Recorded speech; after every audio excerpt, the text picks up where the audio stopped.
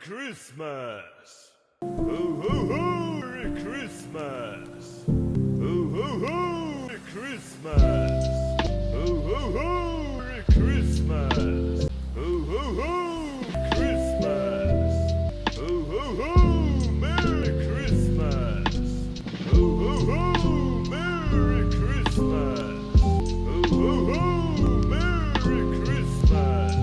Ho ho ho! Merry Christmas! Ho ho ho! Merry Christmas! Ho ho ho! Merry Christmas! Ho ho ho! Merry Christmas! Ho ho ho! Merry Christmas! Ho ho ho!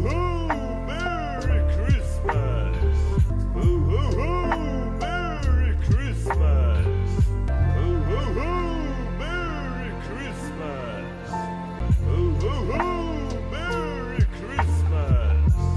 Ho ho ho! Merry Christmas! Ho ho ho! Merry Christmas! Ho ho ho! Merry Christmas! Ho ho ho! Merry Christmas! Ho ho ho! Merry Christmas! Ho ho ho! Merry Christmas! Ho ho ho!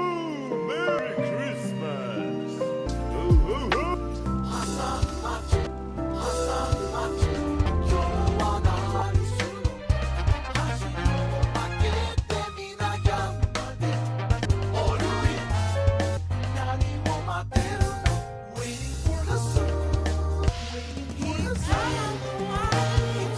What's going on, everybody?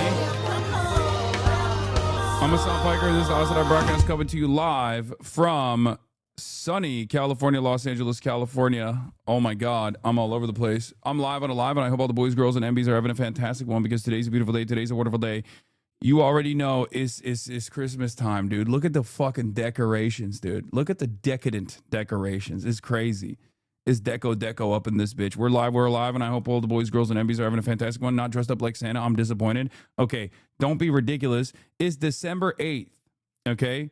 It's December 8th, 2025. We're not there yet, but we will get there eventually, okay? We'll get there eventually, but also the only thing that's under the Christmas tree is 2020 Chopper with the chopper, okay? You see that? 2020 Chopper with the AR-15. You already know what it is. But yeah, I'm not dressed up like Santa. We're live, and I hope all the boys, girls, and MBs are having a fantastic one. Like I said, today's a beautiful day. Today's a wonderful day. Today is December 8th. Just finished fearing with your rage at 10 out of 10. Hell yeah, let's go. But yeah, we got a lot. We got a lot going on in the world. I'm going to obviously talk about all of that. But if people were mad about the Chinese suit, they're going to lose their fucking minds when you dress like Santa. No, they won't, because people are racist as fuck. Please collaborate with Archie and OSCS one day. Yes. Yes, I will do that. But I will definitely do that. I love Archie and them. Santa's Turkish anyway. It's true. Santa is Turkish. But yeah, before we get into all the news that are going on in the world, this is the part of the broadcast where I would tell you about my personal news, about what's going on in the world of HasanAbi Piker in the time period where I press the stop streaming button and press the start streaming button. So help me God. Obviously, that's what I'm going to do. We ended the broadcast on Saturday afternoon to go to the Streamer Awards. Once a year, everybody from all around the world get together to go to the Streamer Awards. Obviously, I will. Did you get an award? No, fuck no, bro. I won nothing. But I will get into all of that. I'll blast off real quick, actually. And what do you mean? Time to address it. Address what? You won my heart. Thank you. That's the real victory. Okay, I won zero awards, 0 nominations. You already know we're washed, we're we're chopped huz. But having said that, I won the greatest award of all. Okay, the award in your hearts. Anyway, let's blast off. Streamer Awards recap, and then we'll talk about SCOTUS. There's so much going on. I'm diving right into it, though, especially because I didn't get to, I'm late. And the reason why I'm late, for the record, is because I was doing another interview. That's right. People mad you didn't endorse Kamala, don't you know? You can't even get this community to nominate you. Okay, guys, give yourselves a little bit of grace, okay? Calm down. Piers Morgan interviewed Nick Fuentes playing all of his old clips to him. Damn, that's crazy. Did you see Kaya cameo in the Streamer Awards? Okay, it's ridiculous. Piers Morgan interviewed Nick Fuentes. Okay, we'll do that too. We'll do that too. Piers Morgan interviews NF and more. Get in now. Twitch.tv/HasanAbi. SCOTUS. Decisions. Marjorie Taylor Greenarm. Republicans fearing Trump. Who's going to be on the FBI watch list? Paramount bid for Warner Brothers. Piers Morgan interviews NF and more. Get in now. What should I eat for lunch? Should I have a hoagie? The answer is always yes. If you have the opportunity to eat a hoagie, you should always eat a hoagie. You were in the speed vlog? Yeah, I saw that I was in the, I think you put me in the thumbnail, actually. Is that crazy? Am I in the I Show Speed thumbnail? I'm sorry, the streamer in air quotes awards was so fucking cringe and bad. I know. None of you deserve anything. No dispatch in the title. It didn't fit, but I will do it. I will do dispatch later today. Don't be crazy. Beady Beady was so happy with your suit. Different realities. Yeah, I know. Wait, actually, I don't know. Show me that. I want to see that. But yeah, I'm blasting off already. People were hating on Cinna so bad. I thought y'all going to talk about it on the Fear End episode. Wait, people were hating on Cinna? Why were people hating on Cinna? I didn't see that. You have to remember, yesterday I didn't stream, and I also didn't have a lot of time because I was doing a photo shoot with a magazine, like a fashion magazine. So I didn't actually do anything on the internet. Like, I didn't see any of the drama or anything like that. And then after that, I went and balled with Elam. I went and balled up with Elam and Buddha, which was great. I've never seen anyone wear a Zhongshan suit and look so muscular with such prominent chest and shoulders. Chinese people usually wear them to give off a reserved, refined, scholarly vibe, but this guy's outfit makes him look quite outgoing and muscular. It suits him perfectly. He has a unique aura about him. I've had this picture saved for ages. It's hilarious. Hey, let's go. That's awesome. That makes me happy. But where was I? What was I talking about? Sketching KDB not knowing about Fear and being Cutie's podcast? Yeah, it's fucking Cutie's fault. It's yeah. I have so much smoke for Cutie Cinderella. Do you understand me? But I can't even. But it's not even about the streamer awards. It's because of Fear and. She acts as though we're the ugly duckling. Like, we are the ugliest of the ducklings. Okay, she hates us. And it's crazy because we ride for her at dawn, at midnight, all the fucking time. And she behaves as though it's like something that is cringe about her life. Anyway, the children are so evil about these awards. Everything's so negative. I know. Okay, so get a suit like KDB's suit, please. Yo, KDB is so dope. Also, y'all are such fucking haters. Oh, she had the 2005 NBA draft suit pick. Okay, first of all, no, she didn't. Okay. That is fucking fashion. There's a difference between fashion and like the NBA dudes actually failing to achieve fashion. Okay? Come on, don't do that.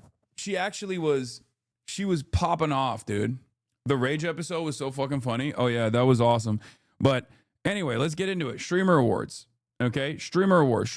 It was fantastic. It was fun.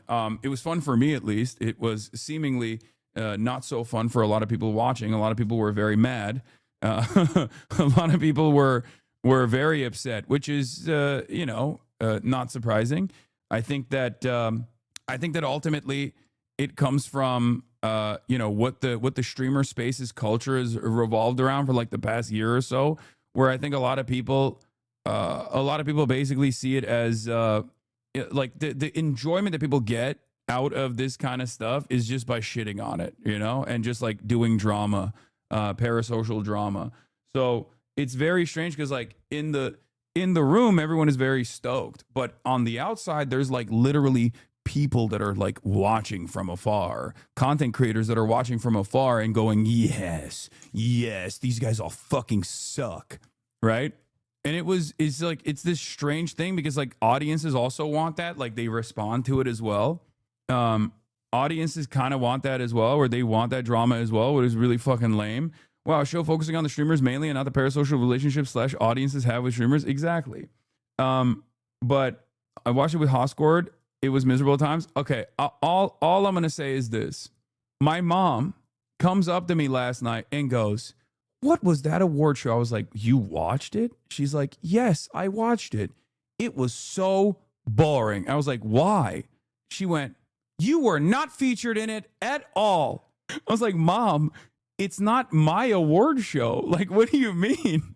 It's an award show for the entire industry.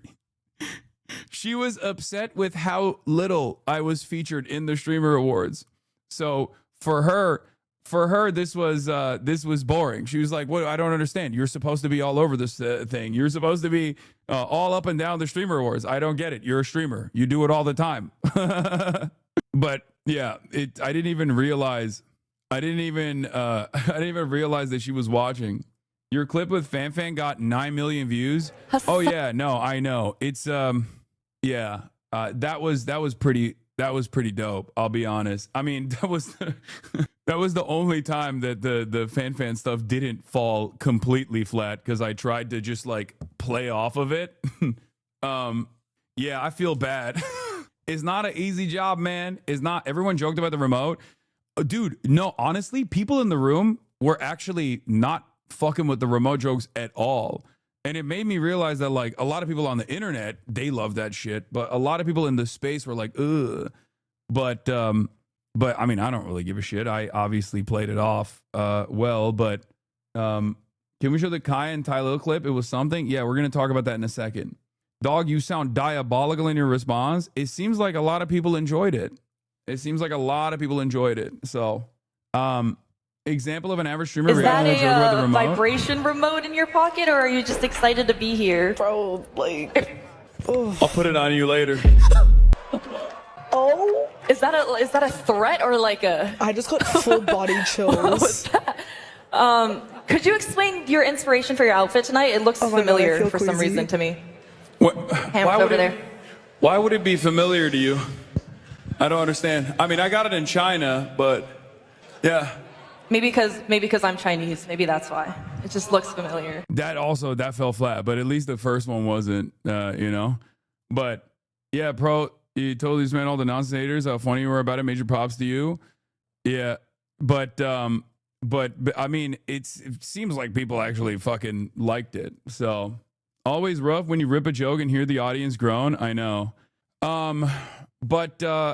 Yeah, I went in not really knowing what to expect this year because, like, you know, despite this being a fairly big year for me and this community as well, this has been my most like politically impactful year of my career for the past 12 years. This has been the most impact that I have directly had. This community has directly had. So going into the Streamer Awards, like, because most of my interactions with the rest of the streaming space has been like relatively negative as a consequence of all the fucking, you know, clips and all the fucking dick riders, like the nonstop dick riding that's taken place. I didn't know what to expect, even though like I know all these people and I've like, you know, collaborated with them in the past, but I was like kind of bubbled in. So I was actually still very much excited to see all these guys. But I just didn't know what to expect, and it was the same as every other year. It turns out that no, everybody's like, no, you're fucking, you know, everyone is chill. Everyone's chill as hell. Truthfully, it feels like streaming is no longer a centralized community. It feels like a tool that other communities can use. I mean, there is that element of it, but I think you have to remember. I think you have to remember it's because there are new communities with their own culture and their own opinions and their own attitude and their own norms that are also incredibly prominent in this space. And I think that's part of the reason why it's very difficult for Cutie Cinderella to basically put every single person together in one room. Clip farming ruined streaming. No, clip farming has always existed. It's just the type of clip farming that you don't fully personally understand. If there's one thing that I think has ruined streaming, it's the drama. It's the fucking endless drama baiting, you know? It's the endless drama baiting and the parasocial nature of like how certain fandoms will lean into certain agendas, right? It's definitely agenda talk associated like as a secondary market for content consumption. It's the take economy. It's the agenda talk. It's all this shit. So, you know, there is a lot of that. Like nothing just, there is no way. there is no way to just like have a normal conversation about this stuff, about anything that goes on without like a million people who are watching who are just going to give their own takes and actually dominate discourse in a certain direction. But it is what it is, you know? But I don't think it's a bad thing that there are all these like larger communities out there that aren't the same type of communities. I'm not like an old head.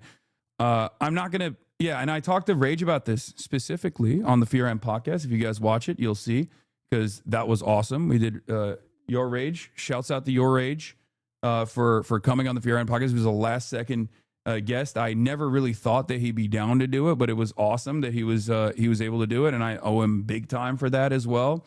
Obviously, Will couldn't make it back and stay alive for the podcast because he was, while we were doing the Streamer Awards, Will was in San Diego, sucking on a Fansley girl's toes and eating chocolate off of her feet, and also getting his butthole tickled by Fansley girls for a 24-hour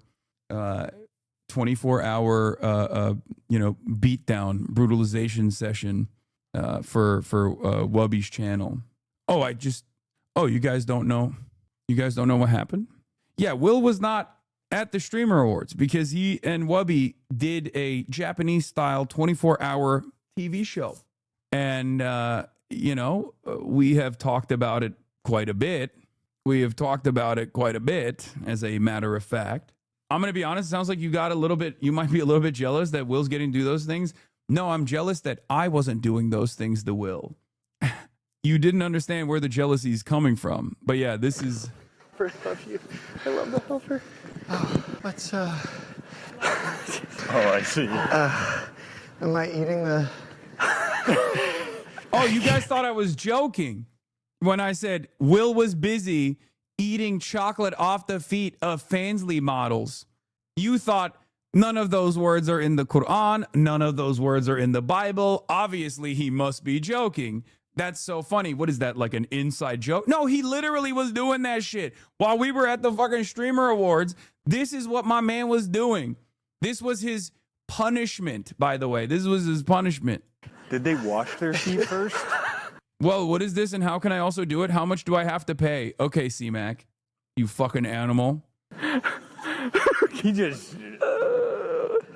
The funniest thing is, I know he done fuck with feet like that. So if you don't fuck with feet like that, and I don't either, this is not like an enjoyable experience at all. Ironically enough, this is like, it sounds fucking insane because to someone who is genuinely into feet, you're like, what do you mean? This is the greatest moment of his life. But if you don't like feet, that's nasty. Are you anti-feet or neutral? No, I'm anti-feet. I'm anti-feet. I mean, I do love chocolate, so I probably still eat it, but it's not for me at all. What do you mean? It's like it's fucking cheesy ass toe jam in there. Like, oh, a little sweet, little salt, huh? Is that what's going on? I know. My girl. He's going. I would have That man is ravenous. What was Caroline's reaction? Oh my God. Oh, I see. Am I eating the... Bro, this man doesn't even like kissing, okay? Like, do you understand? Like, the fact that he had to kiss feet is insane. Like, it's Will's weirdest quality. I mean, he has a lot of weird qualities, let's be real. But he doesn't even like kissing, bro. Like, he doesn't even like kissing in the mouth, okay? He's talked about this before on the Fear On podcast. You guys don't know this? Yeah, he doesn't fuck with kissing like that. It's not his favorite. Wait, I hadn't even seen this.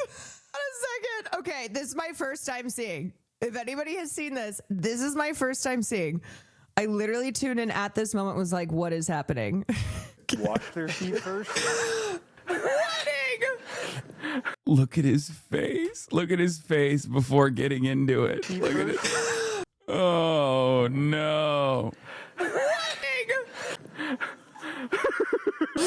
He just... I know. My girl. He's going. That man is ravenous. I got hair. He's hungry. I'm sorry, this is fucking vile. Y'all know how I feel about feet, okay? I hate feet, if you don't know. I hate feet. Will's opinion on feet? Denial of what? Okay, so you have never like I take you've never had Denying like that a you dominant, don't like a feet? dominant, no, dominant woman. Denial of you can't have the rest of her. All you get is the feet. You need to appreciate the feet before you have the rest of the woman. Like why? How could you? mean, There's other parts to start at. Look, I'm gonna be honest. You know what an ugly foot. I forgot that Seer looks like this normally. Okay. I forgot that this is what Seer looks like normally because I was just, he's in my mind, he's half bald now. Okay. He committed too hard. It completely warped my perception of him now. Dude, the topic of feet has been coming up so frequently. This was so fucking biblical for Will. Yeah. He's from Ohio. Be nice. Yeah. Anyway, Arky, react to you. What is this? Wait, what is this post right here? Uh-oh. Oh this no. shit. This freak ass nigga, This bro. nigga, what the fuck, me, bro? What Hassan talking about? Vibration remote in your pocket, or are you just excited to be here? I'll put it on you later. Yeah. This nigga moving crazy. That's a nigga like him could take those shots though, bro. Hey. I can't say anything else. Okay. That was, I was moving like 2019 Hassan at the Streamer Awards. Okay. I was moving in a very different way than I normally do. You are moving crazy style and need to be stopped. Yes, That nigga take that shot, bro. freaky ass, You can take them shots. bro. I gotta do a stream with Hassan one day, bro. Oh, I'm down. I gotta do a stream with Hassan one day. Yeah, I was taking, I had to take those shots. Okay. Anyway, where was I? He said freaky ass unk. That's crazy that I'm so unk status at this point that I've turned into freaky ass unk. But yeah, I think it was decent. When is the news, brother man? First of all, calm down. Okay? Fucking chill out. Fan said she talked to you afterwards and liked your response. Yeah, because I didn't leave her hanging. Okay, it's a very awkward situation for her to be in because she's doing the floor stuff, and it's like it's difficult for her to chop it up with all these people, especially when some of these people don't know her, right? Like, and it's not an easy job. Basically, it's not an easy job at all. So I had to, like, I was one of the few people that actually like played ball. Squeaks would kill on the floor stuff. You know who I think would do really well? Like, this is, dude, Ron. I think Ron would do so well. I mean, there's a bunch of people that would do well. Stavros would not do that well because he doesn't know he's not as like tapped in. You have to like be knowledgeable of all the clip culture and all the different dynamics. I was watching some of Ron's clips from the red carpet, and he is so fucking quick, dude. He is so goddamn quick. He actually is a very good entertainer. And ultimately, you can always bring it back to yourself and shit on yourself, right? If all else fails. But I do think, like, I was thinking quite a bit about like how to make this. You're crazy. Any stand-up would do very well. Stav would do amazing. Yes, I do think that stand-up comedians would obviously be better than regular Twitch streamers. But the difference there is, one, you have to get them to be invested and knowledgeable about like the memes and the culture and shit, and they don't know all this stuff. You're thinking of like you're thinking of Hollywood. You're thinking of the fucking Oscars, and in the Oscars, of course, comedians know everything that's going on in Hollywood, and they have an entire team that fucking writes this stuff for them. It's a little different. Like, what the fuck does Stavros know about Rakai? You know what I mean? He doesn't. Like, I love Stavros. Stavros is a fantastic comedian, but you have to be knowledgeable about the fucking audience and the culture and the every other dynamic that's taking place in that situation. Every community has an inside meme. Every community has like parasocial fans. Every community will. If you step on a landmine, you might end up, saying something wrong. It's very, very difficult. And I do think that even in the hosting side of things, even in the roasting side of things, I think like it's just, what do you mean? Stavros gifted 200 subs to Mafiathon? No, he didn't. Shut the fuck up. Are you serious?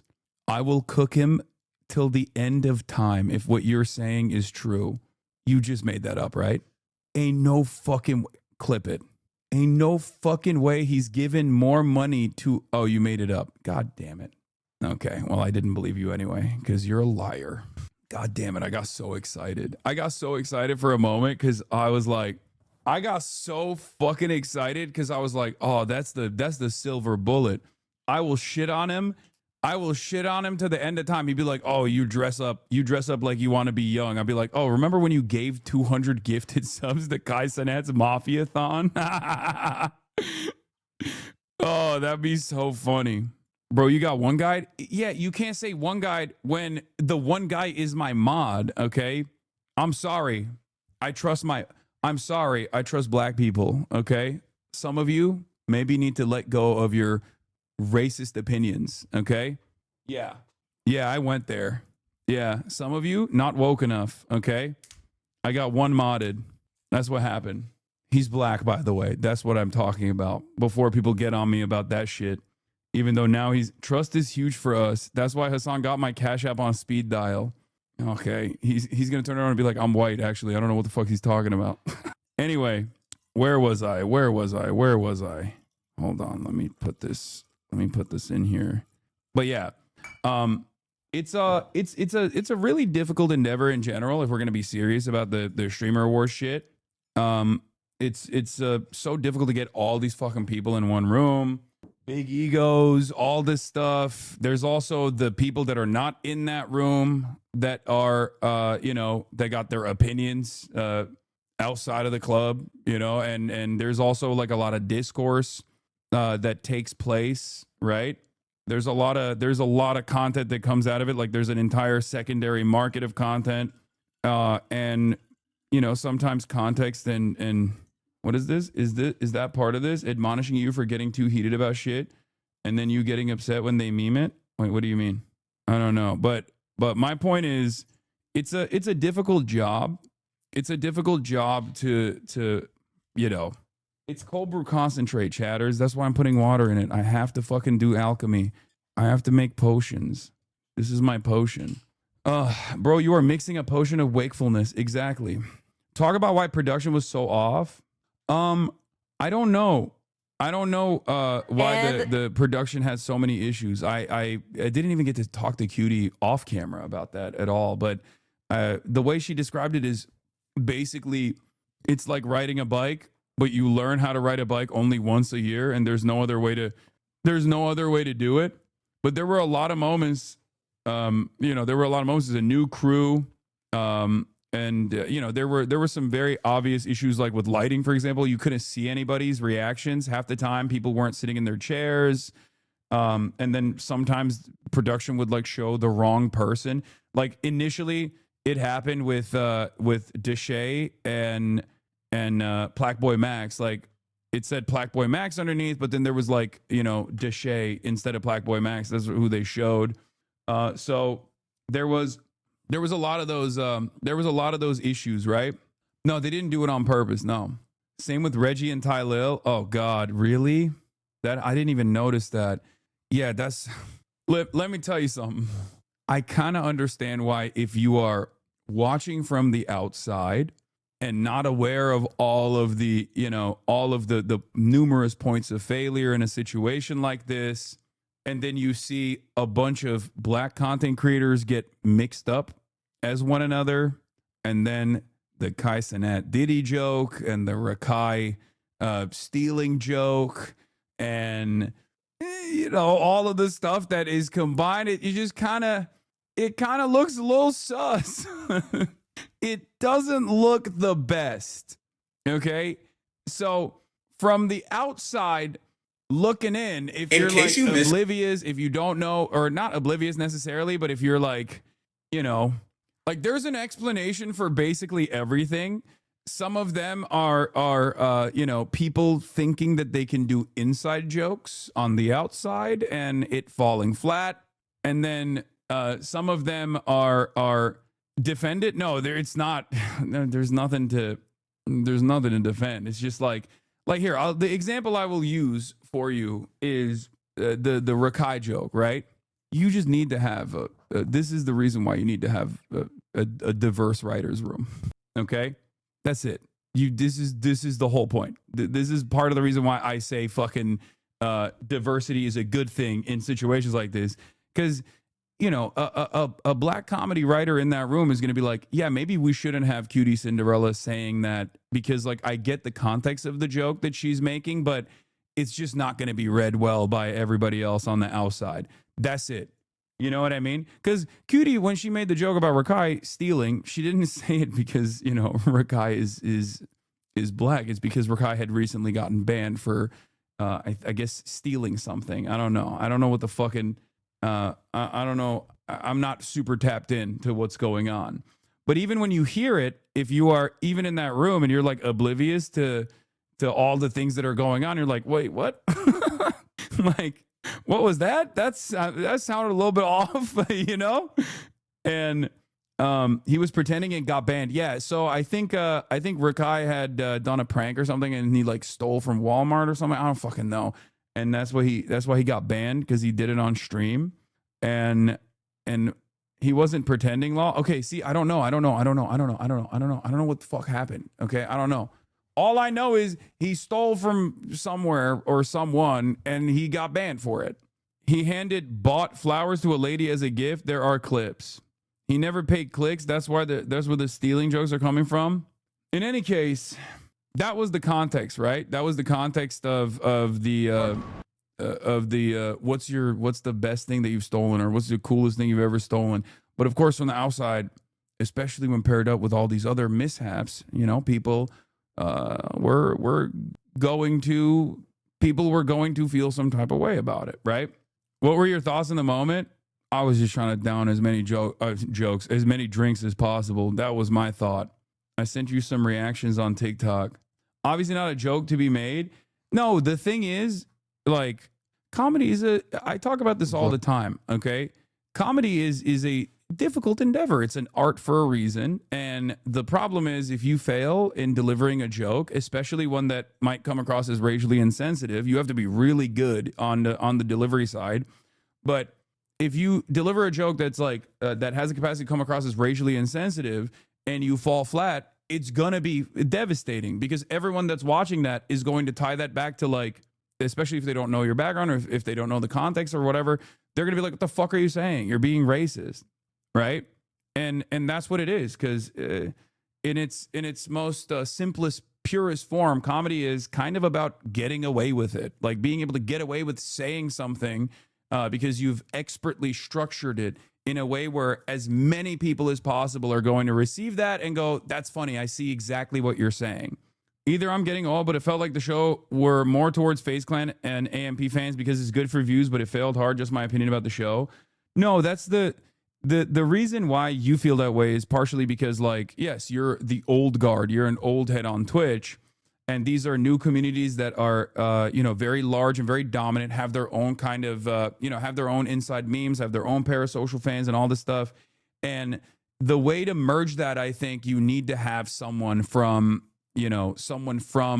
these communities that also play a formative role in the structuring of the entire show. That I think would have made it made people feel more comfortable. As far as the way that people received it, though, as far as the way that people in the room received it, I don't think that there was like a lot of love lost there, because I think because I do think that there are a lot of people that understand. There are a lot of people that understand the difficulties of putting an event like that together, right? Like, content creators themselves know all of the points of failure in putting together this like grand event. And so they were just excited to be there for the most part, I think. Or at least I'm speaking from my own personal experience. I mean, look, I was the third most watched streamer in 2025, okay? Number 3. Number 1 was Kaisenat. Number 2 was Asmongold. And I was number 3, right? And in spite of that, I got no nominations. And, I wasn't like a prominent part of this event at all. But I was very excited to be there, I was very, very excited to be there. I was excited to be around all these people that I haven't seen in a long time. I was fucking stoked to be there. And I think a lot of people also feel the same way because they get to see their friends that they haven't seen in a while, chop it up, you know? And yeah, that's what it is. For me, these things are always about the community and trying to bring together the community. But anyway, this is Streamer Awards. This is basically all it was. Yes, the Negro on the back. Rakai, when your people steal, how was that like? Right? Because, like, Negroes steal. Like, I know that. Jesus Christ, they are jokes. Okay, yeah, no jokes, you're right, Chatter. No jokes, drawing the line of bigotry. No, like, dude, I'm telling you right now, depending on who's making those jokes and how they're making those jokes, they could be bangers. Okay? That's it. It's just, it fell flat and the delivery didn't work and the jokes didn't work at all. That's it. And if it doesn't work and people don't, people are watching from the outside, of course they're going to come up with that conclusion. They also did the same punchlines like 3 times in a row. Yeah. To put it simply, everyone isn't funny. Honestly, if you're funny enough of a person, you can get away with just about anything in a joke in a society speaking way. Yeah. As I like to always say, you can be edgy, but you have to be really good. And the edgier you are, the better you have to be with your joke structure and your delivery. Because if you're edgy and you're not funny, people are going to go, ew, gross, you're fucking bigoted. Right? And that's kind of what's going on here. What does your joyless ass community know about jokes? They are miserable. This is true. My community is miserable. That is true. And they are joyless. But one of the best examples is like even from my own personal experience, right? Like I did the red carpet with KDB and Sketch, and then I did the red carpet photos and then the interviews and stuff. And Ron was right there, right? And I saw Ron. And I had a, where is it? I think this video might have featured it actually. Let me see. But yeah, I was I did the red carpet first with KDB and Sketch, and then I did a piece with Ron. Oh, this isn't there. Okay, never mind. Yeah, KDB and Sketch were great. They're dope. I love them. They're fantastic, right? But like a great example of this is how you. A great example is how you receive certain things, right? It's vibes based, right? It's vibes based. Here, this is the clip. So I had talked to TMZ prior to this, and I with an earshot of Ron, and here's what took place. Bro, Hasan, bro, come on, you know me, I'm a troll. Don't slam me, don't pick me up, don't throw me to the.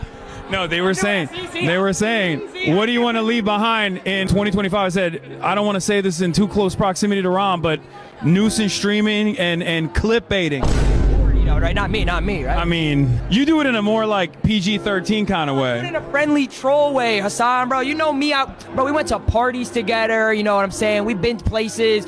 You keep it up, I'm going to put the collar on you. I knew it was coming, man. That's the clip right there. Hey, Hasan, man, I'm glad you could take a joke, bro. Yeah. So, you need to stream with Ron. Yeah, I want to do one with stable Ronaldo, but he is very quick. He is very quick with it. He is very good. Like he's very quick with it. I was watching some of his other red carpet interviews. Like it is like he's got a lot of talent. I see it. Like yes, with Arky, not with Ron. No, Mr. Hasan. No, I've been trying to do something with Ron for a while, but I also want to do. Bro, you used that collar joke like 3 times. It was a little stale. What do you want me to fucking do? Give me a goddamn break, okay? Not everyone sees every single time I make the collar joke, okay? Suck my dick.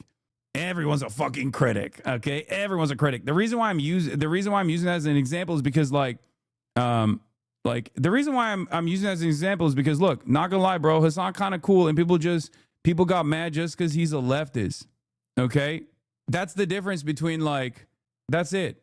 That's the. You just gotta eat it. There's nothing you can do, you know. There's no reason to fucking take shit seriously. Regardless, it is one of the best. It is one of the best ways to just like deflate certain things and diffuse certain things when all these people who were on the outside, were just like going crazy about it. And at a certain point, if you do that, And for the record, I did tell Cutie to like Cutie asked me ahead of time, like, oh, these are some of the jokes, because she reaches out to people ahead of time before she does like the roast, and I was like, yeah, of course. Like I was like, yeah, I told her to go harder than the way she did. Like when she was what do you call it? When she was doing the go harder, just don't be tone deaf in the process. No, I'm saying about me in particular. When she read some of the jokes that she had written, and I was like, you can do whatever you want. You can even go harder than that if you want to, because I will always take it. Like there is not, I'm not going to be upset about it, right?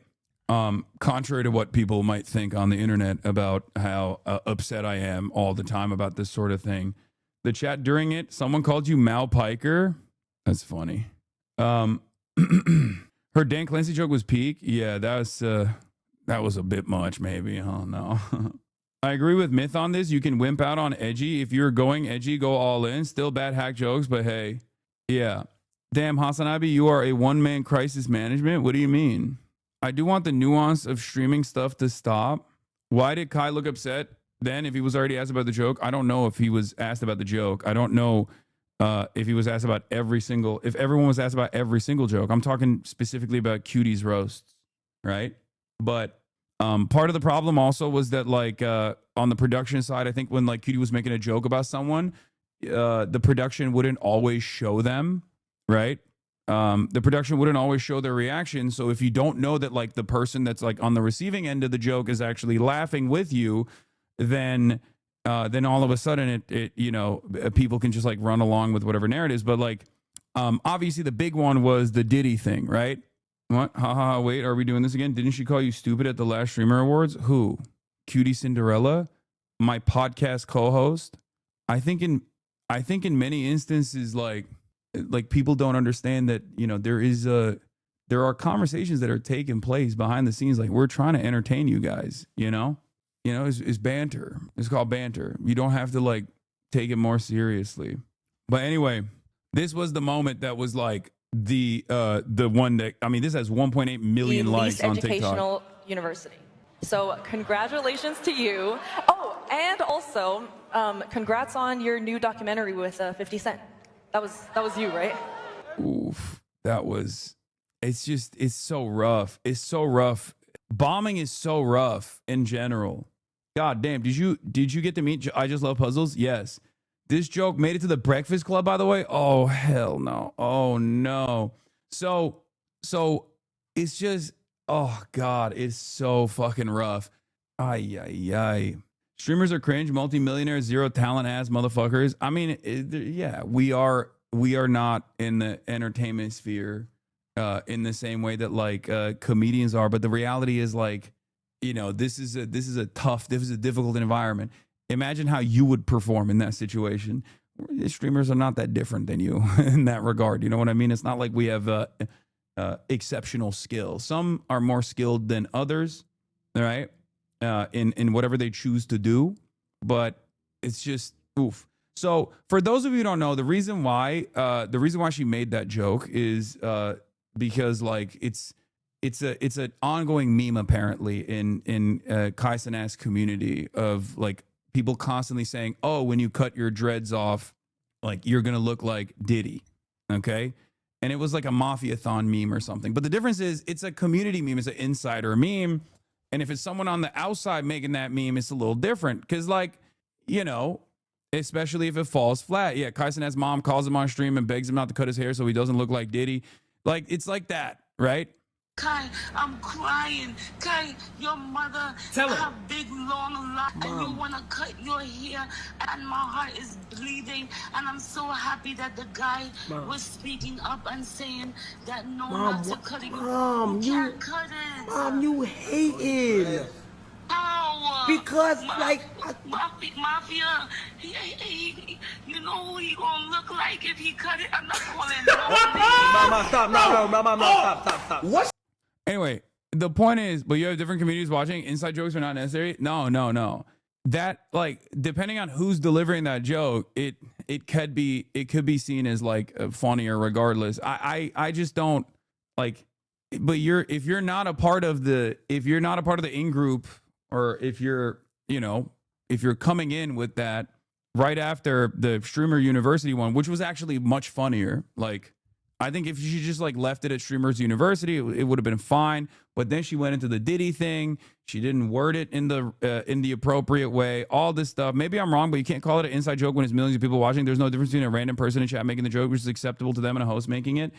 No, I think the dynamic is different.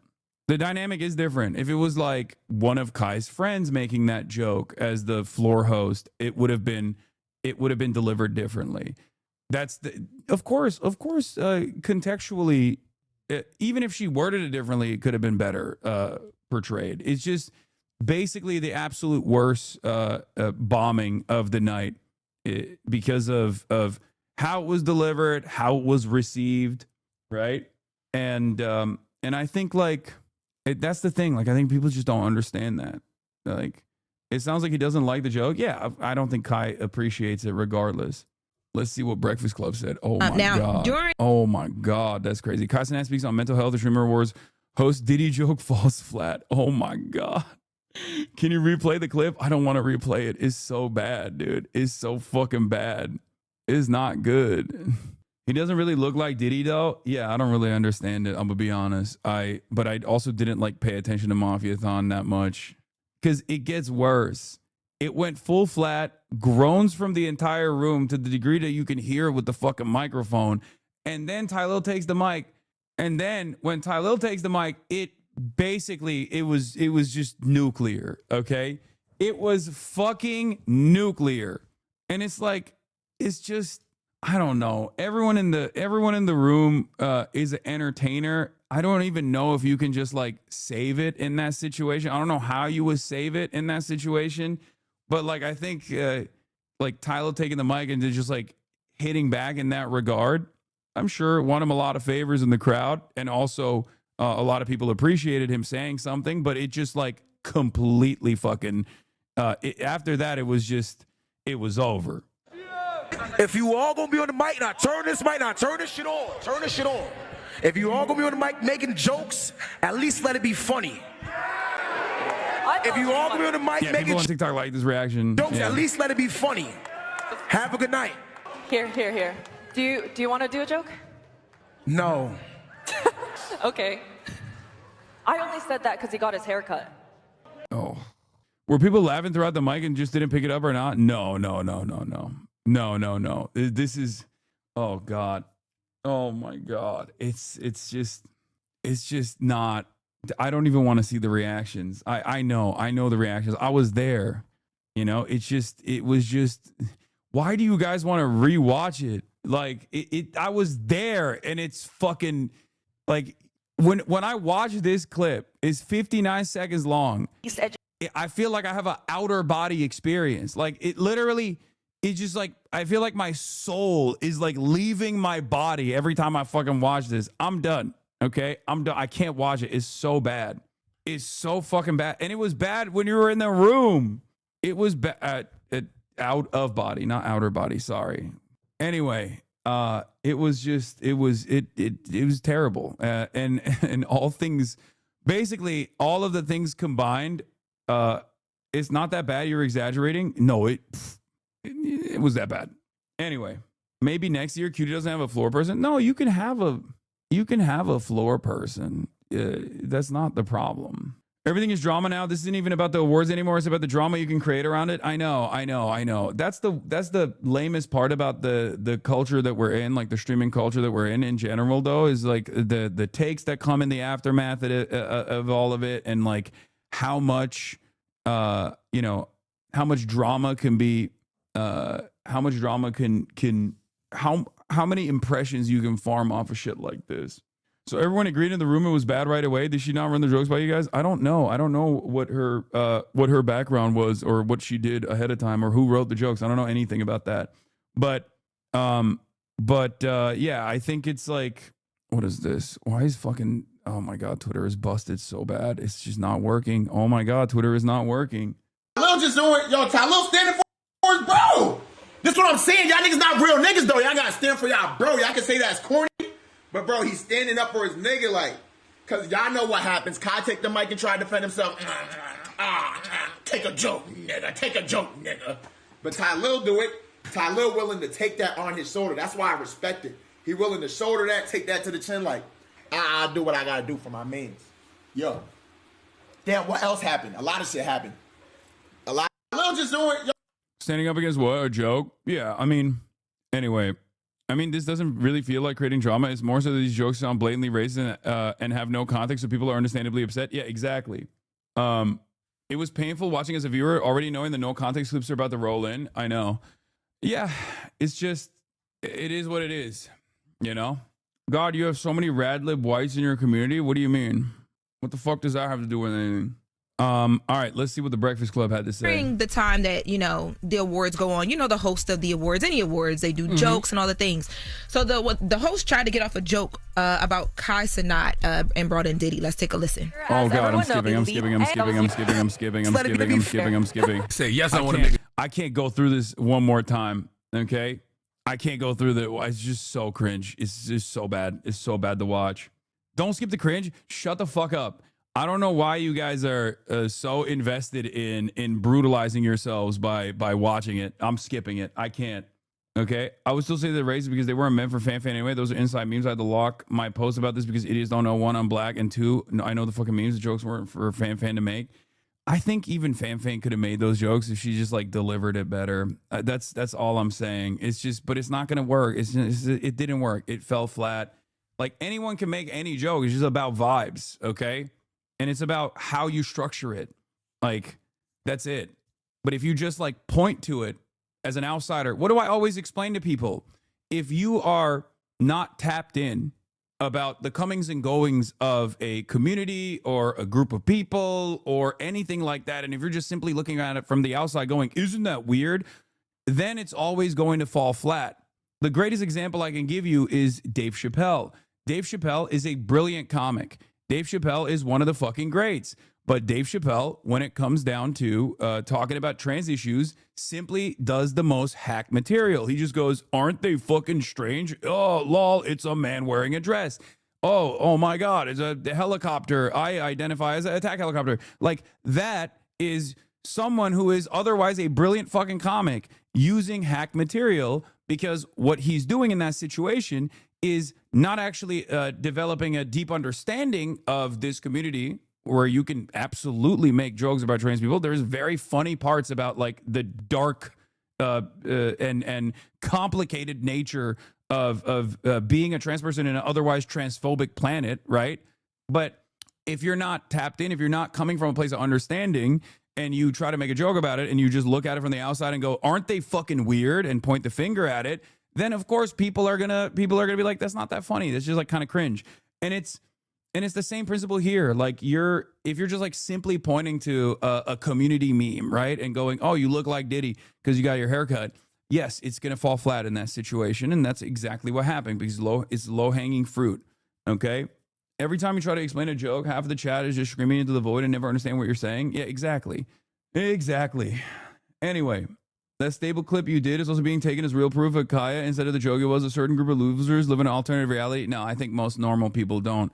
Most normal people at this point have moved on, you know? Like, the people that are still taking it seriously, the Kaya stuff, are like losing their minds over it still, are the same people who like lost their minds over like what I was wearing. Most people's attitude about what I was wearing was like, oh, that's a cool outfit. Oh, you got it from China? That's dope, right? That was the overwhelming majority of interactions that I had.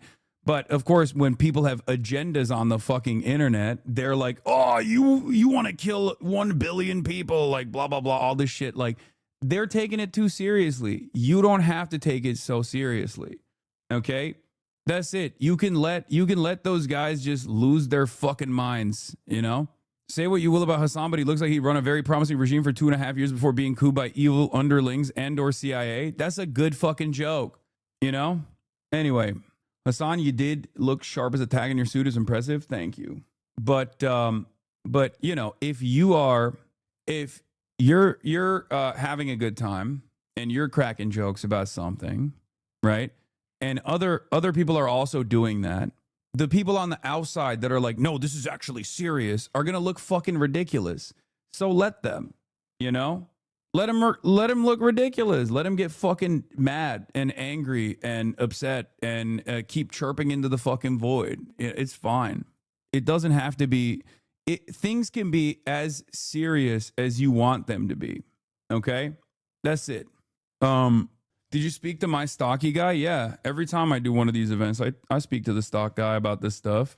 You need to hear Charlemagne's take. All right, let's hear it. You look like a young Jelaine Maxwell in the face. That was Fan who's also a streamer. That's what I would have said. That was the second voice you heard. That was Talil, which is, he's on stream. He's one of Kai's like really close friends. His homie. Yeah, don't play about him as he should not. That's homie who do the split in the air, right? Yeah. Did someone say love the fat jokes Cutie made about Queso? Are you fucking serious?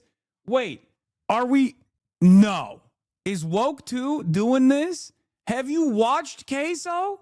That's like 90% of the jokes initially. What the fuck? What? Brother, what the fuck? No, this has always been your community. Yeah, is that why the overwhelming majority of chatters are actually dunking on that one chatter who wanted to be the most woke? It was uncalled for and rude. What the fuck? What is happening? Woke 2 is turning into Woke 1. Abort, abort, abort, abort. Woke 2 is turning into Woke 1. To be fair, people are dunking on whoever you're dunking. No, abort. No, cut that out. Cut that out. Cut that out. No more of this no more of this in Woke 2, please. Okay? There's a difference. There's a difference between like fat shaming versus, making jokes about someone who also makes those very same jokes about themselves, and it's like a part of their fucking brand and a part of the memes. Oh my God, I have to autistically defend every single fucking joke structure in this goddamn community. What the hell is going on? Yeah, that's an example of a joke that is well known in most communities as opposed to Rakai stealing. Yeah, exactly. That's crazy. That's crazy. That's crazy. That's crazy. That's crazy. That's crazy. We're releasing a patch on Woke 2. Please, we're patching Woke 2. Woke 2 cannot have this level of seriousness. Oh my God. Anyways, jumped up, yeah. But you know what? She didn't even have the confidence for the joke. Like, you didn't even execute it. It wasn't funny, but who was the comedian? You didn't even have.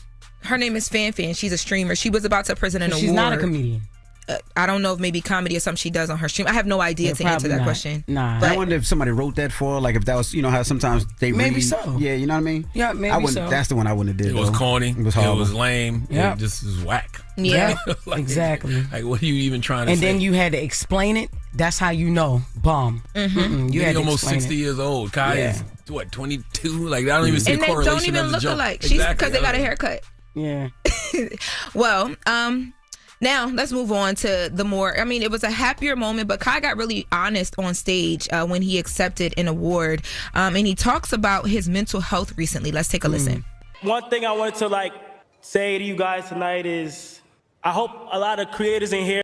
Didn't he? I don't know if I didn't hear his speech, but did he say that anime helped his mental health? That's crazy. That's crazy. He said Death Note and Naruto saved me. And everybody at home and the viewers and the streamers really take care of your mental health. I just noticed that recently I just been going through things in my head, and I was able to, turn to anime, Death Note, Naruto, recently since I've been gone. And I just been able to, find happiness within that. But yeah, as for the word of collab, I want to preach to everybody, within our community, us collabing is everything. You feel what I'm saying? So collaboration is everything. And I know this year... Are you dunking on him for that? If you're going to talk about anime saving your mental health, One Piece is right there. You're going to go with Naruto? I like Naruto. I love Naruto. Naruto was a very important fucking anime for me. It was one of the first big animes that I actually got invested in. And I love Death Note too, but One Piece is right there, man. What are we talking about? Anyway, it's fine. It's fine. It's fine. This is good. I'm glad that he's getting into it. Okay. I don't know. I only watched Attack on Titan. Naruto is it, man. L-Take brother. I like Naruto. I love Naruto. Yeah, big dog. He ain't 50 yet. One Piece is now for 50-year-olds. Is that what we're talking about? That's what we're talking about. That's crazy. The most popular anime on the planet currently. That's insane. Shut the fuck up, bitch. Has been very difficult on the fan bases, the communities, and of streaming in general. And as long as we don't tear each other apart and let that get in between us, we're gonna be just fine. So I appreciate y'all. Dropping a clues bomb for that young man, Kai. Yeah. Salute to Kai. Hey, yo, what if his girlfriend would have walked up and had her Will Smith moment on Shorty? Oh, India Love Who did did something that? like that, but it wasn't behind HasanAbi. India Love tried. Yeah, She did what a I'm little saying. moment. Yeah, but that was not a very good moment. So we're gonna talk about that as well. Hasan is just mad he's an old fart. Okay, first of all, Kai is what, 22? He's talking about Naruto and Death Note. The fuck do you mean old fart? Okay, Naruto is also old at this point. We're not talking about Boruto. We're talking about Naruto. Shut up. I'm not out here saying, oh, it's like Yu Yu Hakusho was one of the most important works of art of all time. I'm not doing the unk talk right now, okay? One Piece is still going out. One Piece is still going on. Anyway, it's just funny because I love all of these animes, and I'm actually very stoked that more and more people are getting into anime in general. Because, like, you know, Kai is a very influential person, so it's dope that he's promoting anime in general. Getting mad at people calling you old is really funny and makes you really old with love. No, I am old. I'm getting mad at someone calling something falsely old. Not me. You can call me old. I am old. That's true. I'm old as fuck. I'm 34. I'm basically dead. 1 foot in the fucking grave, Chad. I'm just saying that if you say, oh, liking One Piece is like old folk behavior as opposed to what? Defending Naruto, then you're crazy. Yes, you are freaky unk. I don't like being called freaky unk. Anyway, where were we? What was I talking about? Oh yeah, the India Love situation. That was definitely whack. Did you know that Wendy winning next year heckler at the end of the show is a 50-year-old guy? Bro, I'm kind of scared of Wendy Ortiz. I'm not gonna lie. I don't know enough, but I feel like she has fedayeen, dude. I feel like she has like ride or die, like people that will die for her. Like she has an incredible fan base. Like her fan base is she has shooters. Okay. I briefly talked to her at the award show. I mean, she seems chill. Like I don't really know enough about what goes on. But she got some shooters. Speed interaction clip. Oh yeah, I saw this as well. We Trying to after you guys, let me tell you, it's fucking amazing. What's up, man? Hasan. Darren. Nice to meet you. It was fucking amazing. Really? Yes. We just got back. He said, "Are they from China?" This is from his vlog. Oh Jesus, he doesn't even remember you, little bro. Yeah, okay. I thought that's why you brought it up. Right. No, I brought it up because I went to China recently and it was awesome. The reply said, you look at him the way we look at you. I mean, I am very proud of him. Dude, I talk about this all the fucking time. What do you mean? He became massively popular at the age of like 15 in front of hundreds of thousands of people. And he could have gone a very dark path with his content. Okay. Like, of course I'm proud of him. He went from like where he could have gone with his content and what he did is entirely different than what he did instead, right? He could have just gone down a very bad path doing like crazy ass like nuisance streaming. He could have been like a Jack Doherty type, right? But instead he was like, no, I'm going to fucking show the positive sides of the rest of the fucking planet. He became like a global superstar. He's America's cultural ambassador. Of course I'm fucking proud of him. Are you kidding me? Yeah, we could have been watching Jabri videos about the downfall of iShowSpeed or some shit. Like, look, not everyone is going to be like super invested and peak woke in the way that many in this community are. And sometimes y'all get really fucking annoying and uncharitable with like the average person and their perspective, not putting into context like their environment and their social conditioning.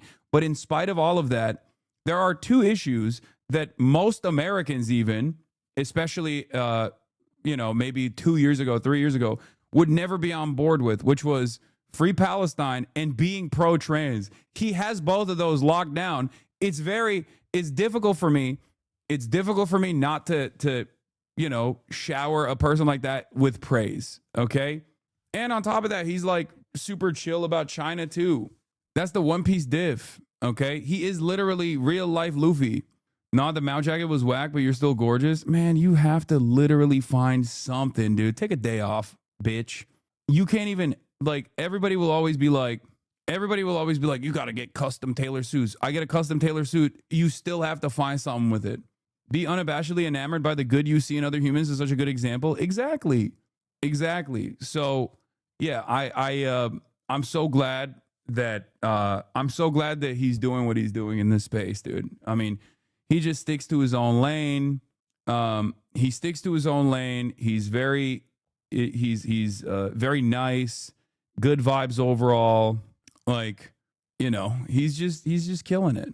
It's legit woke or walk the plank, Lamont. I know.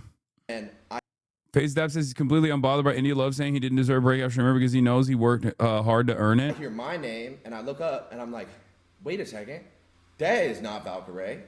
And then Woke or gulag, the revolution cannot be bloodless. Yeah. The India Love moment. Real quick, y'all. So basically, this is supposed to be the Sapphire Award. Valkyrie is supposed to come on stage. All of a sudden, India Love comes on stage. For those of you who don't know, India Love did some reality TV stuff. I think did OnlyFans for a little bit as well, and is like is now a streamer, right? Is now a streamer in these in adjacent communities, right? And she comes on and she tried to do a Kanye West, Taylor Swift. I'm gonna let you finish, but you know, Beyonce had the best album of all time type shit. Except she fucking boofed it. Okay, she flubbed it. And also, it's already fucking embarrassing to begin with to do that. It's already like incredibly embarrassing to try and do that for the fucking Streamer Awards. Was this planned? No, of course it wasn't planned. What are you talking about? She got kicked out after. And literally everyone in the room hated it. Not a single person in the room was like, wow, that was super sick. Everyone fucking hated it. Everyone was like, what the fuck are you doing? Breakout streamer of the year went to breakout streamer of the year. Yeah, you can't be doing that. Nope. Nope. Breakout. Nope.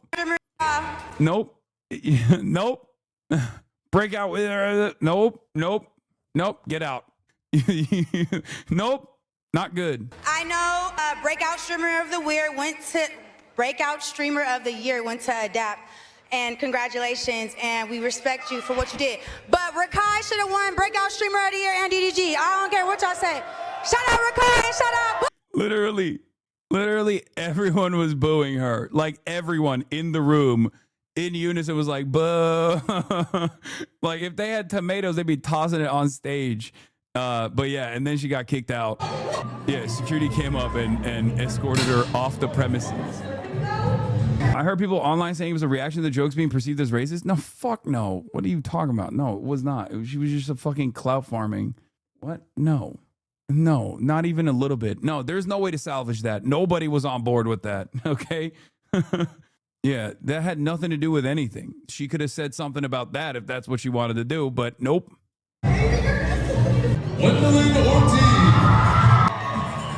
And apparently she apologized for it. I just want to apologize to Adapt. There was no reason or excuse for dimming your light in your moment. What I did was very selfish and inconsiderate. I wasn't with the music and everything. considering anybody else's thoughts, nothing but my own, and just being in the moment. Dude, streaming culture is crazy, dude. It's just so funny with the music. And I took away from your moment, and I deeply am like truly apologetic for that. I know whoever clipped it actually put the music, chat. God damn, I know. Can I say it's still funny? Jesus Christ, I know whoever was the clipper on this account, they put the music. It's FaZe Clan. It's still funny. I definitely respect you guys as a group. You guys are real. Anyway, so yeah, and then this was Adapt's take on it. And then I hear my name and I look up and I'm like, wait a second, that is not Valkyrie. And then I realized it was like a whole Kanye moment type thing, you know what I mean? And a lot of people want to know my reaction, how I felt about that. And to be honest with you, I'm not bothered. How could I be bothered? Because I know I put the work in. I know I did. That's my goat. I did. And I've never had nothing to prove to anyone but myself. Nothing to anyone but myself. In every stage of my life, that's all I've ever tried to do. Is whatever I said I was gonna do, whatever goal I set for myself, all I've tried to do is stay disciplined and keep pushing forward to get that goal, right? And no one is ever gonna take that away from me or make me feel like I didn't deserve this award or like I didn't put in pain. Y'all suck. You know what I mean? And there's ways to go about doing it, right? Okay, cool. And then do you agree that the fists were better across the board this year? I feel like more people consistently slayed. Yeah, I think so. PBM pushes back on sexism gone woke. I'm stroking my shit to this now. Black Boy Max responds to Aiden Ross saying that nobody watches female streamers unless they want to get with them or have weird fantasies about them. This is some bubble shit because maybe your audience gang, but come on, bro. Oh my God. I mean, it's woke boy Max. Okay, first of all. This is once again also this some bubble shit. Y'all know what I'm saying, chat? This is some bubble shit because maybe your audience gang, but come on, bro. You telling me Vanilla Mace, KDB, Yana, even Wendy, you feel me? Senna, you're telling me people don't just watch them because they find them entertaining? That's cat, bro. That's cat. You can't do it. No, I'm being real. You can and I know y'all don't fuck with Vanilla either. That's cool. But, bro, she has an audience. Can't do it. This is woke boy Max. Rating your streamer award outfit. The clip is unavailable because it was deleted, or if the video was based on was removed or edited. Anyway, there was of course, as always, there were a lot of peripheral communities that were on the outside just fucking shitting on it. You know, there was some drama related to that apparently. Do you see Roachman complain about never winning or being nominated? Yet he has won in previous years. He's so dumb. I didn't see it, but it's not surprising. I didn't personally see it, but he complained about Maya winning. I don't understand why he fucking said that. Didn't he literally? I would have assumed he would have voted for Maya or endorsed Maya, but yeah, he just he does shit like that. He does shit like that, and then people fucking clip it, and then they yell at him over it when he's like rage baiting. Address the peanut. What happened with the peanut? But yeah, we're not gonna do that. We're not gonna do the bad vibes. I don't want to talk about the bad vibes in general. I'm not talking about the bad vibes in general. I'm talking about the good vibes. What is She's a legend, and she is the moment. Now, come on now. Your husband is gay. How you doing? Of course. I started to feel my panties drop. What was that? She is so beautiful. I've never seen a bad picture of her. Ever. Clap. No, I'm not gonna go through the fits. I'm not gonna go through the fits right now because I gotta do I gotta do news. Okay, it's Monday. It's news day. It's an appreciation award. I don't see why people take it seriously. Best fit. This is part 2. Yeah, Here we go. Seer, and okay, Peach so always she's looking. Okay, pulling through. So talk to the people. Okay, you motherfuckers do want me to go through the fits, but it's Monday. I got to do news, man. I got to move on. My point is, yes, it's 70% community votes and 30% like a bunch of people that are in the industry that make these sorts of decisions, and I think it's a pretty decent process overall. And people saying it's rigged or whatever, I don't know. It's just fucking, it's lame. And I say this as someone who, once again, literally third most watched streamer in 2025. I won 0 nominations. You know, it was my most impactful year in terms of politics. 0 nominations. If I'm not complaining, why the fuck is anybody else complaining? What are we doing? What are we fucking doing? You know, calm down. It's ridiculous. And if you're upset about like not being invited or whatever, maybe you should think about how you conduct yourself or how you carry yourself or what your impact is in this space. Okay? You're not complaining because your friend put it on, bro? No, brother. No. Because I'm seeing it as a positive thing overall. Okay? Because I see the event as a positive overall. Do you understand? Where would you get a nomination streamer of the year? Just Chatting is what I've won in the past years. When you remember that everyone is 12, their behavior makes more sense. Yeah, brother, you're literally saying I'm not complaining because your friend put it on? Okay, my friend put it on and I still didn't get nominated. Shouldn't I be complaining more then? It's not about me. It's not about like getting a recognition in that regard. It's more so about thinking about what it does for this space in general. I think it's a good thing. Okay, that's it. Did you talk to Alana to come on stream and talk dispatch when you're there? I did talk to Alana about dispatch, yes. And remember, for every person that didn't win an award, there's a person that actually won that award, and they have a fucking wonderful presence in this space as well. It's not like even the adapt situation is a perfect example of this. It's a award show. Every single person that was nominated is going to be in the top of the field, right? You just can't you just can't get frustrated by stuff like this. I don't know.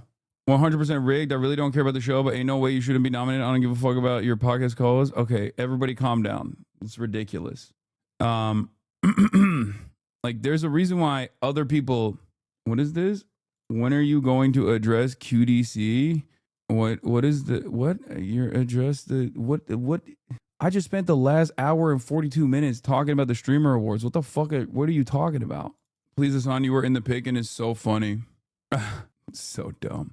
Anyway, New Year's resolution, stop bringing up randos. Chat is more pressed than streamers. True. Anyway, yeah, that's it. You cook fan with your call response, by the way. Good job. Yeah, I think it was good. Yeah, I made the most of that situation. I was there. I wanted to socialize more in the community because I feel like I've been so insulated in this last year. I've been so invested in my own thing, so dialed in on politics that I think the community outlook has also moved in that direction as well, where people literally resist whenever I talk about like streamer related stuff or culture related shit. People genuinely get frustrated where they're like, get to the news, man. And it's fucking annoying. It's good that I'm socializing. It's good that I'm doing these sorts of collaborative streams in general, because if you become too isolated, if you become too insular, it's the content itself is going to get stale. It's going to get boring, and you're not going to be able to talk to other communities. Like, some of you motherfuckers are no fun having ass bitches. I'm sorry. Okay. Some of you motherfuckers get really annoying about this sort of thing. And the whole point and the reason why I was able to develop a community like this is because I don't just do news. I don't just do politics. I'm not serious all the time. Okay. And it's, sorry, I have a day job. I don't give a shit that you have a day job. Okay. This is just how I'm having this conversation with you guys because, this is how it works, right? This back and forth is a part of this medium, right? That's how it works. I could just do what I'm doing without even giving you guys any sort of reason or any sort of feedback whatsoever, but I don't want to do that. So don't take that as an opportunity to be like, fuck you. I'm just explaining how I feel, right? I'm explaining to you how I feel and why I want to do certain things. Yeah. Do you, bro? Fuck the people who cry? Exactly. Came from gaming, got tricked into politics. That's exactly why that sort of stuff is also important, right? Yeah. New viewers don't know. Like post October 7, we just straight up only did politics and pretty fucking devastating content in general. It was just only real world news and events. Like, most people don't realize that I used to do much more. I used to cover a much more diverse array of subjects, whether it be culture, whether it be fashion, whether it be all this other stuff, and even like, Twitch related stuff and culture and things like that. Shit, I'm only here for politics. If you want to talk about something else, I either deal with it or listen to something else. It's good to diversify in general. Exactly. Video games as well. And it just like, it fucks my brain up too when I'm only talking about politics. It's just, and this has been like 30% of your Twitch career now. Exactly. So, we got to put the fun reacts in the bag, and we got to put the collabs in the bag as well. But yeah, I'm passing the phone to the most chopped. I got cooked there.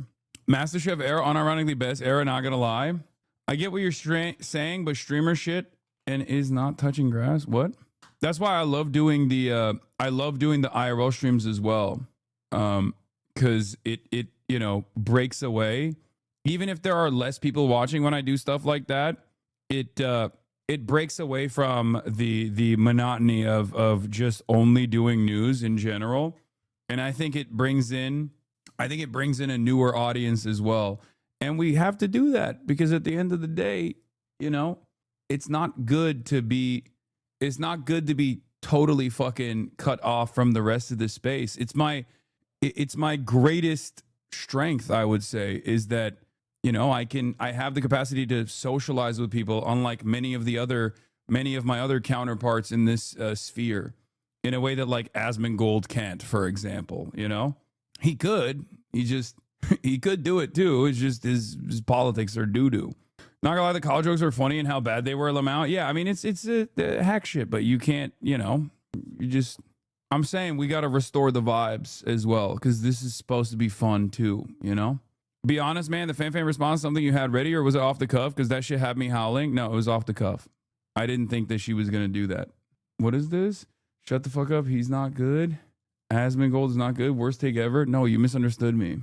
It's like you said on the pod, at least no one's calling you a terrorist. Yeah, I'm choosing to see the silver lining in this, because for the past 2 years, everyone fucking called me a terrorist, but now they just say I'm a dog zapper. Okay, at least the dog zapper is like less crazy than being called a fucking terrorist all the goddamn time. You know what I mean? So it's progress. We're moving up. Okay, yeah, it's less threatening to normies when I get called a terrorist. It's like normies go, "What the fuck? You terrorize dogs though?" Yes. Your best picks from the show. Oh my god. Oh my god. Oh yeah, I cooked Austin. Austin was sitting by himself on the table. He did not wear a stinky shirt. It does kind of look like the stinky shirt though, but it's not. Okay. Where did you get the mecha suit you had with you to make yourself bigger than I Show Speed? Yeah. All right. We're moving on. We're moving into. Oh, this is the last thing I was gonna look at. Is Ronaldo talks about the alleged homophobic, racist, transphobic allegations. I don't think it's funny. I don't think it's a good joke, and I think it ruins the image for us. How much FaZe has pushed through the bullshit, and we still get called this Cutie Cinderella Streamer Awards. Just a whole lot of bullshit shaking my head. What did he say? I feel like this homophobic, racist shit, transphobe shit put on the word FaZe Clan actually needs to stop. I don't think it's funny, to be honest with you. Wait, he's being serious? See, this is what I mean. This is what's like surprising, because I feel like I've heard him turn around and be like, I've heard him turn around and deal with this a lot better. But they could be homophobic. What is this? They could not be homophobic and racist. Maybe that would be maybe that would help. What is this context?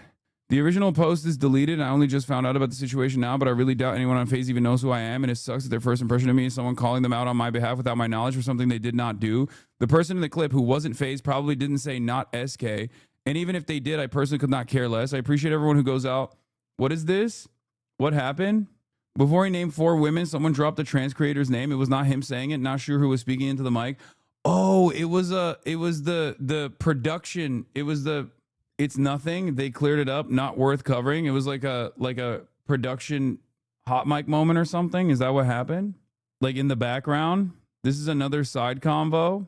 I appreciate everyone who goes out and defended me. I know it comes from a good place, but please don't make reaches or assumptions like this on my behalf. I'm completely immune to transphobic comments. I've read so many and I feel so secure that they just make me laugh now. So don't feel like you need to help or defend me against them either. It'll never stop. It bothers you more than it bothers me, and it's a waste of time and energy. They're just trying to bait you into fighting with them and getting mad/sad. You win by not interacting. The only time I really want people to defend me is if someone dislikes me for something that's completely made up or just doesn't have the full context. Oh, I feel bad. That's literally, yeah, that's you gotta be fucking, like, you gotta have unlimited thick skin in this space, especially if you're trans. TLDR, people attribute to the FaZe table, but it was a hot mic from the stage. Oh, that's so. It's sad that she has to say this. You know what I mean? It's sad that she has to say this. Like, it's sad that you have to. It's sad that you have to like develop this level of fucking thick skin as well. The only time I really want people to defend me is someone dislikes me for something that's completely made up. Life is too beautiful to spend arguing with people who don't matter. Have a wonderful day. That's dope. Yeah. Yeah, you just got to tank it. It sucks. It's not just in the streaming space. All trans people have to put up walls in that big day-to-day life. No. I know. It's just that it's, of course, it happens all the time. It happens to every person of marginalized background. Like, whichever point of marginalization you have, it's a dynamic that I've talked about before, where it's like you have to constantly think like, do I make a big deal out of this, even though if it hurt my feelings? Do I have to justify my existence? Do I have to just like advocate on my own behalf, knowing full well that other people in the environment might actually find me to be a nuisance and find my concerns to be invalid, even though they are valid, right? It is the unfortunate reality where you just have to like sit there and eat it in most circumstances in order to cohabitate these places, right? It sucks. It's so shitty, you know? That's why we don't put up with that kind of stuff here, obviously. It happens to you all the time. Yeah, it happens to me on the only on the foreign policy that pertains to both, not only just like Israel, but, American foreign policy in the Middle East region. And I've talked about this with respect to like, Black community members as well. There is this similarity in that sort of struggle. As you say, you love Ron. Yeah, Ron didn't do this, chatter. What the fuck? What are you talking about? She's literally saying this was a hot mic moment. It wasn't him who said this. What the fuck? Anyway, that's why. That's part of the reason why I tried to, create a relatively safe space. It's not going to always be a safe space, obviously, but because it's an educational environment, so there's always going to be like microaggressions and things like that take place here. But ultimately, people that come in here are fully aware of the fact that I will defend you, and I will make sure that you're not attacked, broadly speaking. Or are you just excited to be here? I'll put it on you later. God, is that the shot? Half court, logo 3. You already know. Anyway, all right, that's it. Paramount. We're going to start talking about Paramount now, launching a hostile takeover bid for Warner Brothers Discovery. Oh, speaking of which, as far as, yes, news time. Everyone rejoice. It's news time. Yeah, there were some comments on the fit. People were losing their fucking minds on the Zhongshan suit, custom made in China, as you guys know. I was really, I'm very stoked on it, and apparently BDBD chatters loved it. Okay, whereas Americans lost their fucking minds. I even saw people on 4chan shitting on the people mad about your drip. Yeah.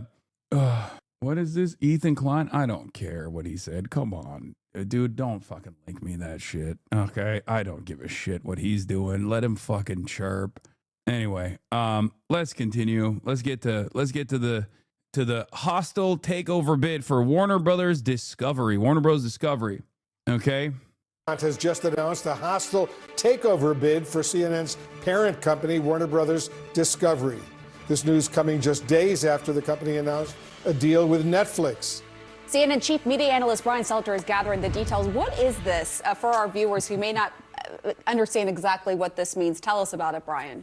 Since we're talking about latest media bias chart might be fun to dissect. Oh my God. Ad Fontes media chart. That's my favorite. These guys fucking hate me, dude. They fucking hate my ass. I don't even know if I made it in the cut this year, but usually they put me in like the most conspiratorial and the worst in these charts. I don't even know if they put me in the chart this year. Yeah, Ad Fontes Media. Oh my Lord. I didn't know that there was a new media bias chart. I look forward to it every year. It's my favorite. It's my favorite thing. My favorite thing because like it's the centrism lovers truly enjoy when this list comes out to be like, see, Hasan is the Alex Jones of the left. Look at this biased media chart. TYT to the left of Jacobin, yeah, it's fucking ridiculous. None of it makes sense, brother. Are you kidding me? Absolutely. Pod Save America is to the left of Jacobin as far as like most extreme left, hyper-partisan left. The up-down is reliability, and the left-right is partisanship on like, your ideological leanings, okay? And it's so busted. It's so fucking bad. I wonder if they got a little bit better this year, but I highly doubt it. Selective or incomplete / unfair persuasion and hyper-partisan left. Yeah, Jimmy Dore being represented as a hyper-partisan left, being more to the left than Jacobin is hilarious as well. It's already a difficult thing to try to figure out like what any kind of expression of politics in America is going to fit in this kind of grid system. But you can tell an outlet's biases by just looking at the right wing side, okay, and comparing like different places, like comparing what. Like you can look at the Ad Fontes media as an institution and their own personal biases by looking at like how they perceive the right, okay? Because the media bias chart has always been fucking ridiculous. Not even by using myself, but just by like comparing what they consider to be reliable news, okay? On the reliability spectrum, putting something like Fox News, right, or Washington Examiner above like a Daily Beast or a Jacobin or a Democracy Now! Very quickly shows you where these guys' opinions are, okay? Like they say Fox News, for example, skews right. By whose metric? If you think Fox News is just skews right and is not hyper partisan right or most extreme right, who is most extreme right? Yeah, Fox News just skews right. It's just like baby right. You know, they're kind of right wing. They're centrist. It's just ridiculous. Did Ronald Reagan write this from hell? Yeah. Charlie Kirk show, also hyper partisan right and also not very reliable, which, I don't disagree with, but it's, it's kind of bad. It's it's in poor taste to put Charlie Kirk down here, especially after the year that he had. This is fucked up. What are we doing here? But it is, it's hilarious that Jimmy Dore is not only on the left, but also on the hyper partisan left. Okay. You can type your name top left, but it's paywalled to see where you are. Yeah. If you think I'm paying for that, you're out of your dang mind. Here's the static version with you in it. Is it from, this is the new one. This is this year. Okay. This is, contains misleading info and also hyper partisan left. Almost on the most extreme. Okay. Almost on the most extreme, which is fucked up. They snubbed me again. Okay. They didn't put me as the most extreme because I am the most extreme. I'm the max left. Okay. And they say it contains misleading info, contains inaccurate, fabricated information. Yeah. Misleading information like Israel's committing a genocide, by the way. Okay. If you want to understand, like these guys if you want to understand their biases, you can look at the very fact that they will put me at contains misleading information while Epoch Times is on analysis or wide variation in reliability. Epoch fucking Times, Matt Taibbi, the Free Press. I wonder what these guys' point of view looks like on the issue of Israel. If you're putting the Free Press on, wide array of reliability. Yeah, Joe Rogan Experience, higher degree of reliability than myself here. They're a little bit right wing. Maybe they skew a little bit right wing. The lunatic media bias chart. I know. It is funny to me that a lot of the centrist so-called liberal people who despise me will always point to this. Will always point to this chart to like beef up their point, right? To be like, oh, dude, look, Hasan is fucking unserious. Don't watch him, right? Please do not go listen to what he has to say in terms of commentary.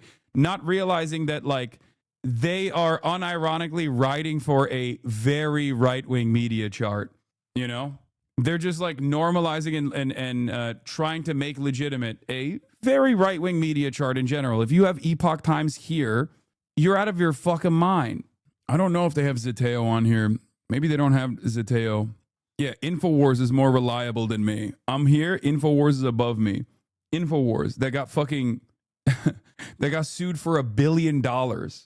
And the Free Press is like, the Free Press is also close to the middle, but skews right. InfoWars, with their consistent coverage on demonic entities taking over the United States of America, is considered more reliable. It's just, you know, I know people will say, oh, Hasan is so butthurt. I'm not. And the reason why I'm not is because all of these outlets obviously don't agree with this media bias chart. So it doesn't make sense even from that perspective, because virtually all of these outlets will come to me for coverage with regular frequency. So even in its own confined logic that they're trying to create within the bias chart, this doesn't make any sense. I can't find you, even though you're apparently small little dot on here, but I found Chapo and Al Jazeera. Oh, this is like, they've gone crazy with this. They've done a lot more. Oh yeah, on the news and reliability, they say Chapo is not reliable either. Anyway, Kushner, Saudis, Qataris, and the UAE teaming up with Ellison to try to form the world's dominant English language media property. Paramount's initial press statement didn't include a mention of sovereign wealth funds, but September SEC filing said the outside financing partners include funds from Saudis, Qataris, Emirates, as well as Jared Kushner's affinity partners. Those funders have agreed to forego any governance rights to not trip CFIUS limits.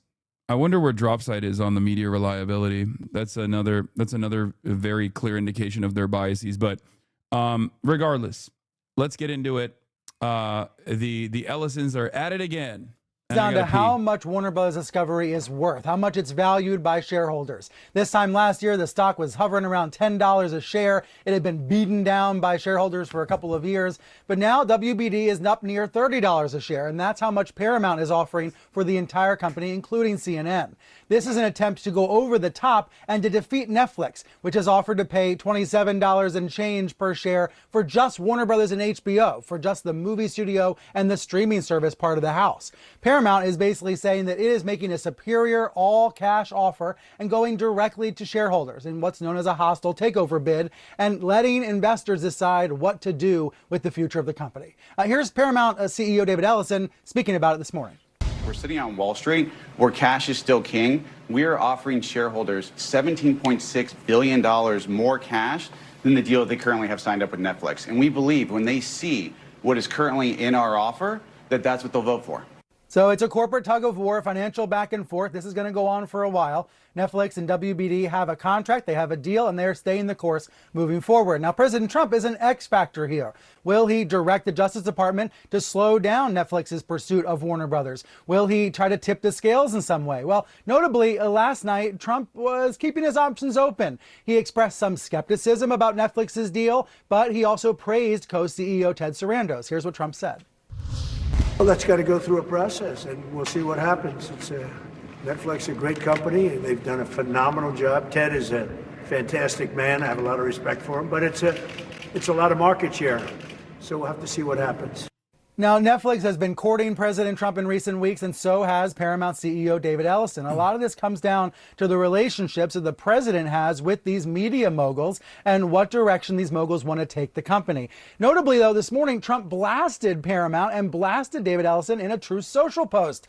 Apparently, the president was very upset with 60 Minutes last night, and he said in all caps, they're no better than the old ownership. Since they bought it, 60 Minutes has actually gotten worse. So President Trump not happy with either of his options seemingly this morning. But more importantly, more notably, a hostile bid now for WBD. We don't know who will end up owning CNN and the rest of the company. The drama continues. Yep, it certainly does. Yeah. All right, Brian Stelter, thank you so much. Now a bombshell announcement that happened this morning, and it will impact the... I like to think, like, how much further could this go? Like, how much more media consolidation could we have? Is it better if there's only one company? Because, like, it's already a handful, right? It's already a handful of media properties. Might as well get to just one singular media entity. But hey, as long as it's not run by the government, it's fine, right? You know, that's capitalism, baby. No, it's not fine. Okay, it is. If a monopoly is going to happen regardless, which obviously in the best circumstance, this is what capitalism is supposed to foster no monopolies, right? And yet, for some weird reason, the more wealth is concentrated in the hands of a select few, the more they consolidate power as well. This is one of the most important aspects of said power. It's an expression of said power, okay? And it's crazy that virtually all of these different organs of the media are now in the hands of like 8 fucking people total. And it seems like they want to even consolidate further. I say, if it turns into a monopoly in the hands of, you know, a handful of people, maybe it's easier to take over with the state.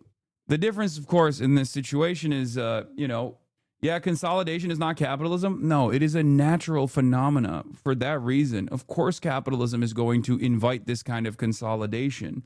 What do you mean? These are companies that are doing capitalism better than everybody else. The entire point is to try to monopolize an entire sector.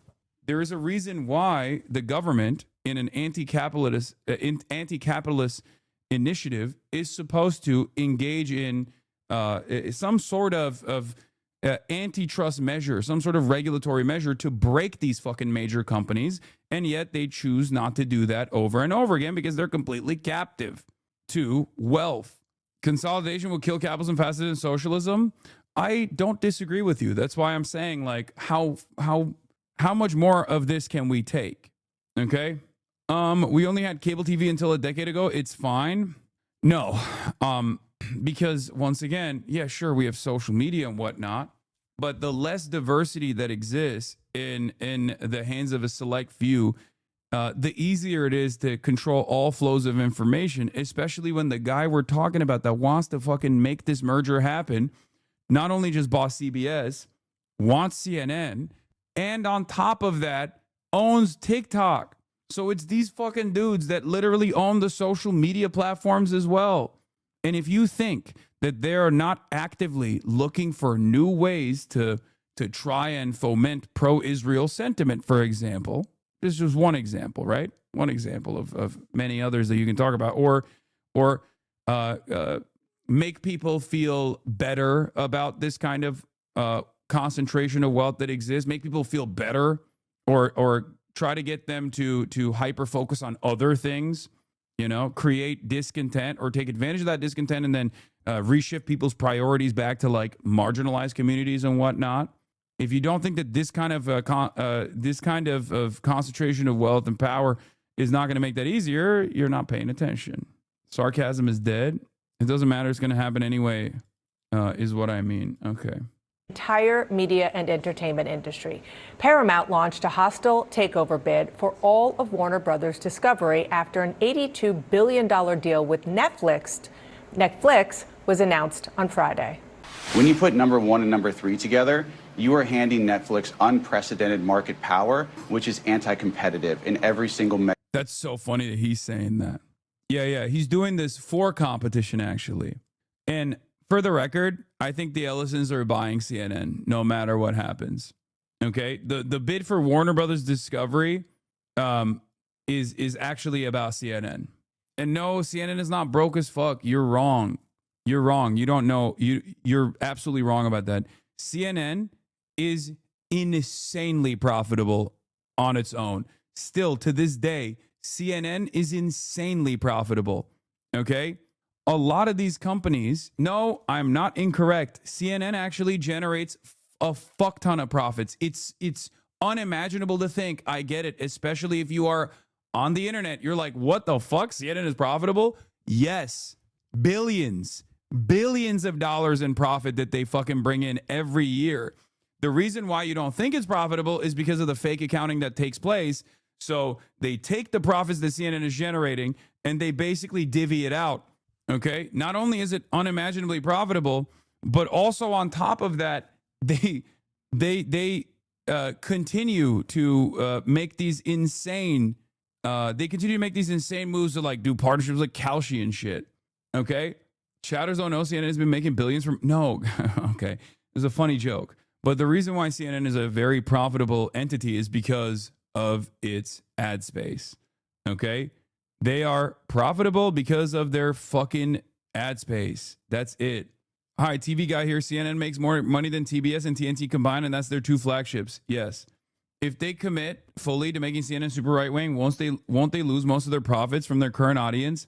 I think the gamble currently is maybe putting the cart before the horse a little bit. I think these guys do legitimately think that you can dominate. I think these guys legitimately believe if you own all these media properties and you just basically fucking get them to be more right wing, you'll be able to make the entire country more right wing. And there is some truth to that, for sure. Okay. Especially if they don't go too heavy handed with it, especially if they do like a center right pivot, even though CNN already is center right. So I don't know how much more center right they can fucking be. But they genuinely think that if you control the flows of information, you can control people's minds across the board. Like people will, especially if you do it successfully enough and if you do it frequent enough, people will lose the forest for the trees. Okay. I don't think the ideology is that deep. I just think they like money. Oh no, this is propaganda. This is absolutely a part of making money and continuing the super profits. Propaganda plays a major role.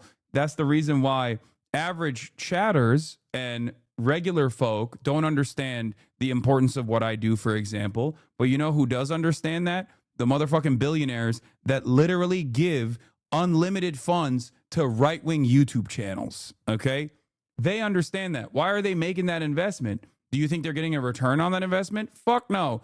They're doing it because they recognize that the steady flow of propaganda that actually distracts the working class causes them to not organize, causes them to like every moment that one of your neighbors is invested in thinking about like whatever fucking trans people are doing, or, you know, Guatemalan migrants being Guatemalan migrants being a serious threat to American civilization, is a moment where they don't recognize their class position, is a moment where they don't want to organize. Okay. Wealthy people understand their class position. Billionaires, millionaires, capital owners understand their class position, and they're constantly engaging in class warfare. From this Marxian perspective, they are doing it all the time. And a big part of doing it all the time relies on making sure that the proletariat, the working class, do not understand their class position. And the best possible way to do that is by consistently dividing the working class and ensuring that they are too busy fighting amongst themselves to not look up and realize that maybe they should actually unite on their class interest and go up against the billionaires and millionaires. Okay, simply put, it's the whole dynamic between, it's not left right, it's actually up versus down. It's true. There is truth to that. The reason why they're doing this is not immediately to make money. The reason why they're doing this is so that they can continue to make money without any sort of pushback whatsoever, without any sort of organizing against them whatsoever, because propaganda plays a big role. Okay, the other side of the story, as far as monopolization and power concentration, is that when you actually are able to achieve a monopoly, you can slowly but surely raise prices, and there's no market competitor. So what are you going to fucking do, right? You still need delivery. So you have to keep paying the now increased prices. And also on top of that, in order to make sure that profit margins keep going up, regardless of this, regardless of the ways in which technological improvements actually lower profit margins in general, you can still turn around and lower wages and find new ways of increasing profits, because the most malleable aspect of commodity production, in order to extract more surplus labor value, is on the point of labor. You can always reduce wages, you can always reduce benefits, and continue to expand your profit margins year over year. And that's where we're at. And that's what's happened with Amazon, for example. Predatory pricing with Amazon, and a bunch of anti-competitive initiatives that Amazon engaged in made it a monopoly in the field of e-commerce, right? And now they just dominate it. They dominate e-commerce. They can increase prices if they choose to do so, and no one can say anything about it because they can't go anywhere else. That's a major problem with monopolies in different airlines, for example. certain markets in the American airspace are dominated by either one company or two companies, right?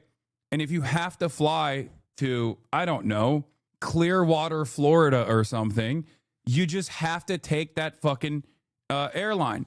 There is no alternative. You have no other alternatives. You have no alternatives in terms of like taking a train or any other alternative versions of travel. And you don't even have any alternatives when it comes to different airlines that you can take, right? And that is precisely how these companies can continue to ruin whatever kind of services that they used to offer with not much pushback. We also have to take into account the opposite end of the monopoly. It's not just one seller, it's one buyer. For instance, something like Amazon, it forces people who want to sell goods to take bad revenue splits, or in TV, it forces writers to pitch a show to one or two people who will not offer competitive prices. Yes. Think about it from the same perspective of Twitch streaming, right? When there was only one dominant force, streamers couldn't argue for better contracts, for example. But when there's multiple platforms out there, that's actually supposed to be good for competition. So now you can leverage the relationships that you have with different platforms. And when that goes away, when all of the other, when Microsoft, for example, shuttered its competitive live streaming project, what happened? Twitch actually said, we don't have to do contracts anymore, right?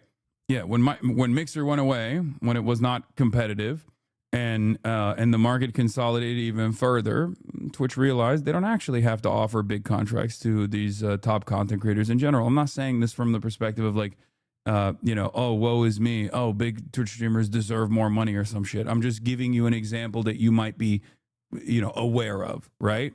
Hasan arguing for free market capitalism?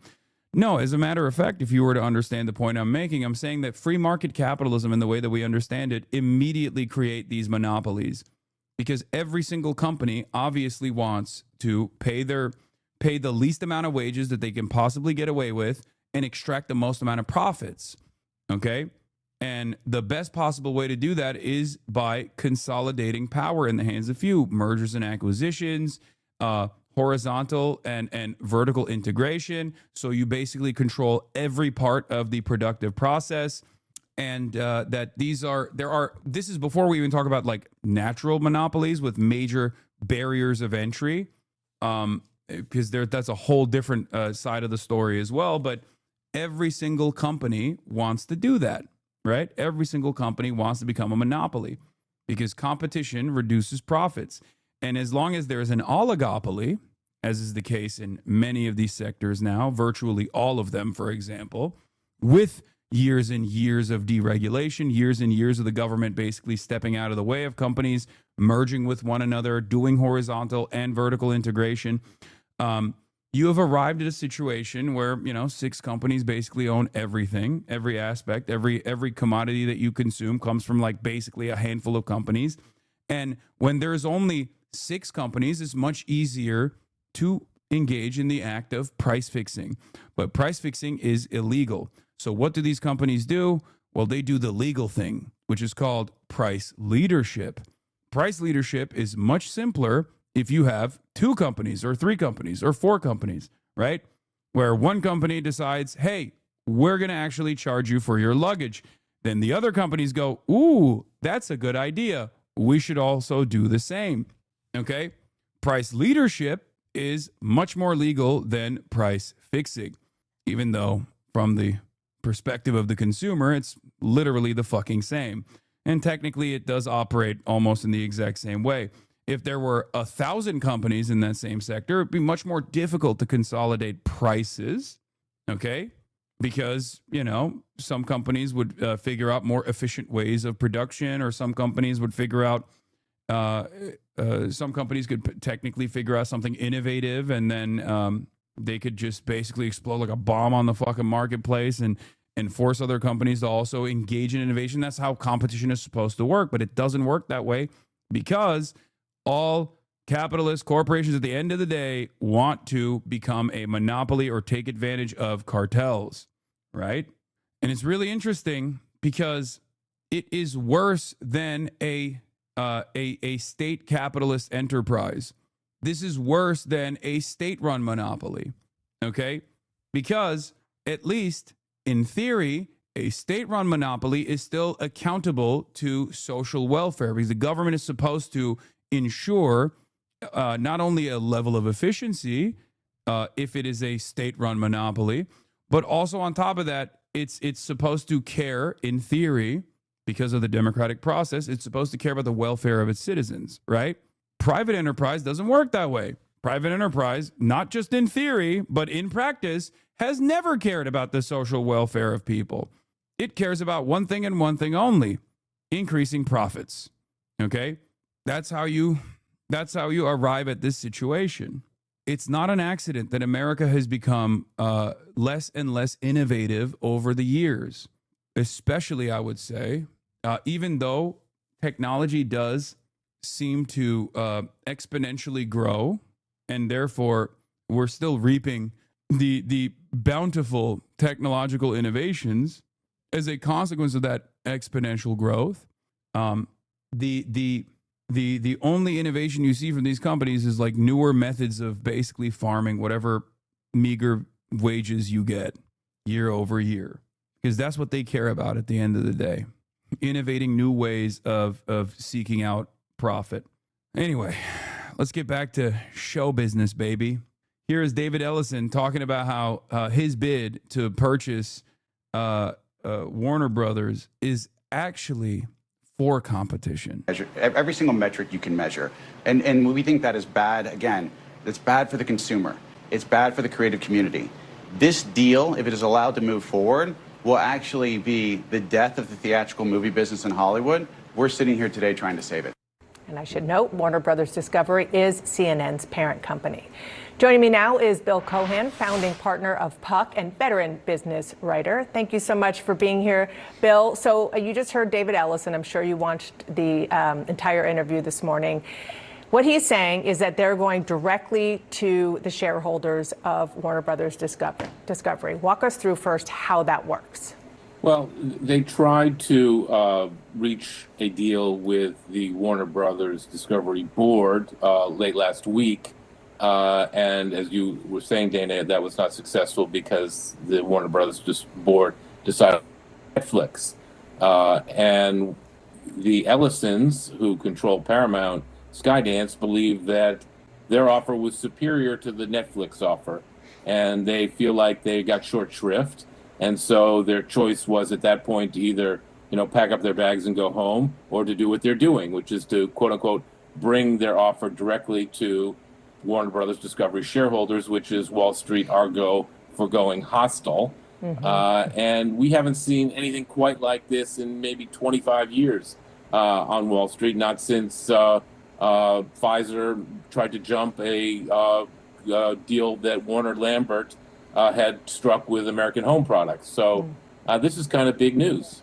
Yeah, it's an understatement for sure, Bill. So given that, and knowing that you know your stuff when it comes to this kind of thing, what do you think the chances are that Paramount's appeal to shareholders, the hostile takeover, will actually succeed?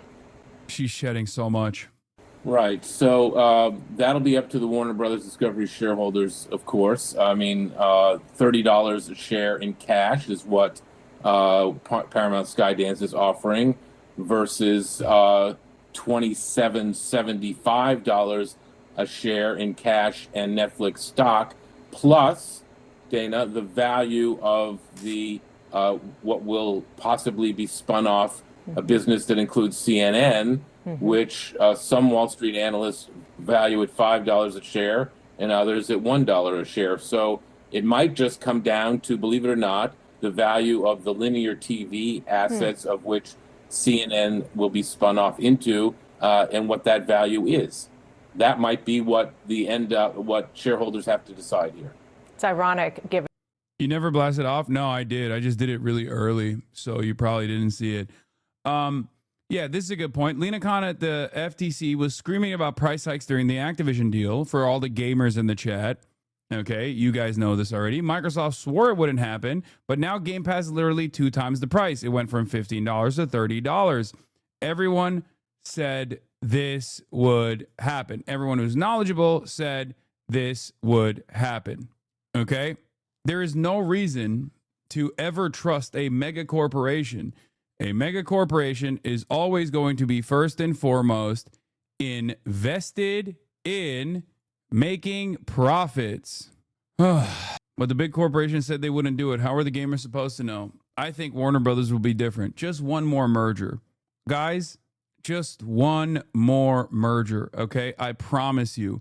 One more merger and everything's going to be great. Just one more lane on the highway and traffic is gone. Just one more merger and our lives will improve, okay? And the fact that the whole play here is about what they call sort of the future of media if it comes down to linear TV. And David Ellison, I watched that whole interview as well, was saying that the broadcast part of it is actually still very, very viable and is worth a lot more. So let's talk about where I am in Washington. And it matters a lot what the government, I mean, once this all plays out between Netflix and Paramount, what the government decides. And I would venture to guess, and it's probably not that much of a reach, that what happens with Netflix and Paramount, who gets it, is very much about what President Trump may want to do here. Now, when Netflix announced this deal on Friday, we did hear a lot of pushback in Hollywood, particularly from the creative community. And President Trump was asked about the Netflix deal. Just listen to what he had to say about that. This is last night. Well, that's got to go through a process, and we'll see what happens. Netflix is a great company, and they've done a phenomenal job. Ted is a fantastic man. I have a lot of respect for him, but it's a lot of market share. So we'll have to see what happens. A lot of market share. That sounds like, let's just hold off here for 1 second. Now, before I bring you in, Bill, I want to play what David Ellison said this morning about the conversation. Why is the government involved? What does the government have to do with buying Warner Bros? Great question. Now, in a healthy government, in a normal government, the government should be involved in this. Okay? The government should be involved in stopping it. The government should be involved in implementing the antitrust laws that are in the books. Except we don't live in a normal government. We don't live in a normal world. We live in hyper-capitalist dystopia, the United States of America, where corruption is rampant and out in the open. And Donald Trump is only getting involved specifically so that he can get a better managed deal for his buddies, who I assume will either cut them a piece of that pie financially or or get favorable coverage out of this at the end of the day, And you probably really want favorable coverage at the end of the day if you are planning on staying in power far beyond what's supposed to be your term limit, right? I don't think it's just like Trump is silly and wants Rush Hour 4 is what I mean. I think he wants he wants to make sure that there is a servile major media monopoly that will make it seem like everything he's doing is great. Yes, a pliant propaganda engine. It's not like they're hiding it either. That he and his father, Larry Ellison, have had with President Trump. Do you sense that he is in your corner here? What I would say is I'm incredibly grateful for the relations that I have with the president, and I also believe he believes in competition. Your take. Well, Dana, first of all, I mean, we use this word unprecedented way too much, but it really is unprecedented for the President of the United States to put his thumb on the scales of a Wall Street M&A deal. And that's what he's clearly doing. That's what he says he's going to do. He's already, as you know, he's courted the Ellisons, and the Ellisons have courted him. And now Ted Sarandos, the co-CEO of Netflix, has courted Trump and tried to get on his good side. This just never happens until Trump. I mean, Trump likes to get himself involved in these things. It's completely inappropriate, but that's the realpolitik of the situation. Who has the better deal with Trump, a better relationship with Trump? We're just going to have to wait and see. The first thing, though, that has to happen is that the shareholders of Warner Brothers Discovery have to decide which deal they favor. At the moment, the board has chosen Netflix. They've rejected Paramount, and that's why Paramount has brought this deal directly to the Warner Brothers Discovery shareholders. If they prevail, in other words, if the shareholders who get a vote and this is very important, if they choose the Paramount deal, then it goes into the regulatory Right. environment, and we'll see which one prevails with the government. Right. But real quick, the point I was trying to make, and I think you would agree, is that it's not linear. These people. You said this is what Putin did in Russia. Dissenting media stations were forcibly sold to Putin cronies. Erdogan in Turkey. Every fucking dude. What is unfolding in front of our eyes, even though it has like the Western veneer of fake democracy or some sort of like democratic process or some sort of like laws in the books, has unfolded in every fucking developing country. Every single one. Every country that has been destabilized by America, every single fucking country that moved in this direction has done it. It is not unprecedented at all. You get a bunch of fucking wealthy loyalists, okay? Wealthy loyalists that have the same exact class interests as you to go and pick up every fucking, every media outlet you possibly can, okay? And then you pump a shit ton of propaganda. Oh, everything is great. Everything is great. It's awesome. Trump is the best, actually. Don't believe your own immediate. Don't believe your lying eyes. Don't believe your own immediate frustrations with like how things are going, because things are actually fucking awesome. Okay, it's kind of crazy. Because, I mean, the media has always had, I mean, obviously manufactured consent. The media has always had class interests that they play a role in defending, right? It has the capacity to normalize certain kinds of harms that you're experiencing in your day-to-day basis. It also will tell you, you know, things are fine, things are good. It has a capacity to propagandize against certain groups.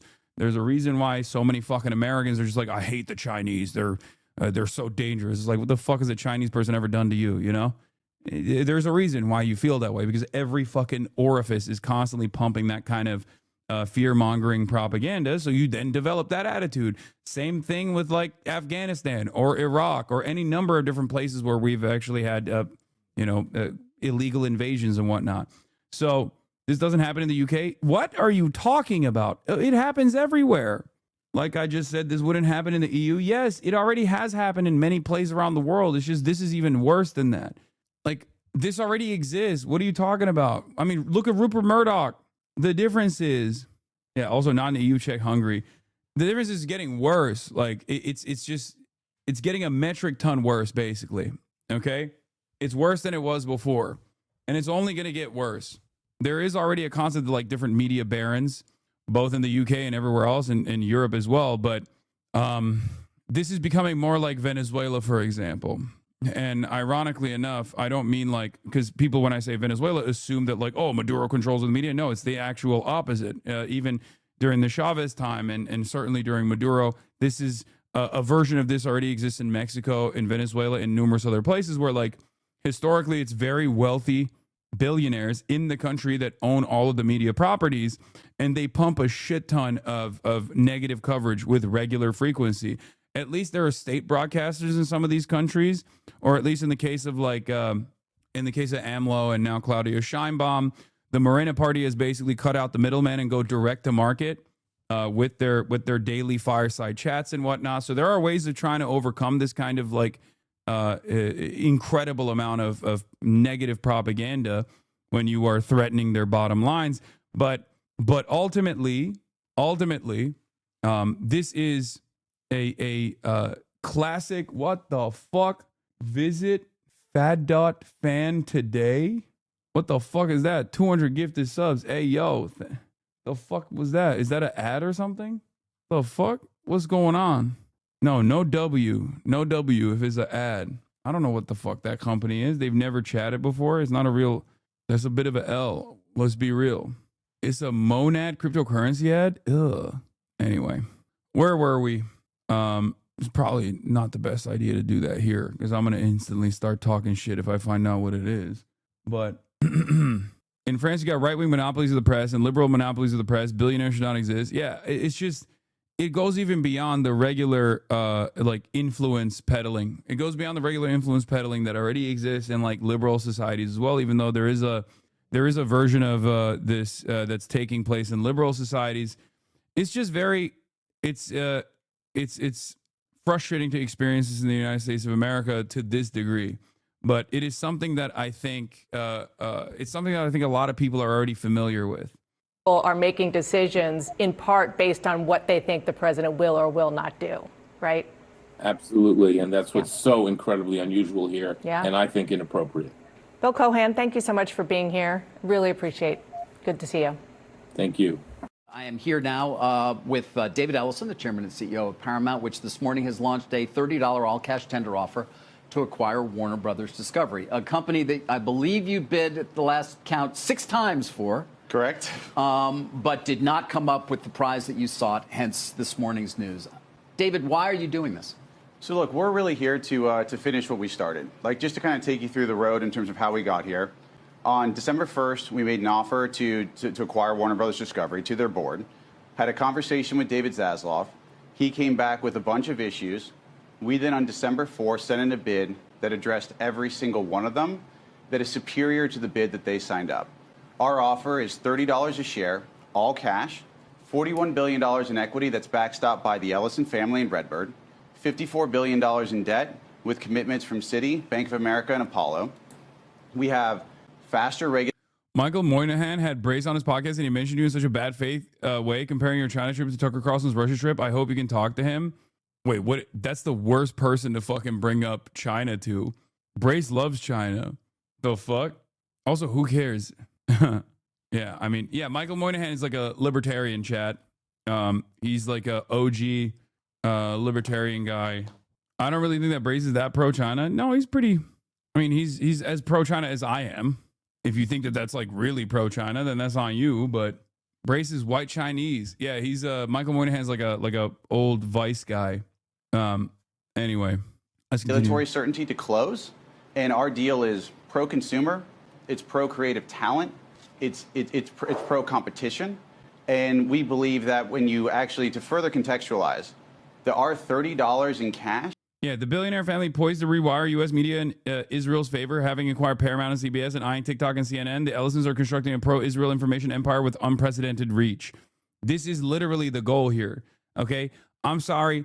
This isn't some kind of, listen, this isn't some kind of like anti-Semitic, oh my God, Jews are taking over the media type shit, okay? This is just straightforwardly the Ellisons openly stating their desire to do this. And the article is from 972 magazine, obviously, which is, you know, an Israeli investigative reporting outlet. They've done a lot of good work on the IDF war crimes that they've committed. 972 magazine specifically was the one that was responsible for the investigative reporting that uncovered the AI targeting tools that the IDF utilizes. Why does Kaya have light on her face? Where's that light coming from? Bro, light always finds a way to shine on my big, beautiful daughter. That's so crazy. Do you see that? She's so blessed. It's just right in her eye. What the? That's crazy. I can't believe it. Hold on. Get her some shades.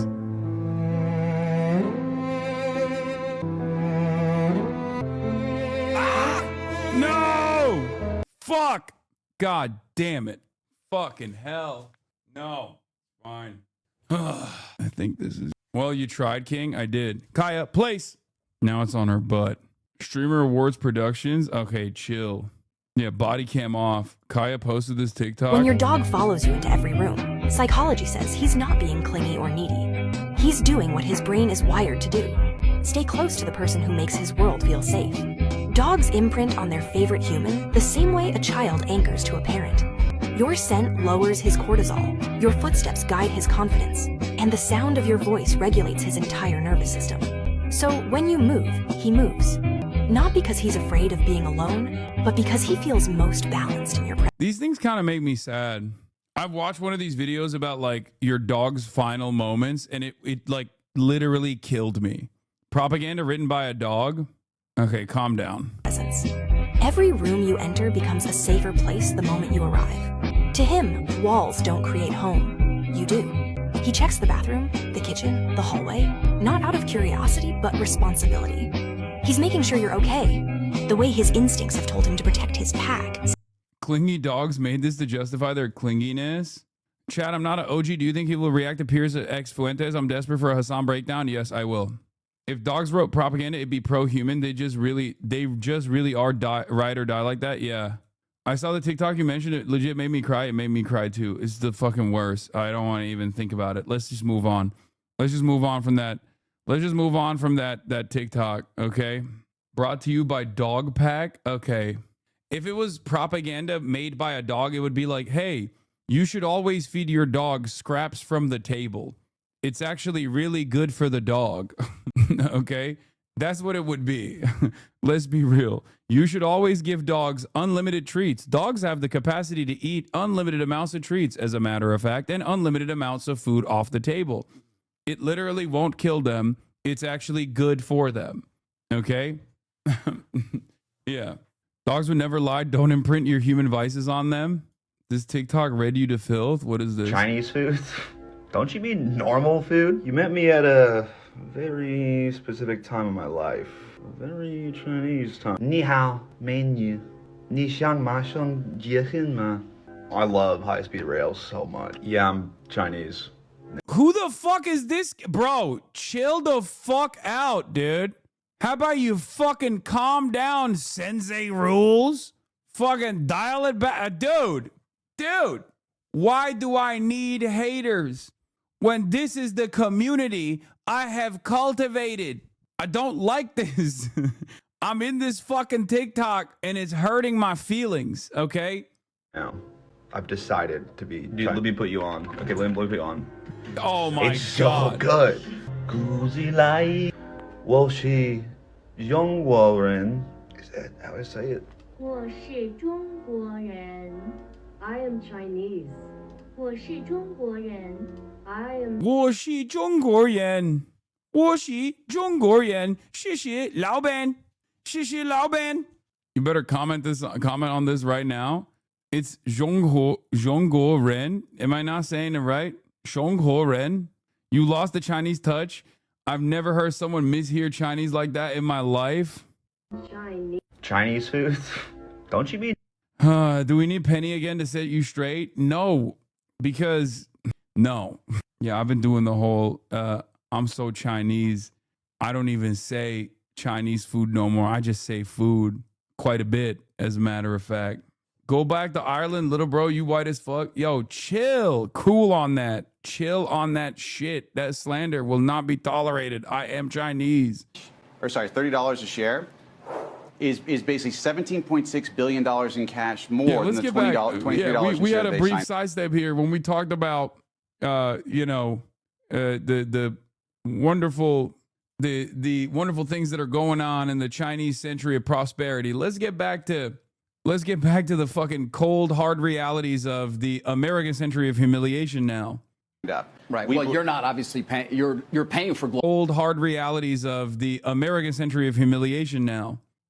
Right. Well, you're not obviously paying. You're paying for global networks. Their deal doesn't involve paying for global networks, which are traded as its public. Yeah, CBS doing tricks on it now.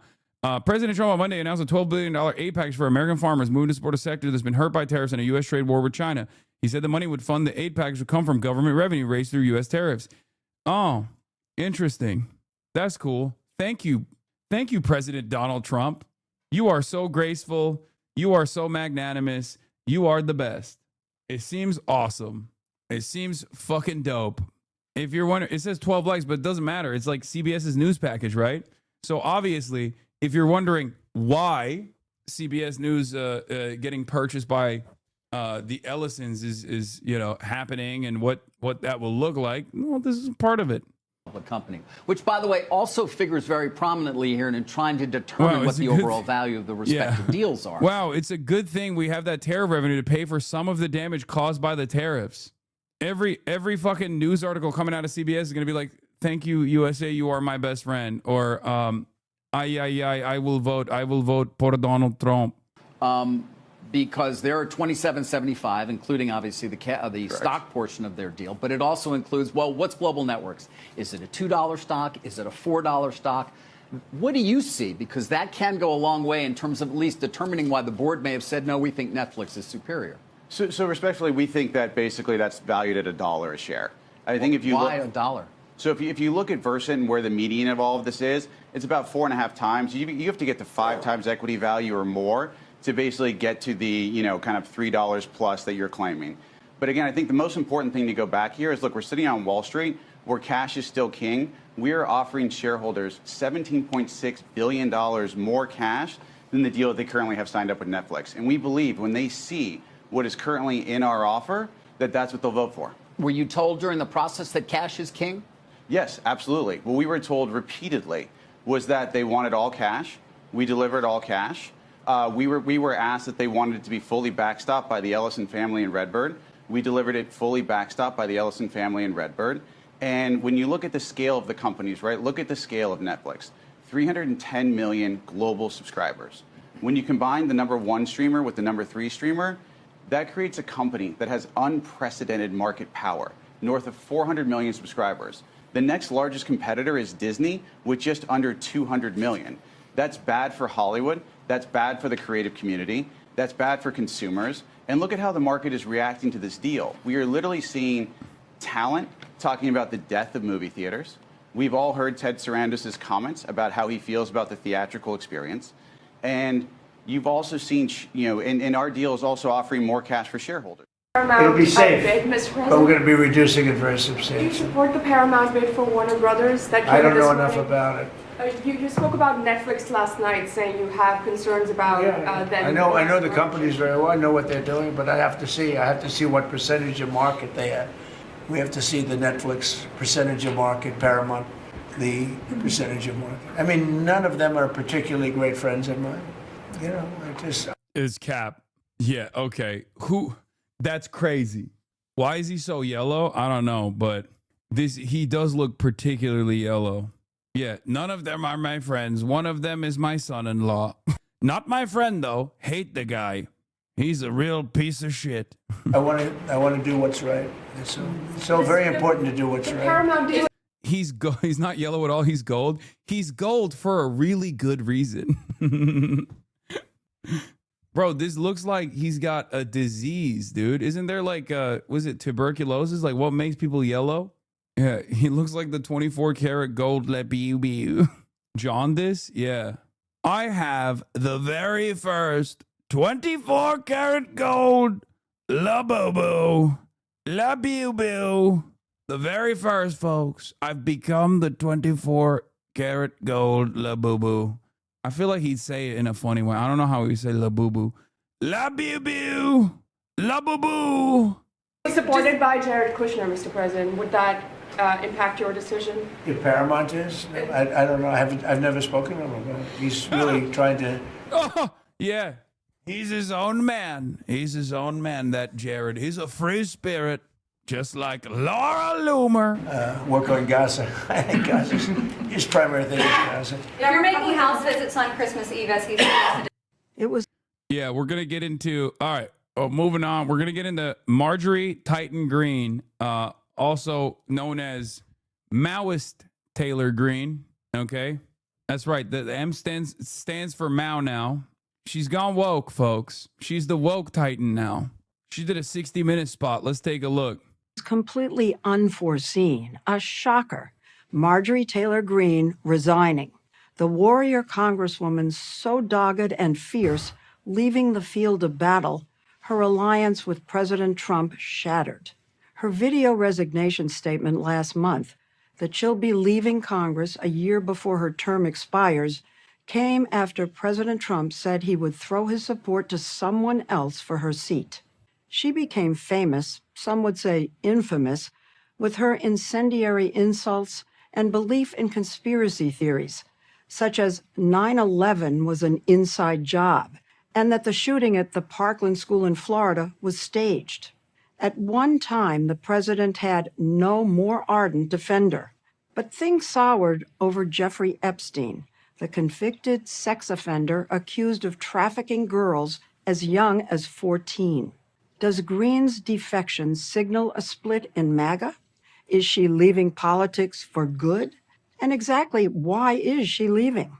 It wasn't a decision that I came to lightly, but it was a very important decision for myself and also for my family.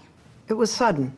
It was sudden, but a lot of things changed. I stood for women who were raped when they were 14 years old, and the president that I fought for 5 years called me a traitor for that. And so that changed the landscape of things. So I'm going to ask you straight out. Did you surrender? Did Donald Trump run you out of town? No, not at all.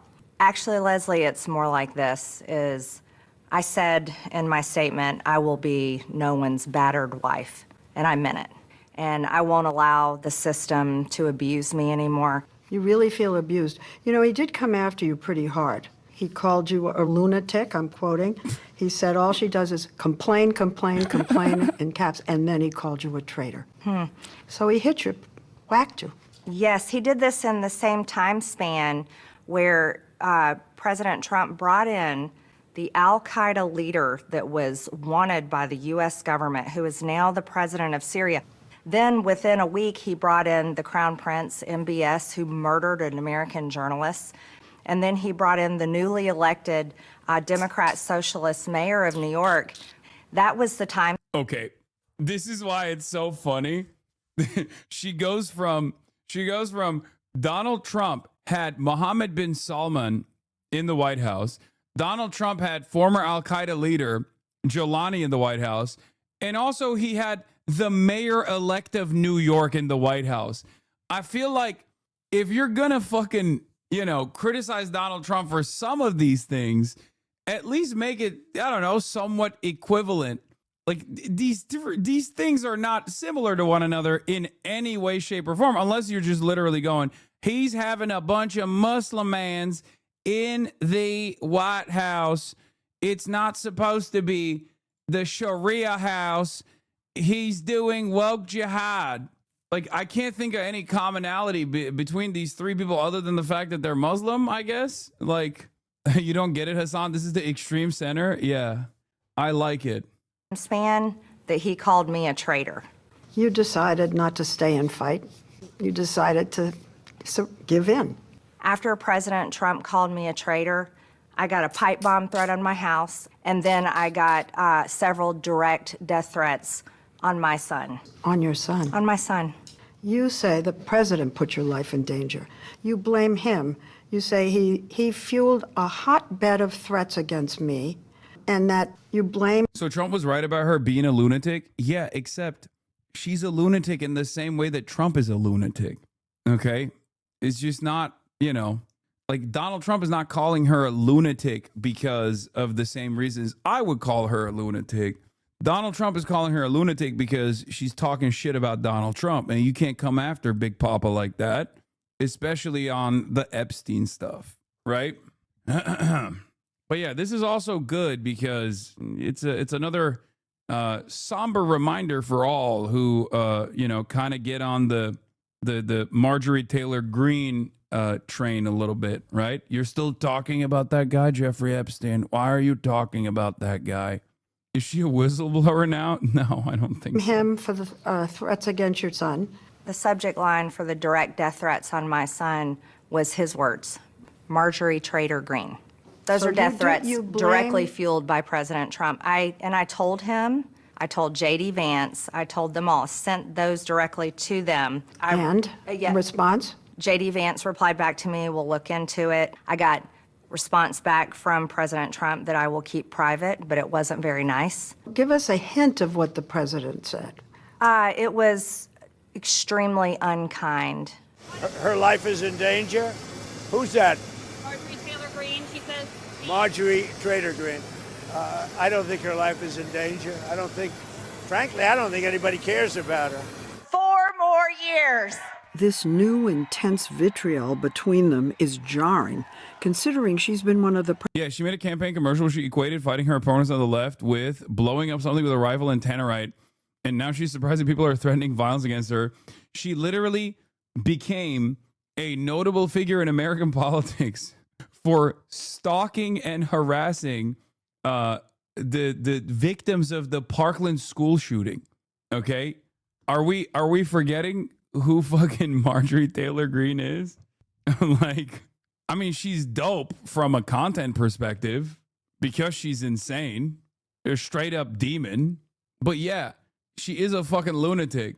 It's just funny that, as is the case with many right-wing figures, the one time where she has like an honest thought, or at least like gets close to having an honest thought, where she turns around and says, hey, like, I thought we were fighting the deep state, and it kind of feels like you're invested in the deep state pedophiles continuing to do deep state pedophilia. Donald Trump was like, you should die. I hope my fans kill you. And that's where we're at now, where she's like, I'm in fear of my life every day. But it's crazy because, like, she was the type of person that would also direct the same kind of animosity whenever Donald Trump yelled at anybody else. President's most passionate and loyal foot soldiers, often in a red MAGA hat. She voted with him 98% of the time. We're going to re-elect our favorite president, the greatest president in United States history, Donald J. Trump. Right, Georgia? One of the president's biggest beefs with Green was about her harping on Jeffrey Epstein. We did talk about the Epstein files, and he was extremely angry at me that I had signed the discharge petition to release the files. I fully believe that those women deserve everything they're asking. They're asking for all of it to come out. They deserve it. And he was furious with me. What did he say? He said that it was going to hurt people. I had asked him, these women are the ones that were hurt. They were raped at 14. They were raped at 16. I watched them stand in front of the press trembling, their bodies shaking as they were telling their stories, many of them for the first time. And I had told him, I said, you know, you have all kinds of people come in the White House. Have these women come in the White House. These women deserve. Dude, people are warming up to her with this term. My mom's told me after watching the 60-minute segment that she likes her now and doesn't care what she did before, shaking my head. But even in the 60-minute segment, she's literally like, Donald Trump had Zohran Mamdani in the White House, which is equivalent to Jolani, the former leader of Al-Qaeda. It's like, that's psychotic. What the fuck? Like, I'm not trying to be a fucking purist. Enjoy the show, you know? Let them fight. That's awesome, right? I'm on board with that. But that's crazy how you can tug on a boomer's heartstrings by acting as though you had a genuine change of heart. Holy shit, dude.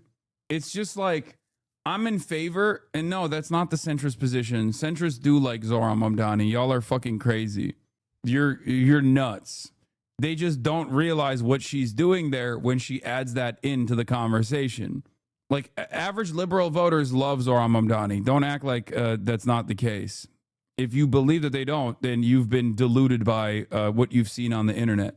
The problem here is I think she's able to just like sneak stuff like that in because a lot of people have a blind spot to the Islamophobic sentiment that's coming out of this commentary. Like, people just don't realize what she's saying when she says shit like that.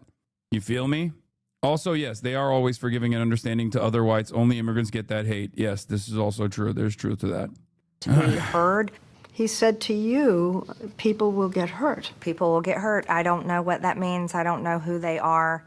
There were other clashes with the president. She started publicly criticizing him in May on one issue after the next, accusing him of betraying his MAGA America First promises. You went after his, I think you said, trying to entangle. Ultimately, you have to be careful, okay? Like, sure, her anti-Israel position is great, okay? But you still have to be careful. Don't fucking make endorsements, you know? Allow this to play itself out.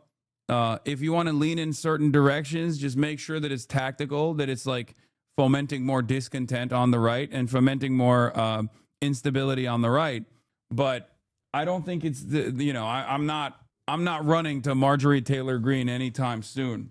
I think it's also more important to understand why she's able to get this level of praise or why people see her as like a sincere figure now. And that is because of the anti-Israel stance, right? Like, her anti-Israel stance is the popular stance. It's the popular position. It's a popular position amongst the voters. It's a popular position amongst regular folk. But it's unfortunately seen as a uniquely unpopular position amongst the media and the politicians. So when she is able to cut through that noise and say, I'm anti-Israel, people go, oh my God, what a brave person. She must be a real truth teller. Same with Jeffrey Epstein. The important lesson here is that Democrats or any sort of like left figure in the country should make note of that and should be the actual leaders in this conversation. It's very, very frustrating that like, because of the true void in both the political sphere and in the media about these sorts of issues, because it's seen as like something you don't want to touch, something you want to keep under wraps. People like Marjorie Taylor Greene can take advantage of that void in the discourse to present themselves as truth tellers. I'm very frustrated by this. Us in foreign wars. You said Air Force One should be parked, no more foreign trips. So you're mad that she's an advocate for a lot of your positions because she's crazy means you don't support her? Marjorie, this is why I'm actually upset, because she's not an advocate for a lot of my positions, right? She's an advocate, seemingly, at least aesthetically, for some of my positions. But the reason why I'm frustrated is because you just heard her make a comparison between Zohran Mamdani and fucking Jelani or Mohammed bin Salman, right? That's an insane thing to say. That's an insane thing to say. That is just like, she's still very much anti-immigrant, for example. Like this is not demanding wokeness or purity from politicians. This is just me simply being understandably concerned about the popularity that she is gaining. So if she doesn't support 100% of all your positions, then she's a foe. Okay, I don't know if you're willingly trying to misunderstand what I'm saying. If someone claims to be anti-Israel, but simultaneously says like all Muslims are fucking racist barbarians that must be forcibly excised from the boundaries of the American state, then yeah, of course that person is not a fucking ally. What are you talking about? And in the absence of Democrats actually genuinely pushing the needle on Israel and channeling the popular frustrations that many Americans have, that's how you arrive at someone like Marjorie Taylor Greene being a pivotal figure in this space. Do you have to endorse and agree with every single person?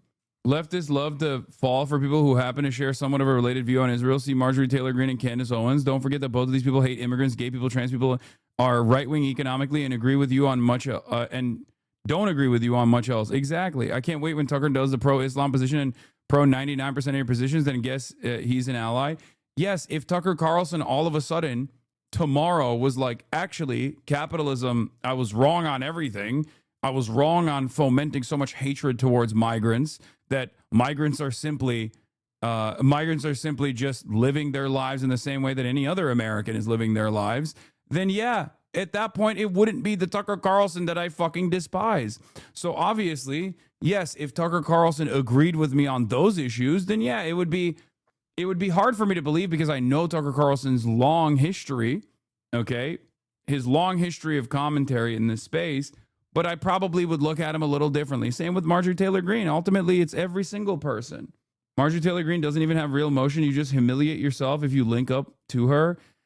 I mean, that's also kind of true too, but I think ultimately you guys are kind of doing the same thing that the Democrats do with like fucking Liz Cheney and shit, right? It's like, oh, this is an asset. This is an asset. It's like, just believe the things that you believe and push for those causes. And if people come on board, then great. Okay. It's ridiculous to assume that like Marjorie Taylor Greene has like done a complete pivot when she has not demonstrated that her worldview has changed all that much. She's still very much invested in upholding the very same system that has kept the average working class down, the regular folks down. Just because she starts fucking talking about affordability every now and then doesn't mean that she's like sincere. Every Democrat talks about affordability. Why do we shit on them? You feel me? Why do I shit on Democrats that talk about affordability? Because they're not real. They don't actually believe in it. I need to see it. I need to see your investment into this. If you're simply slapping the term affordability into your discourse, but you don't actually have any sort of tangible policy positions, and how you are going to solve some of these problems, then you're just fucking talking the talk, but you're not walking the walk. It's bullshit. It's just marketing.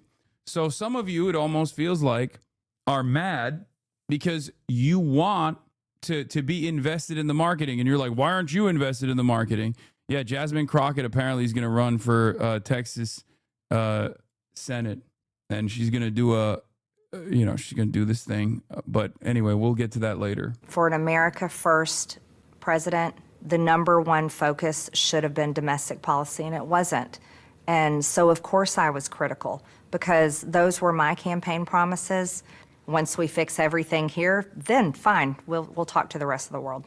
She said in her resignation video that the president has gone establishment, forsaking the base and her. If I am cast aside by the president and the MAGA political machine and replaced by neocon. Yeah, it's the same as that dipshit Andrew Tate saying he became Muslim and every Muslim saying he changed with no action. Now look at him. Exactly.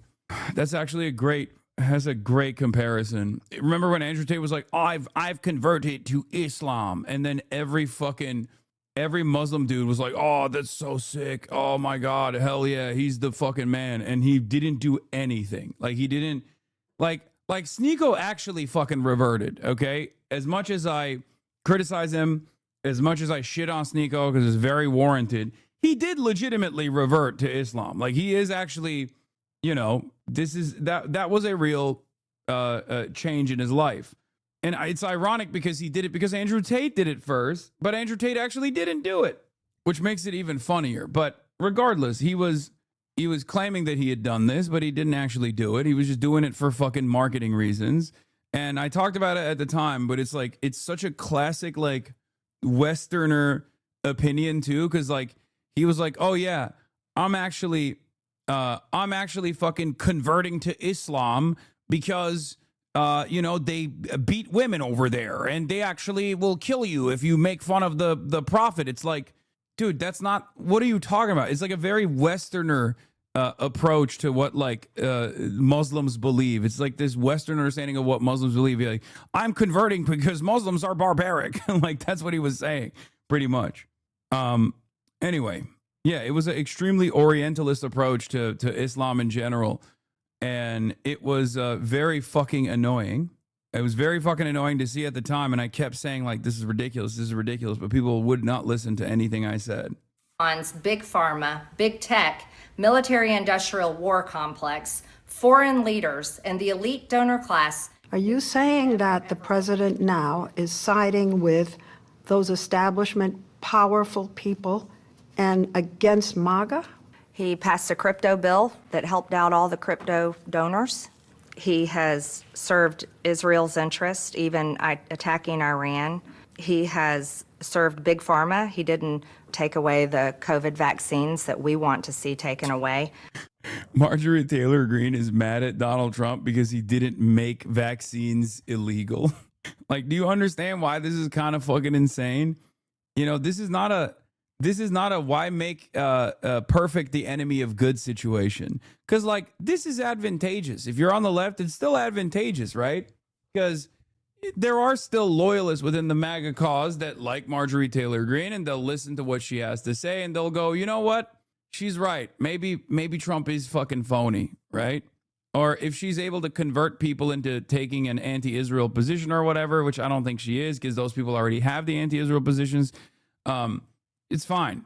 Right-wing infighting is good, okay? But you should still be a little bit, you should keep her at arm's distance, because this is not, it's not the fact that she, like, her position on Israel, if it was truly a position that she held because she thinks like human beings and babies shouldn't be fucking slaughtered or whatever, she would probably be a little bit more understanding about like why Muslims live in America, for example. She would probably be a little bit more understanding that like Muslims are not all about the idea that Muslims are not all barbaric rapist monsters and decapitators or whatever. She's not. Okay. Hasan, when Mao said women hold up half the sky, she is who he was talking about. I don't think he was talking about Maoist Titan Green. So those are the areas that are still getting everything they want, while the people, we're still out here saying Here's that take clip you were talking about. You weren't exaggerating. That men are currently facing. The problems we're discussing on this show. Yeah, Muslim revert, 3.7 million views 4 years ago. Islam fixes all of them, right? That's the first thing about Islam. And I'm not a Muslim, right? If I had to choose a religion, I would, because I live in an Orthodox Christian country, I go to the Orthodox Christian church. I donate $20,000 a month to the church in the country I live in. The church in Romania is very powerful, and I like having church friends. So I give them a lot of money, right? So I would guess I'm an Orthodox Christian. But if I had to bet on one religion as if I were betting on the stock market for the future, you have to bet on Islam. Because Muslims are intolerant. And I'm not saying that disrespectfully, because if you're tolerant of everything, then you stand for nothing. Facts. Christians are so tolerant now. You don't believe it. They have gay pastors that I'm not even anti-gay, but if the book says don't have, like, what do you believe in now? If you're tolerant of everything, you stand for nothing. I can walk through London with a t-shirt saying Jesus is gay and nothing will happen to me. If I did the same thing with the Islamic prophet, I'd be dead before I got to the end of the street. Boom. That's how much they believe and respect. And I respect people who stick up for what they believe in. It's not even about me believing in it. I respect them because they believe and they will defend.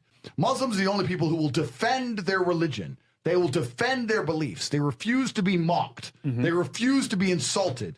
And I respect that about them. I respect that. That's an amazing thing about them, right? Anyway, he said he literally converted for this reason after the fact.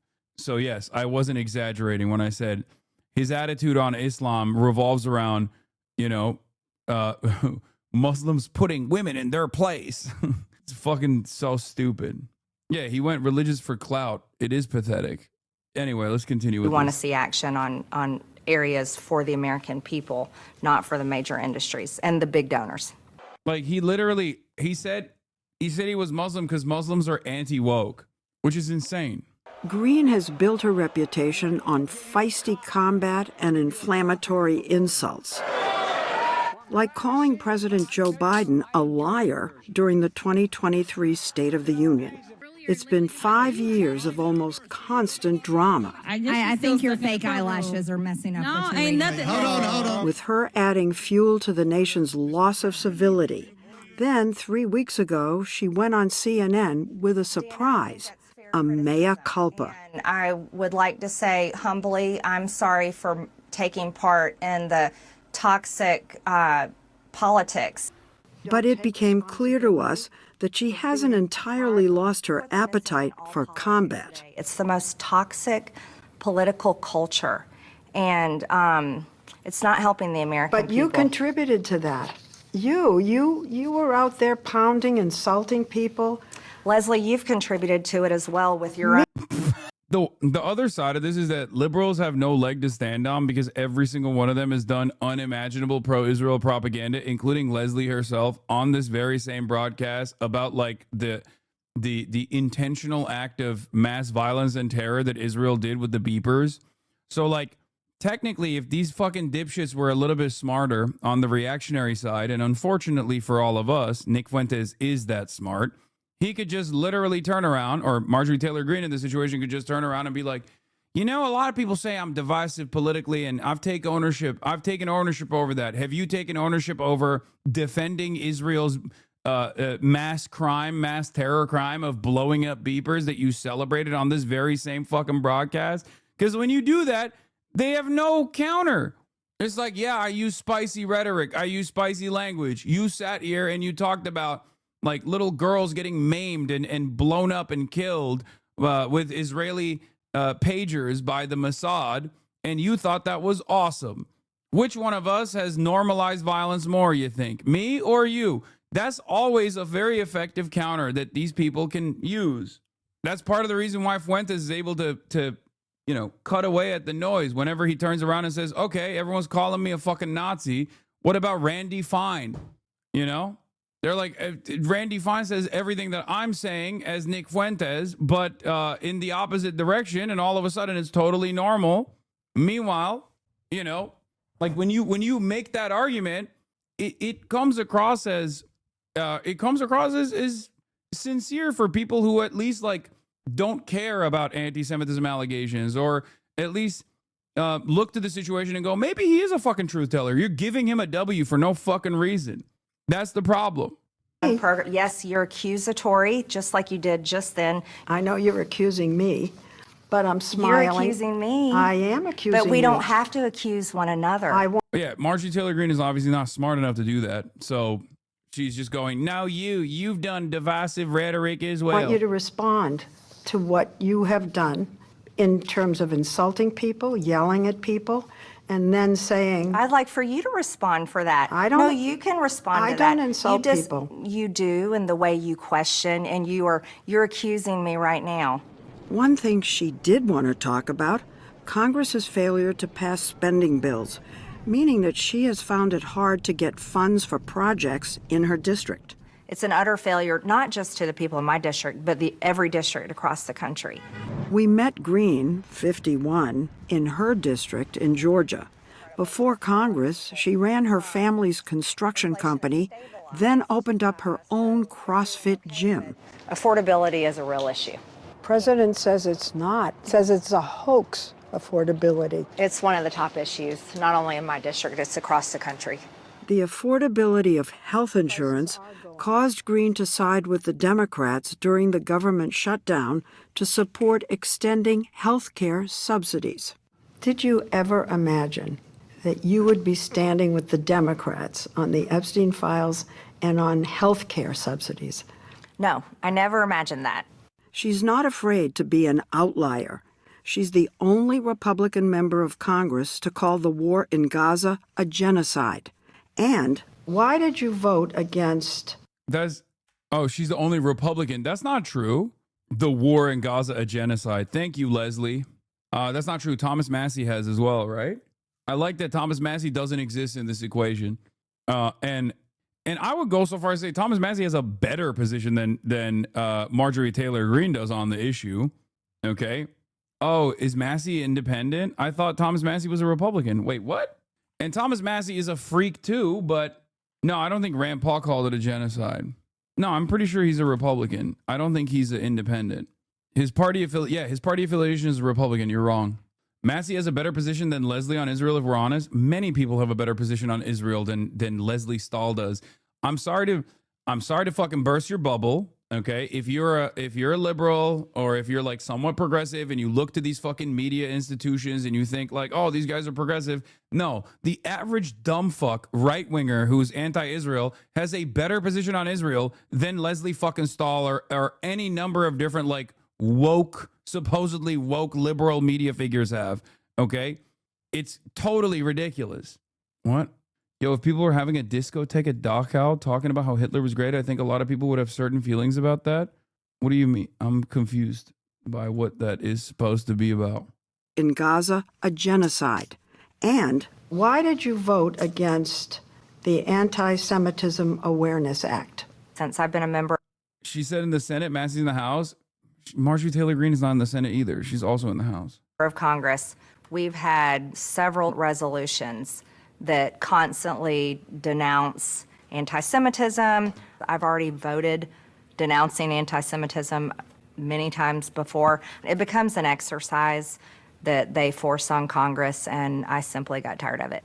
Is there no value in having the United States Congress reaffirm the fact that they denounce anti-Semitism in the face of a growing issue, a growing problem? We don't have to.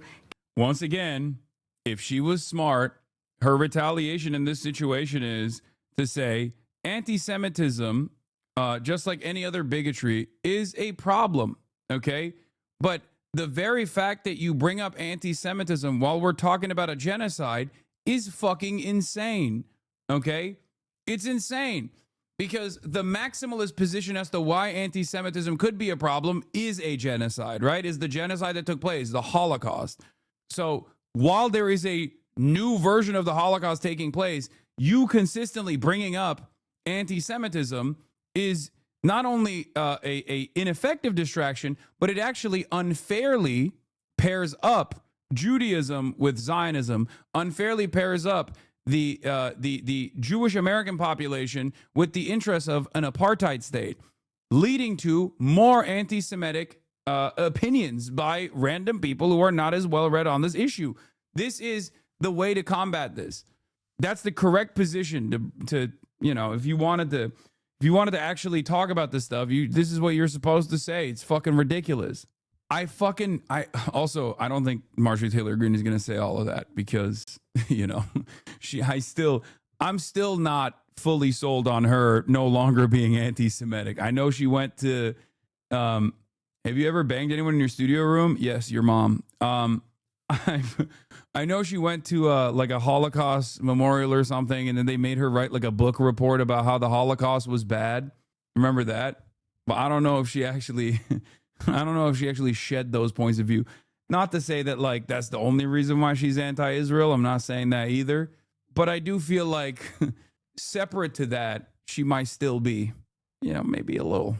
I don't know if she is as reformed as people would have you believe. Get on our knees and say it over and over again when we Get on our knees. Yes, we do not have to get on our knees. Well, most members of Get on our knees. Yeah, she's using embellished language, Leslie, because you are literally consistently fucking hitting her in the head over with this thing when mysteriously right after the conversation of genocide was brought up. Like, what are we doing? People can see this. Stupid people can see what's going on. I'm sorry, okay? If you quite literally and consistently bring up anti-Semitism as a serious problem that's like really, really hurting Jews in contemporary United States of America right now, like in the Upper East Side is like a terrifying place to live in for American Jews now, because like, you know, there's a sequence of hate crimes that are taking place with regular frequency. Jews are not being allowed to have jobs like and retain gainful employment in this country. If you say shit like that when someone is talking about what Israel is doing in genocide, yeah, it does come across like you're fucking literally demanding genuflection and utilizing this totally separate thing as a way to get your opponent to shut the fuck up, and it doesn't work anymore. And also, not only does it not work anymore, but it also literally gives credence to the fucking argument that like Judaism and Zionism is tied to one another at a time when nobody's fucking with Israel. So now you're just like badgering people over and over again into not fucking with Jews either. Semitism in the face of a growing issue, a growing problem. We don't have to get on our knees and say it over and over again when we Get on our knees. Yes, we do not have to get on our knees. Well, most members of Congress disagree with you. Well, most members of Congress take donations from AIPAC, and I don't. AIPAC? Woo! I mean, she cooked right there. Sorry. You don't need to give Marjorie Taylor Greene a W under no circumstance. Do you have to give Marjorie Taylor Greene a W? But she's like you're Leslie Stahl. You've been doing this for longer than most people have been alive. How the fuck do you have this conversation without recognizing that like you're gonna look like an insane person in front of an actually insane person? Is an American pro-Israel lobbying group. Green's perspective indicates a growing rift within MAGA over support for Israel. Are you MAGA? I am America First. And that's not the same as MAGA. MAGA is President Trump's phrase. That's his political policies. I call myself America First. But you're not saying you're MAGA. I'm America First. Yeah. God bless you, President Trump. Almost overnight, she's gone from a close... I just don't think she's actually going to be able to split the base like that, because I think as long as Trump is around, it's just not happening. As long as Big T is around, I just don't know. I feel like he has the capacity to whip those people back into shape. From friend to foe, one of the few Republicans willing to take... America First is inevitable, though. Yeah, I mean, he'll find a way to basically make himself come across like he's America First. The point is, like, it's like, Democrats fall in love, Republicans fall in line, right? And that there's truth to that. Like, it's a thing that I talk about all the time where it's like you don't see right-wing infighting, right? You don't see right-wing infighting that frequently with the same frequency that you see like leftist infighting, right? And part of that is because they're just like invested in this movement that is built around, you know, white supremacy or whatever the fuck, and they've bought into it, and that's how you see them.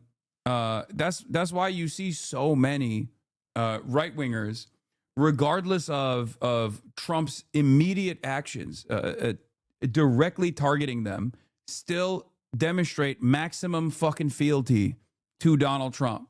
Donald Trump can go around being like, I'm going to starve you to death, you working poor bitches. All of you are so stupid. You will always vote for me because I say Mexicans are bad, and that makes you feel better about your shitty circumstances. And they'll go, hell yeah, Mr. President, you're a truth teller. I can't wait to vote for you 1,000,000 times. I'm going to vote for you harder next time, actually, because I am a fucking dumb baby. He literally was running around being like, oh, you want fucking the healthcare premiums to not triple in size or triple in cost? Guess what? I'm starving 42 million Americans now. And it worked. Democrats gave him that W. So I just don't see this being like a real fucking splinter. The only thing you can rely on is how angry and how hungry people get, and how much they recognize that Donald Trump hasn't actually fixed their economic problems that he said he was going to fix. Feel me? He came on. I'm going to ask you about this almost solid support he has among Republicans in Congress. Is there in that support fear? Does the support come about because they're afraid that they'll get death threats? I think they're terrified to step out of line and get a nasty Truth Social post on them. Yes. And they're watching what happened to you? Yes. Behind the scenes, do they talk differently? Yes. How? Oh, it would shock people. Well, let's shock people. Okay. Yeah, Leslie's like, give me the juice. Come on. This is why we had you on. And this is the point. This is the reason why I feel like they did this whole entire thing. I watched many of my colleagues go from making fun of him, making fun of how he talks, making fun of me constantly for supporting him, to when he won the primary in 2024, they all started, excuse my language, Leslie, kissing his ass and decided to put on a MAGA hat for the first time. And let's break it down real simple. This past week, when we saw Green... The fact that mainstream media constantly brings up anti-Semitism when talking about Israel, it can breed resentment in other minorities. While we focus on so much on what microaggressions may be considered anti-Semitic, there are brown people getting black bag, makes people think, what makes that prejudice more important than the prejudice that we're facing? Oh, 100%. Absolutely. It makes everybody mad. That's the crazy thing. It literally polarizes everybody against Jews. Okay? Because if you're brown and you're seeing ICE kidnap brown people and the media is totally normalizing this kind of behavior, you're like, what the fuck's going on here? Black and brown people experience systemic racism in ways that are, get mad at me all you want for saying this, far more consequential and far more immediate than any kind of systemic anti-Semitism that could potentially take place, that could potentially take root in American society once again, as it did in the past. Okay? It's just the truth. Anti-Semitism in the modern day and age in the United States of America is, and it's real, it happens, but it's not the same as anti-black racism, anti-brown racism. It's not systematic. It's not systemic. Okay? Jews, many of them Ashkenazi in the United States of America, are perceived as white. Okay? So this hyper focus on anti-Semitism to basically try and make it seem as though it's identical to black people getting fucking shot and killed by cops is an insane take that liberals have adopted for some fucking weird reason. It's insane. And for most normal people, they look at this and go, what the fuck are you saying? Because for most people, they see this as like, what are you talking about? Like, in spite of the historic struggles, in spite of the pogroms, in spite of the genocides, in spite of the Holocaust, like, Jews have done fairly well. They've done a great job in the United States of America, being, titans of industry and finding a lot of success, and more power to them. There's no issue there. But the idea that, like, in that environment, and this doesn't mean all Jews are fucking, places of power or whatever. There's, still ton of, an overwhelming majority of Jews are, of course, working class individuals just like you and I. But like, just as though there are capital owners and bourgeois Jewish people in the United States of America, there's far more, 99%, that is working class, of working class background. And there is no like monolithic approach to this sort of thing at all. Having said that, for most people, they just look at it and they go, what the fuck are you talking about? Dudes, you know, Jewish people have done pretty good in the United States of America, all things considered. Hassan calling himself working class, Lamau. I love how fucking stupid you are, brother. What are you talking about? Like, at what point did I say I am of working class background? Like, what do you, where did you even get that? When did I say that? You did? Like, how is this the major point of contention with what I was saying? You just said it. You said like you and me. No, I'm saying Jews are just like you and I. There are working class Jews. There are capital owning Jews. That's what I mean, you dumb fuck. Yes, like you and I, of every other background, there are both capital owning Jews and working class Jews. That's what I'm saying. Oh my God. Also, how the fuck do you nitpick that shit? Bro, you just misspoke, just own it. Okay. Doubling down, shaking my head. Hit the bands today. We gotta get the derailers out. I'm not doing this. Okay? Yes, brother, I'm rich. Okay? Suck my fucking rich ass dick. If you are going to demonstrate fealty to the almighty dollar, why don't you come here and suck it? Okay? Don't speak out of turn. You can't on the one hand be like, I own no capital whatsoever, but I love capitalism. And I think wealthy people are taking advantage of the meritocratic process, and they succeeded because they worked hard. And one day I will work hard and succeed too. Shut the fuck up, Hassan. And then simultaneously go, shut the fuck up. You're rich. You liar. What, you think people don't know? The fuck? Anyway, them intentionally missing the point for a gotcha moment is insanity. I know. Let's continue. At a public hearing in her district without a MAGA hat. It didn't appear that her break from President Trump and MAGA has cost her popularity. People want to know, is this a true conversion, a true change of heart, or is it kind of a shrewd political calculation? A lot of people think you're doing it and that you, in a year or so, are going to run for some other office. I have zero plans, zero desire to run for president. I would hate the Senate. I'm not running for governor. But Leslie, it doesn't matter how many times I say it. I'll have face-to-face conversations with people, and I'll flat out tell them to their face, and they won't believe me. And they're like, oh, yeah, sure. And then wink at me, and I'm like, okay. It's just like, I don't know how to make it more clear. You mean you just jumped off the cliff, and you don't know where you're going to swim to? Surprise, surprise, I'm not your politician with a whole itinerary of plans or political ambitions. You're a New York Times reader, an NPR fan, a Daily Wire subscriber, or an avid consumer of all things Tucker Carlson. For several months now, there's been no avoiding the subject of Nick Fuentes. And let's be clear, the main reason you're hearing about him is because he's popular. A large number of people, especially young men, are interested in what he has to say. What that says about our society and our culture is the subject of ferocious debate. For many people, it's a grave indictment of an insidious immorality. For others, he's a product of a culture which has turned on its own and left many young people. All right, here it is. Buckle in, boys. We're going to town. Oh, God, it's Piers talking to him? What do you mean? He's literally... This is a 2-hour debate. This is a mainstream event. I'm here to hold your hand through this. It will be ass. I'm giving you a warning. Feeling listless and bitter. He's either a litmus test for right-wing hypocrisy on free speech or a walking, talking manifestation of where the line should be drawn. And a frankly preposterous amount of... The problem is, here's the issue. Right-wingers, in general, are probably the worst people to take on someone like Nick Fuentes.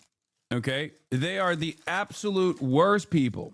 Liberals have a hard time combating Nick Fuentes' worldview. They definitely have an easier time combating Nick Fuentes' worldview than right-wingers do, though. Because for a right-wing audience, Nick Fuentes is just a more honest version of what they've been taught all along, what they believe all along. Okay? So it's virtually impossible for a right-winger to, I think, successfully dismantle Nick Fuentes' worldview. It's still difficult for a liberal to do so as well, because, you know, at the end of the day, the alternative is still going to be liberalism in their worldview, where they can at least say, like, racism is bad, which is true. Most people will agree with you on that. But if there's one group of people that have an impossible job of dismantling Nick Fuentes' odious worldview, it's going to be a right-winger, okay? Airtime has been spent on debating everything from his ideology to his sexuality and whether anyone should actually talk to him. Oh, yes, we need a racist dismantle Fuentes. Nice take. What do I do here? Like, what do I do with a guy like this? Brother, you just repeated my take. Like, what am I supposed to do if you don't understand? If you have no command over the fucking English language, what am I supposed to do here? Like, I just literally described exactly that. I said, Piers Morgan is the worst person to try and fucking dismantle Nick Fuentes' worldview because he's a fucking right-winger. And you turned around and went, Piers is a racist, Hasan. Ah, yes, we need a racist dismantle Fuentes. Nice take. Are you watching on mute? What the fuck's going on? Shut the fuck up. Learn to fucking listen. At all. If I were writing a glossary entry on the Streisand effect, I wouldn't put a picture of her next to it. I would put a picture of Nick Fuentes. They have opted to not do so when it comes to Nazis like Nick Fuentes. Fuentes takes this guy apart brick by brick. It's a full takedown. My concern is that people who are a bit more moderate are deeply alarmed by Nick Fuentes. I was very happy to see that, like, Nick Fuentes really passed that test with flying colors. That fragmentation is being caused purposefully by a splinter faction of people led by a young man named Nick Fuentes. That's the war. Can you get the beef prices down? Not crazy things that Nick Fuentes or these other loons say on social media. Well, it looks like all the screaming about Nick Fuentes on the internet is finally dying down a little bit. So now we had on this guy, this Fuentes guy, and never challenged him. You should have Nick Fuentes on your show and you could ask him questions about that. The truth is, it doesn't make a lot of sense to spend all this time talking about Nick Fuentes, but not actually to Nick Fuentes. People who say you shouldn't give him a platform overlook the very obvious fact that he already has a platform of his own, which is often bigger than most of the people complaining.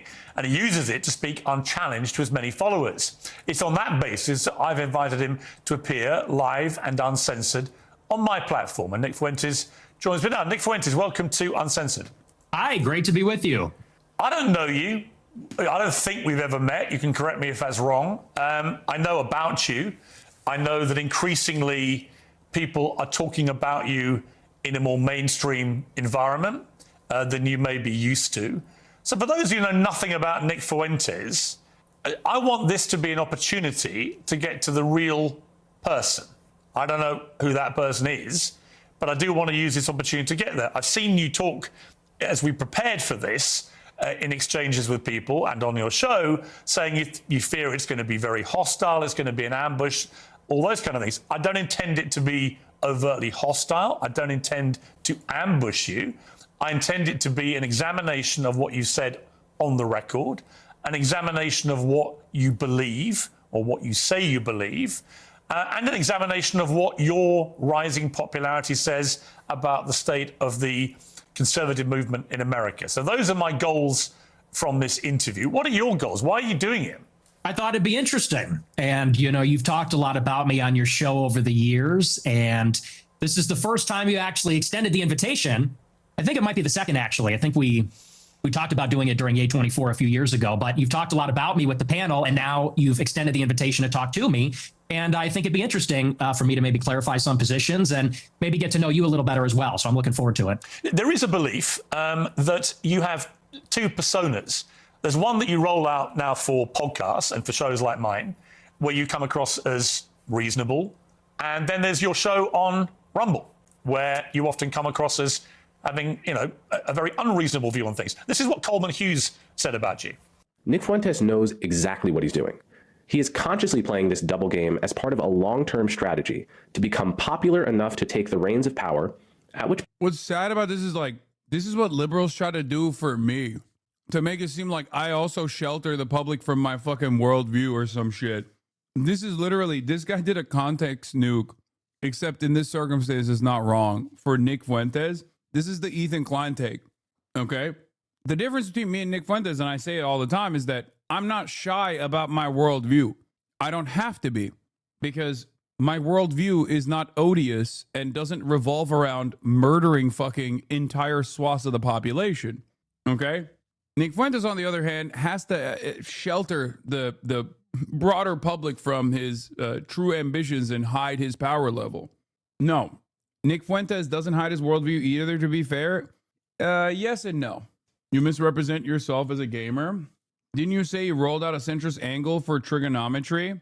No, but my point of view is not different. I'm saying that there are... Okay, I don't think you guys understand. You can literally change the rhetoric without changing your worldview. They literally asked me straight up, are you a socialist? I said yes. They asked Nick Fuentes, are you a Nazi on that podcast? He's going to say no. The fuck? When I was talking about why we must improve the conditions for all workers all around the world, I used an angle that they would be more comfortable with. What I was talking about is the uplifting of the third world would actually improve and unlock the potential of the third world, because they care about like the potential, right? They care about advancing society through people who are advancing society through like, once in a lifetime candidates and people that come out of nowhere and overcome great trials and tribulations and become like scientists and whatnot. Okay. It's still true. The statement is still true. It's not like wrong. I'm just saying I chose that as the best example as to why I would improve everyone's living conditions. Point, he plans to pivot towards the extreme and unpopular policies that he advocates daily on Rumble.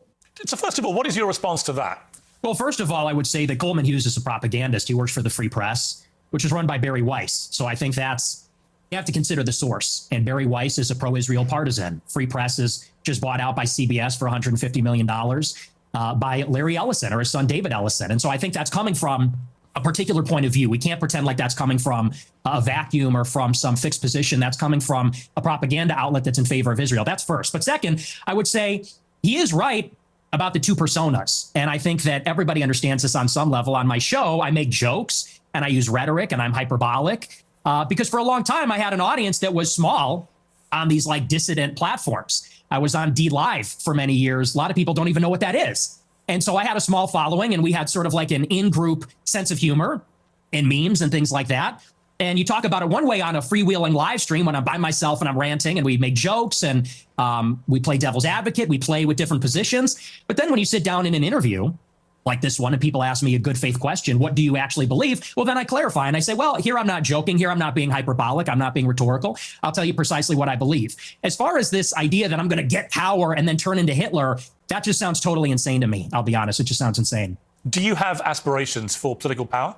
Not really. I think that if I wanted to run for office, I wouldn't say a lot of the things that I say. I don't know that a lot of people would vote for me. I tend to offend everybody, even a lot of people that like me. So no, I'm a truth teller. I like to tell the truth. I like to do my live stream. Who is Nick Fuentes? Tell me about your upbringing. I know you grew up in the suburbs of Chicago.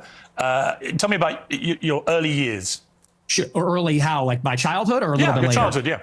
Well, I grew up in the suburbs of Chicago in LaGrange Park, as you say. My parents are ethnics. My father's half Mexican, half Irish. My mother's Italian. And they both came from a pretty rough upbringing themselves. They both were raised by single mothers, not because of divorce, but because both of their fathers had died. They endured a lot of dysfunction. And I think that's one of the reasons they came together and they related to each other. Bro said ethnics when talking about his fucking parents, dude. DEI in the field of white supremacy will never not be funny to me. I'm sorry. Bro, America is such a fucking diverse country that our goddamn neo-Nazis are Mexican, bro. Is nuts. He said, my parents are ethnics. I don't know what's funnier. The fact that he thinks Italian is ethnic or the fact that he literally said his parents are ethnics like it's a fucking slur. And I guess from his perspective, it kind of is a pejorative, right? Ethnics when talk about Italians and Irish. Other, and they wanted to create a normal upbringing for their children. They wanted to have a normal family life. And so they moved out to LaGrange Park away from the city. And they raised me and my sister and really put us first. I think that's a big reason why I tend to have a lot of these family values or Christian values. My mother quit her job and stayed at home to raise us. And so I have a very close relationship with my parents, with my sister. We're a very tight family. And we grew up in a pretty idyllic town. And maybe we can sort of get into a conversation about politics from this. I loved my upbringing. My mom stayed at home. My dad was working. We're in a mostly white suburb in Chicago. Everybody was maybe half Catholic, half Protestant. It was a baseball town. I played baseball for many years. Wait, mostly white, but you're ethnics. How does that work? I thought you were ethnics. In Chicago, we love our hot dogs. We have our baseball parade and get a hot dog. And so I love where I came from. I love the city. It's a working class city. I love the people here. They're very good, humble, down to earth, decent people. And I guess I had my political, not to jump ahead, but this is a big part of where my political awakening came from. I sort of left this bubble, if you could call it that.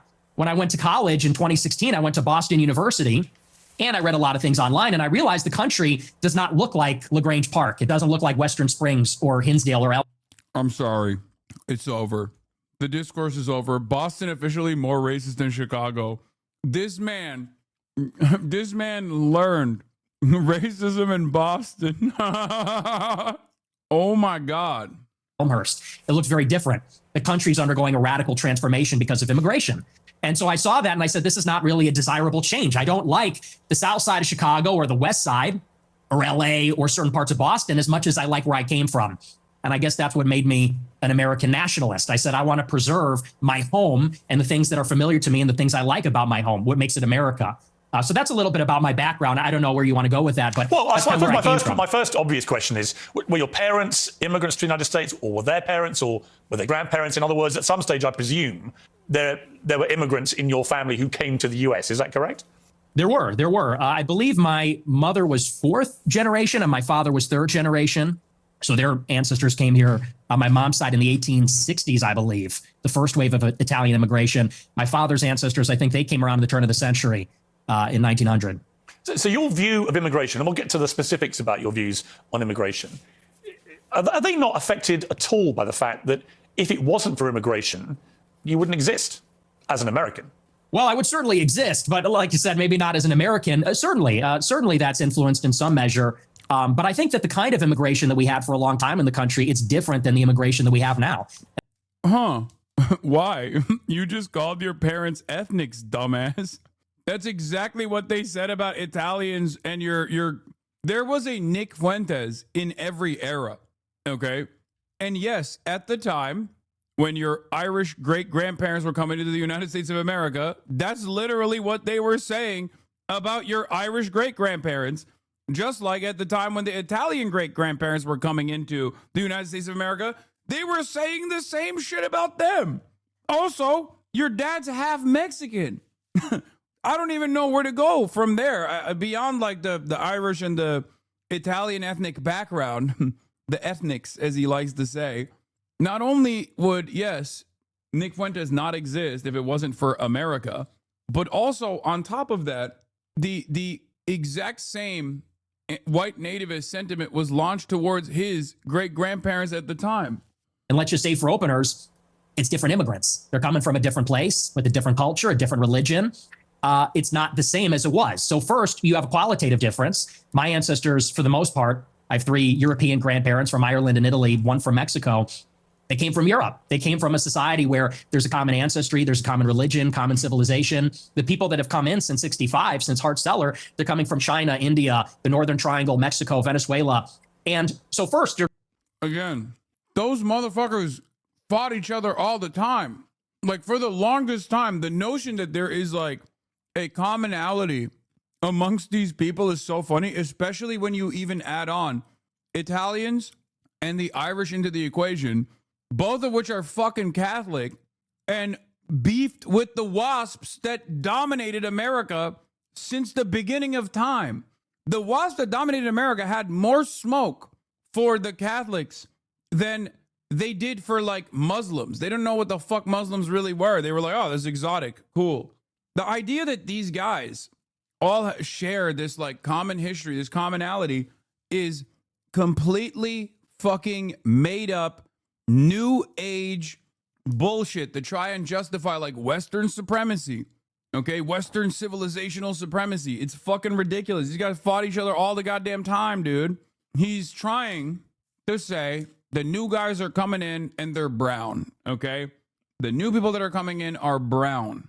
In the 1600s, there was literally a Dutch nationalist slogan that went, better a Turk than a papist. It's built around historical revisionism, and it's also kind of funny because, like I said, every single part of his background at a different point throughout history has been dunked on and shit on by a guy exactly like Nick Fuentes, just adjusted to whenever his great-grandparents migrated. When it was the Italian migration that was taking place, there was a guy like Nick Fuentes going, get these fucking Italians out of here. They're no better than dogs. They can't get jobs. They're all fucking criminals. Same with when his great-grandparents from the Irish side were immigrating into the United States of America. They were like, get these fucking Irish out of here. Who gives a fuck about these heretics that are coming in here and trying to steal our jobs? At that point, yeah, Irish need not apply signs everywhere. Like, it's just, it is so funny that he is, and then also the fact that his dad is also half Mexican makes it even funnier because, like, Mexican is the newest version of this kind of ridiculous hatred towards a group of people that are like migrating into the United States of America and with false claims that they cannot actually fucking integrate. Just different people. Secondly, it's a quantitative difference. There's way more, and it's an unceasing, always increasing wave. For the first 3 or 4 waves of immigration, you would have a major influx of immigrants and then it would stop. And then you'd have another wave and then it would stop. This one, it just keeps going up for 35 years and it's too many. So that's really where I would draw the distinction between maybe where I originate from. I would even just simply call that immigration. What this is an invasion. It's a completely different policy. But you mentioned, you mentioned Mexico in that list, and your father is half Mexican. So, yeah, I mean, by your criteria, part of the invasion would include your father, presumably, and his immediate descendants who came from Mexico. Not really true, because when my father's ancestors came here, it was a small fraction of the total immigrants that came from Mexico. I don't believe that we should have 0 immigrants forever, or even 0 immigrants from non-white countries. But you have to draw the distinction. My father's father, he was here in the 40s and 50s. Oh, never mind, boys. It's good for him. Wait, he just said we should do 0 immigrants from non-white countries. Okay, but your father is non-white. Is this where he tries to do the cope of like, well, technically my father is a descendant of Spanish colonizers? Is that what he's going to say? I'll have you know, Piers, there's white Mexicans. Is that the cope? But you have to draw the distinction. My father's father, he was here in the 40s and 50s. It was his parents, or I believe either his parents or grandparents, that came here even earlier. Up until 1965, 90% of the immigrants were coming from Europe. I have no problem with that. If we have 10% of them coming from Mexico or Latin America, maybe that's reasonable, but that's not what it is now. Now you've got 10 million illegals in 4 years under Joe Biden, and you got millions more legal immigrants from China, India, Venezuela, El Salvador, and it's so many with no break for assimilation, and they're all from non-white countries. It's transforming what America is. And again, that's the distinction. That's what makes it unacceptable. I always believe everybody's a product of their environment. Right? I've interviewed thousands of people. I mean, maybe 3,000, 4,000, 5,000 people from all different walks of life. But the one common theme I would say is everyone's a product of their environment. And I was reading some stuff about you in the last. Stop coping with this. He's a Spaniard, not even Mexican shit, okay? You're literally giving him the take. What the fuck are you talking about? I get it. You're embarrassed. I understand why you feel the way that you do, okay? But you are unironically leaning into the Nazis' argument about how he's actually racially pure because he's not mixed with the indigenous population of Mexico, despite his father's nationality, okay? Who gives a fuck? A few days. There was an episode of your podcast where you talked about your father, Bill Fuentes, and how he wouldn't take the family, including you, to certain restaurants because he believed they were associated with African Americans. We would be deciding where to go to eat, you said. What are we going to do for dinner tonight? It was a running joke. Me and my sister would say Applebee's, and my dad would say we would never eat at Applebee's. Not in a million years should you be caught dead, Fuentes said about Applebee's. Go to a different restaurant, a local restaurant. No Applebee's, no Red Lobster. That is commonly known as black fare. And you also shared another story about your family and restaurants. So before me and my sister were born, my family had a saying about Olive Garden that contains the N-word that we're not allowed to say. So my question, based on that anecdote that you say on your own podcast, is, do you think you grew up in a racist environment, that your father was inherently racist, and that thought process moved to you? Well, I would say it's a new low. I've been attacked for being a racist many times, but to attack my father, to attack my parents based on anecdotes, I would say that's sort of a new low. Hang on, it's your anecdote. Yeah, but he's not here to defend himself. You are. And my parents are. You told the story. And I will. And I'm not trying to ambush you. As I said at the start, Nick, to be clear. No, it's not an ambush. Nick, to be clear, I think I'm everybody not understands. ambushing you. I'm literally reading an anecdote that you revealed on your podcast. It's you that's put it in the public domain. I know. I'm simply asking you whether my assessment of that, which is that your father didn't want to take you to certain restaurants because of what you refer to as, they were commonly known as black fare, whether that attitude to African Americans in that instance permeated to you. It's a reasonable question.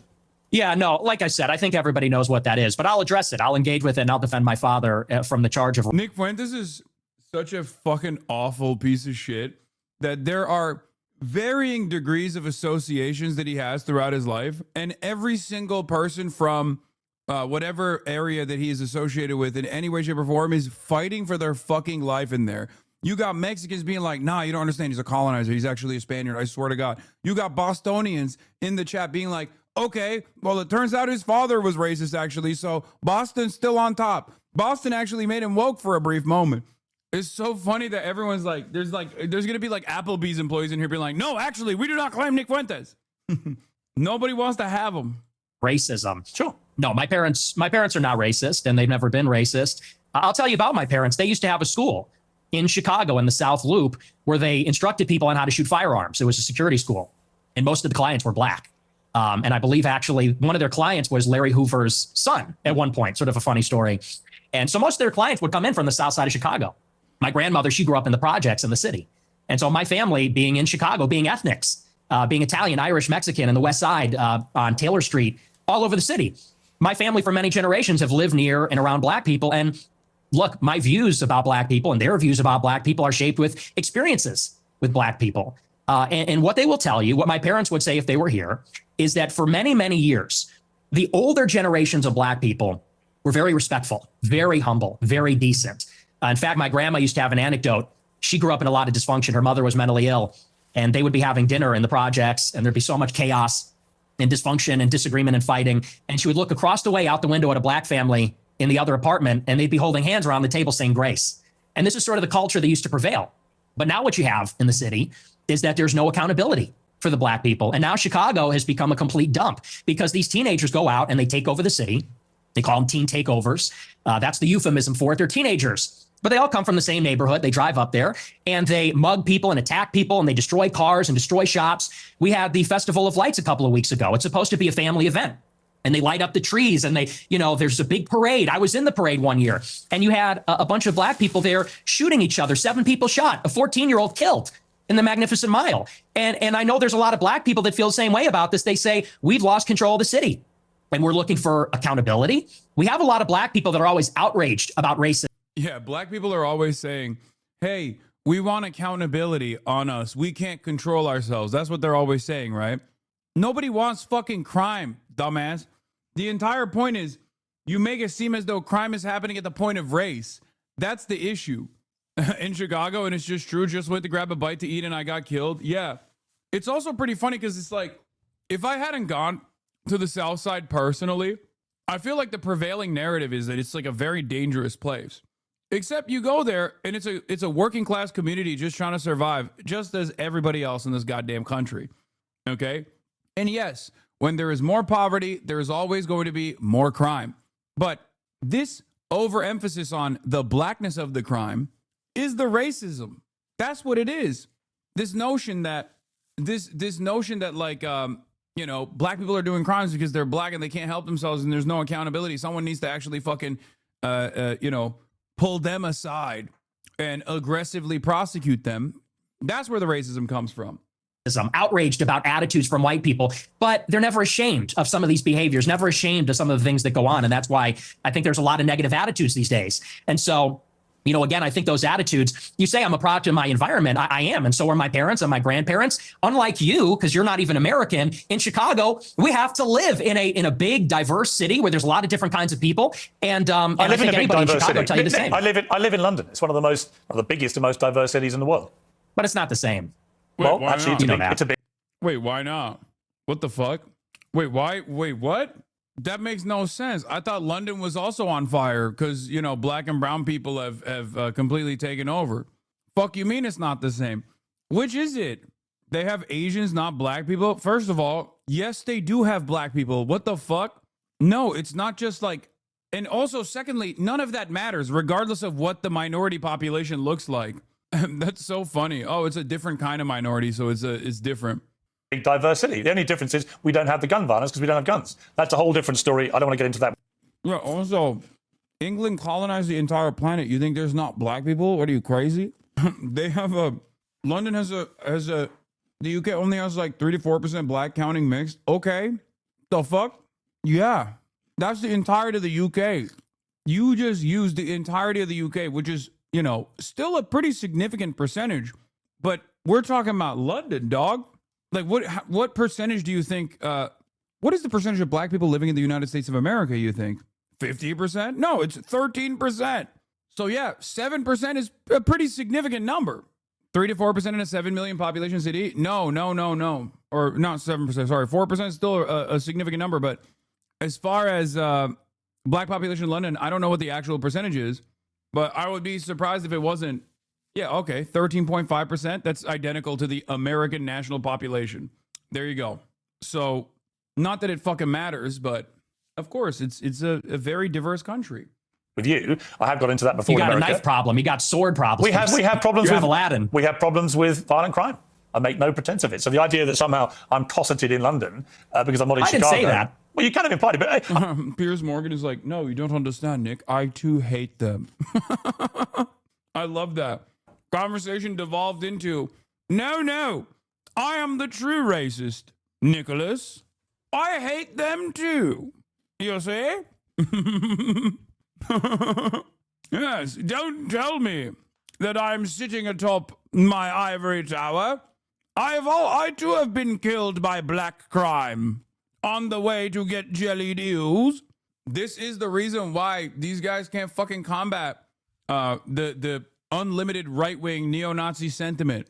It's so stupid. Bro, you missed the set I Aladdin. guess the idea that somehow I'm cosseted in London because I'm not in Chicago. I didn't say that. Well, you kind of implied it, but I guess my point about the environment, I'm not saying you are a product of your environment. I'm saying most people are in some capacity. When I read that... and Did Nick just say you have Aladdin? Yeah, whatever. He's being racist. Shut the fuck up. Who cares? Move on. Yeah, oh my God. He said you have Aladdin. Yeah.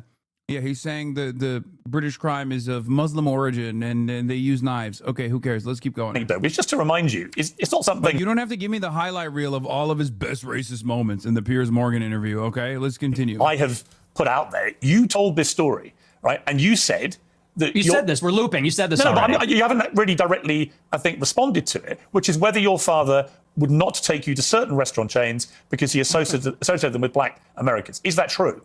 No, well... See here, if you're in America, you would say that Olive Garden is not real Italian food. Applebee's, TGI Fridays, this stuff is a load of crap. My dad was just a food snob, but no, it's got nothing to do with that. My best friend in first grade was a black guy. We're not a racist family. So okay, so when you... Oh, well, I'm convinced. Never mind, boys. There it is. How could you call him racist now? This man has straight up said, well, first of all, he said he's a Nazi. So it's pretty funny that he's like, I'm a Nazi, but not the racist kind.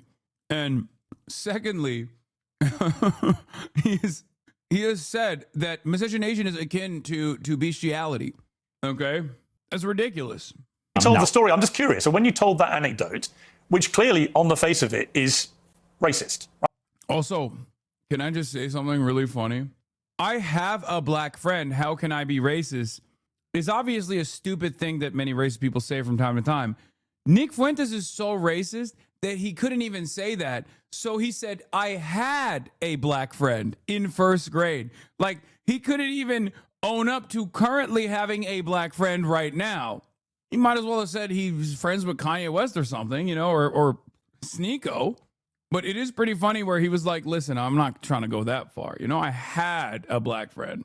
Right? You're basically saying your father made racist decisions about where... While watching this interview, I have not once heard you say based. How can I expect you to understand the mind of the common folk? Here in your plebeian chat, comments, that's true. Could you address his idea of miscegenation and bestiality and the fact that his parents were ethnics? Okay, we got to stop saying his parents were ethnics just because he said it, okay? Also, yes, his worldview doesn't make any fucking sense because it's stupid, okay?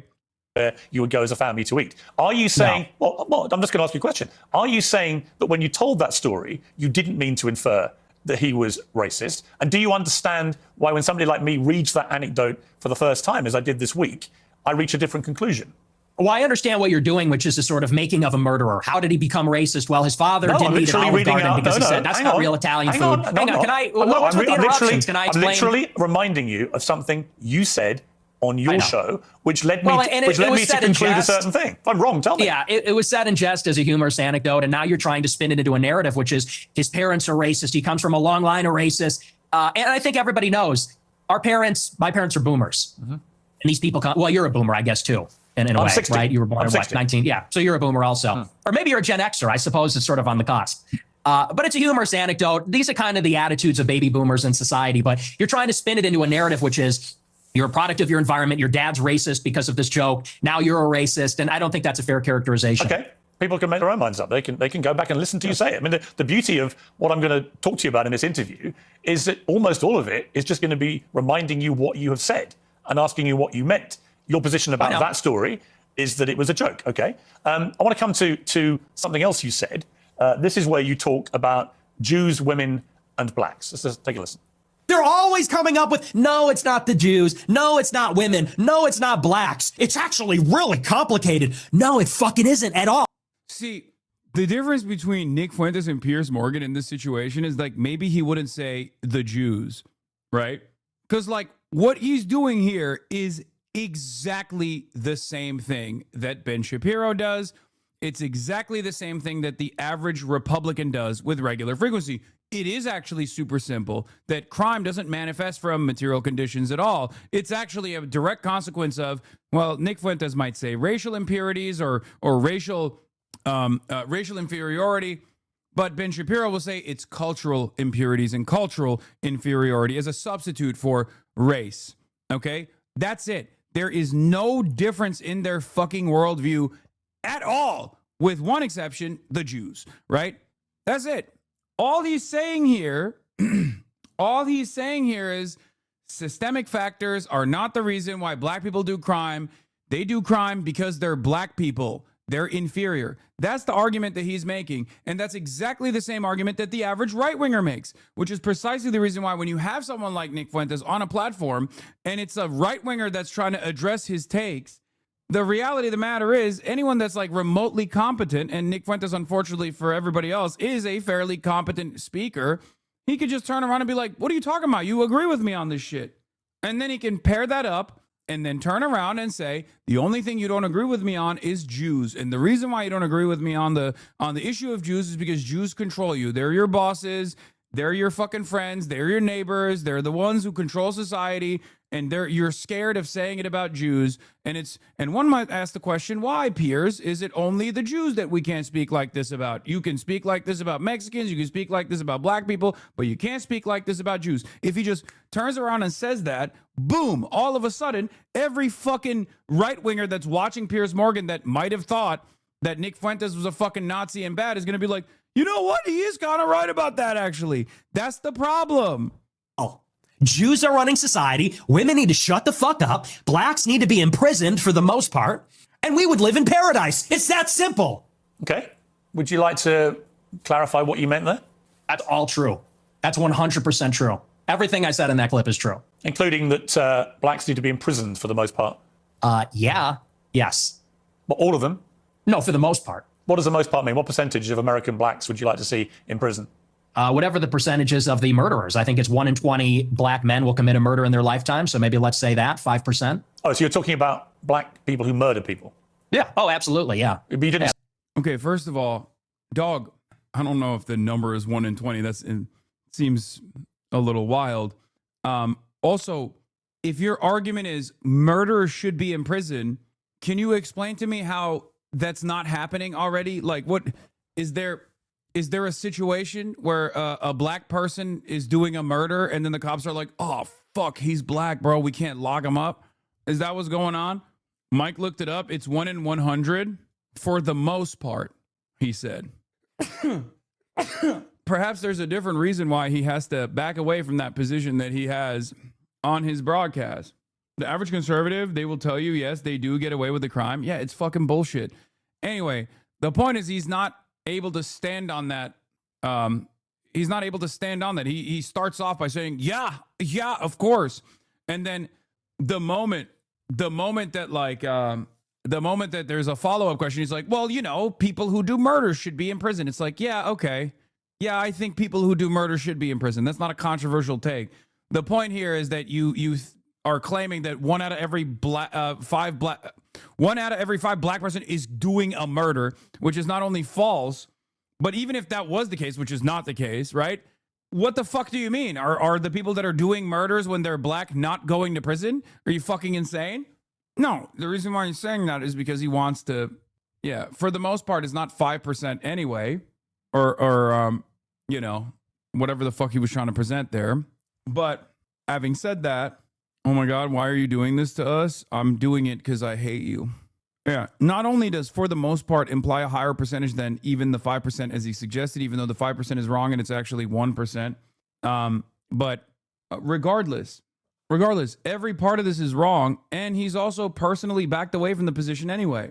That's you just said blacks need to be imprisoned for the most part. You didn't clarify that you were talking about black murderers. Right. No, you're right. That's a good addition to that. That's a great point. You think it's funny, or? I think, yeah, I do. I think it's hilarious. I think it's totally true. Do you think a black American would find it funny? You think that blacks should be imprisoned for the most part? Blacks are my biggest fans. I get high fives all the time. They say, Nick Fuentes, I love your show. They agree with me. And you want to know why? Here's the difference. Black people are the most victimized by other black people. You think black people want to live in the hood and the ghetto and get shot all the time? That's what happens in the south side of Chicago. You should come here. I'll take you there. We could go to Garfield Park. My son went to Chicago University for a year, actually, several years ago. Yeah, that's a bubble. That's a bubble. You think you're in Chicago and Hyde Park? You don't know Chicago. Go a little bit west. See what it's like over there. And I'll tell you, black people agree with me because they're tired of it too. And maybe not most of them, but a lot of them agree with what I say about that because they know how it is. That's why the first thing they do when they make a little bit of money is they go and leave to another neighborhood. Okay, so what was just remind me again, the percentage of... Yeah, black people definitely agree with Nick Fuentes, man. Come on, dude. Oh, wow. I can't believe that when black people actually experience upward social mobility, they get housing in like a better they get housing in a better neighborhood where they have better finances. That's so shocking. It's only black people who do this, by the way. White people famously stay in whatever kind of torn down neighborhood that they were from when they're poor. When they make money, they stay in the torn down neighborhood. You know, like this is the idiotic argument. It's like making it seem like black people are doing okay. Asmongold is unique. He's the only motherfucker I know that's done that. Okay. It's not even 1%. There are 48.3 million black people in the U.S. There are 2,600 homicides committed by black people. That's like 1 in 2,000. Not 5%, not 1%. Oh, no, it's 1 out of every whatever, like 1 out of every insert number of black people. That number is, of course, going to be even lower.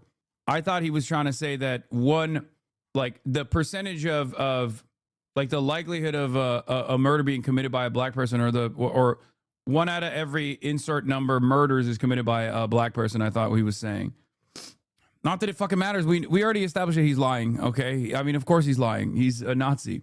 Anyway, white people act so impressive when black people exhibit upward social mobility. Like they see a black CEO or a black person who is in any way, shape, or who is in any successful corporate position. It's like a huge deal and it's super weird. Yeah, there is no difference between a black person and a white person. The fuck are we talking about? Like they exhibit the same exact class interests. Like they want to put food on the table, roof over their heads, clothes on their backs. It's the same shit. Okay. The whole point of this argument is that racists try to make it seem like it's totally different. It's so unique that a black person left their black neighborhood. It's like, the fuck are you talking about, dude? Yeah, if they were of working class background, if they were poor, and if they were in a rundown neighborhood and then they like made money and they moved out, that's normal. That's what white people do too. The only difference in this circumstance is that black people have to overcome a greater amount of trial and tribulations in order to get there. That's it. You're just confusing, motherfucker. What do you mean? I don't co-sign Great Graph. You're just confusing, motherfucker. Yeah, I know the implication, and you're right. Okay? His implication is that black ran neighborhoods are so bad that black people leave them, which is giga racist shit, which is absolutely fucking correct. You're absolutely correct about that. You're right. That needs to be addressed. The problem is the neighborhoods where black people live are not run down because black people live there, or rather, they're not run down because black people led those neighborhoods into the ground. The reason why they're underserved is because of systemic racism. The reason why they're underserved is because systemically they have been underfunded. They've been deliberately underfunded through redlining and numerous other ways in which the governments that are not run by black people have decided to not help black people out and refuse to give them the funding necessary. Anyway, this kind of stuff is obviously important because it's much easier to just be like, black people are inferior.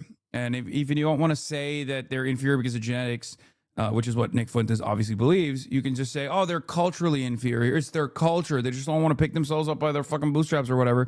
And that's a much easier argument to present, especially with all the fucking, especially with all of the stereotyping that you see and the insane amount of racialized sentiment that you see that you don't even think about when you're experiencing it. So it's much easier to craft that narrative. It's much easier for people to subscribe to that. Whereas it's much more difficult to explain to people the underlying material conditions and the historic reasons as to why black communities look the way that they do, as opposed to like white communities that were specifically designed so that white people would be far away from black people. White flight is the name of the game. Suburbs and exurbs that were designed specifically so that they could easily segregate themselves away from black and brown people in these big cities. Okay? Black men who commit murder in America. What was the percentage you gave me? It's 1 in 20. 1 in 20. It's 1 in 100. No, it's 1 in 20. No. Less than 1 in 100 black US men commit murder. That's the most up-to-date crime statistics in America. That's not true. I've seen other statistics. They say 1 in 20 will eventually commit a murder. So your rate means that... Oh, eventually. Oh. 1 in 20 will eventually commit a murder. Oh, got it. Bro is precogging crime, dude? What the fuck? He said racist minority report. Oh, I just didn't realize that we were doing pre-crime specifically for black people. Yes, that's what he's been doing the whole time, dude. What a fucking insane... It's kind of funny. He's so racist that even Piers Morgan is coming across as woke here, by the way. You're saying that 5 times as many black men commit murder as the official crime statistics say? Yeah, there's a report, I believe, on X by Data Hazard. I'll have to go and double check. Oh, come on. Oh, no. A real well moment for Nick Fuentes. Oh, really? Oh, you got your data from X, you say? The moment where you have to rely on empirical evidence to do your quote unquote scientific racism, you have to immediately fucking rely on random guy on Twitter. This is why I get really mad at my fucking dumbass haters who are always like, Hasan, you get your stuff from Twitter. It's like, you get your stuff from Twitter too. It's like, yeah, dumbass. I fucking rely on reporters breaking news on Twitter. Their own news that they're breaking on verified legacy publisher media outlets. Okay? If I were to turn around and go, oh, I saw this random number from my favorite account, 1488 Himmler's titty, and he told me that black people are doing 1 million murders a day, that'd be a little different than like actually a real verified journalist breaking a story that they're reporting on in a legacy publisher. Yeah, this is it. Data hazard. Homicides are cause of death for 5.5 black males over the past 54 years. 2019 and 2021 was the largest 2-year increase. At current rates, we now expect almost 1 in 20 black males to commit murder in his life. Wow. Data hazard. Random racist guy on X, he says. Well, I guess if you found a guy on Twitter, can't really argue against that. That for you. But yes, there's some pretty shocking evidence that says that it's far more alarming than you would think. Yeah, it's pretty shocking because it's not real evidence. It's shocking because he made it the fuck up. That's why it's shocking. Okay, but you would accept that the official crime statistics are 1 in 100? Or you wouldn't accept that statistic? I don't know. I don't have it in front of me, but I've seen other evidence. Like I said, Data Hazard on X, I believe, produced a report about a year ago. It said 1 in 20. But I mean, whether it's 1 in 20 or 1 in 100, that's a lot of people, Piers. I mean, sure, this is a lot of white problem. people commit murder too. Well, they do, don't they? Okay, but it's about proportionality. I mean, white people are 65% of the population. Blacks are 13%. Mm-hmm. And I think anybody would tell you that more black people proportionally commit violent crime than white people, and people vote with their feet. People would rather pay a much higher property tax. Most mass what's with the shootings. interruptions? I'm sorry. Thank you. I appreciate that. You know, you look at in Chicago, in New York, these neighborhoods are so stratified. People would rather pay a high tax rate. They'd rather pay a much higher property value to live in a less diverse, less black neighborhood because they don't want to live around the violence. And I think that when you look at even on the public transit, the subway, the Blue Line, you know, people don't want to go there because they know who occupies and menaces the public transit. It is these people like Daniel Penny had to deal with. It's people like Irina Zarutska had to deal with. And that's just the uncomfortable reality. You've also said you don't want to live near black people. Let's take a listen to this clip. I'm a new generation of white person. I'm not living around blacks. Sorry. You know, I want white kids, and I don't want my white kids bringing home black people to marry. It's racial for me. And call me racist. Oh, very Christian of you. I don't give a fuck. I mean, it couldn't be clearer, really, unless you want to say that's another of your jokes. But you're basically saying, yeah, I'm a racist, aren't you? Yeah, I'm fine with that. You're fine with saying you're a racist? Totally. I think everybody's racist. I think everybody, if we're being honest, is racist. I think everybody, the only people that aren't racist or pretend not to be are white people to their detriment. Everybody else is racist. Earlier in the interview, you got aggrieved at the idea that your father was a racist. You wanted to make emphatically because sure he's not. Because my father doesn't share my same views on that. So he's the exception to everyone's a racist. Well, everybody's a little bit racist. You're right. So maybe everybody. The difference is you're attacking my father. You know, he could get fired from his job. I'm not attacking. Yeah. This is a classic argument. If you've never encountered a real racist, they say this all the time. I recall this from my peak debate lord days all the way back in like 2018, 2019, or even beyond that in like 2016, where these guys would try to justify their own version of or their current racism by claiming that, everyone has tribalistic values, you know, and Tucker Carlson used to do this all the time at Fox News. You say, well, you want your family, you want to be able to communicate with your family, you want to be able to understand your family. It would be weird if your family had people that you had never met before. And it's like, that's a really fucking stupid argument, because unless you are directly marrying your sister or brother or cousin, you do actually bring random people into your fucking family, dumbass. It's very simple, okay? What's going on? Anyway, as far as like, well, everyone's a bit racist, he's not doing like, woke anti-colonial studies here, okay? He's saying like, he's not doing critical race theory when he's like, well, everyone's a little racist. He means it in a positive. He means it in the affirmative, okay? God forbid a man only fucks his day ones. That's awesome. Oh, that's a really funny way to describe cousin fucking. Okay, that was awesome, chatter. Yeah, based. Based. See, you have a really good point here. If everyone was racist, ironically, white people would not exist. Now, there is a little bit of there's truth to what you're saying, right? And also, what's interesting about this statement is that it also basically comes with the recognition that when they're saying racism and everyone's a little racist, they just mean white supremacist, okay? Which is true. When many people talk about racism, they're not talking about like the racism between, I don't know, Chinese people and Japanese people or vice versa. They're just talking about white supremacy, okay? That's it. Anyway, let's continue. Your father? You are. No, I'm not. I don't know your father. And to be clear, I have no knowledge about him at all. Well, then let's leave him out of it. Let's leave him out of it if you don't know him. Hang on, Nick. You put that story into the public domain on your show. I'm simply reminding you of what you told everybody, millions of people, about your father. If you now want to... Okay, but we'd still have oppression based on sex, gender, queerness? Wait, what? What the fuck does that have to do with what we are talking about currently? We're not even talking about anything. It's just a hypothetical about racism. You don't have to fucking insert that. Listen, chatter. Listen. While you're right, okay, that's not the point. What the fuck does that have to do with the conversation that we're having right now? You see, this is the pancakes waffles equation in play here, okay? I said, I like pancakes. You said, well, what about fucking waffles? You hate waffles. I didn't say I hate waffles. That's a whole different sentence. This has no bearing on the conversation that we're having about white supremacy. It's not wrong. You're right. Okay. You're not wrong. It's just, irrelevant in the hypothetical that we're looking at. Okay? Do you understand? Lots of gays are racist. Okay, we're now we've moved on to an entirely separate conversation. What the fuck does that have to do with what we are currently talking about? Guys, you don't have to do this all the time. Okay? Just because someone makes a correct point, okay, when we're having a conversation about an entirely separate point, we're talking about one form of bigotry.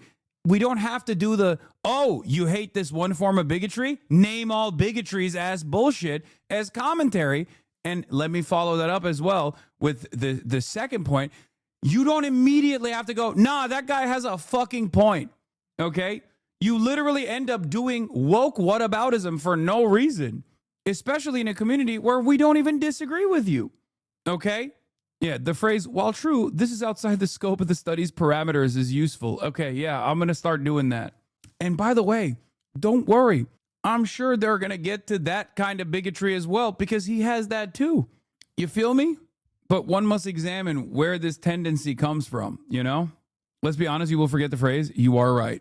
Retract it, fine. If you want to say it was a joke, which is what your position was earlier, fine. But I'm allowed to put to you things you've said publicly. That's not unfair. That's not me targeting your father. You put that story about him out You know there. what you're doing. You know what you're doing. I'm asking you about a pretty shocking anecdote, which to me looked like you were saying your father made decisions about where you as a family would eat based on skin color of people who worked at these places. If you say, or use them, if you say that is not what you meant, that's fine. You can respond any way you like. But the idea I can't ask you about it without you saying I'm attacking your father is ridiculous. I'm at 125 right now. Well, you are, and you know what you're doing. And there's a political culture in America where if you have the wrong views, you get fired from your job. And my father... would you agree with this interview? Would you agree this interview is not going well for Fuentes so far in terms of appealing to normies? Not...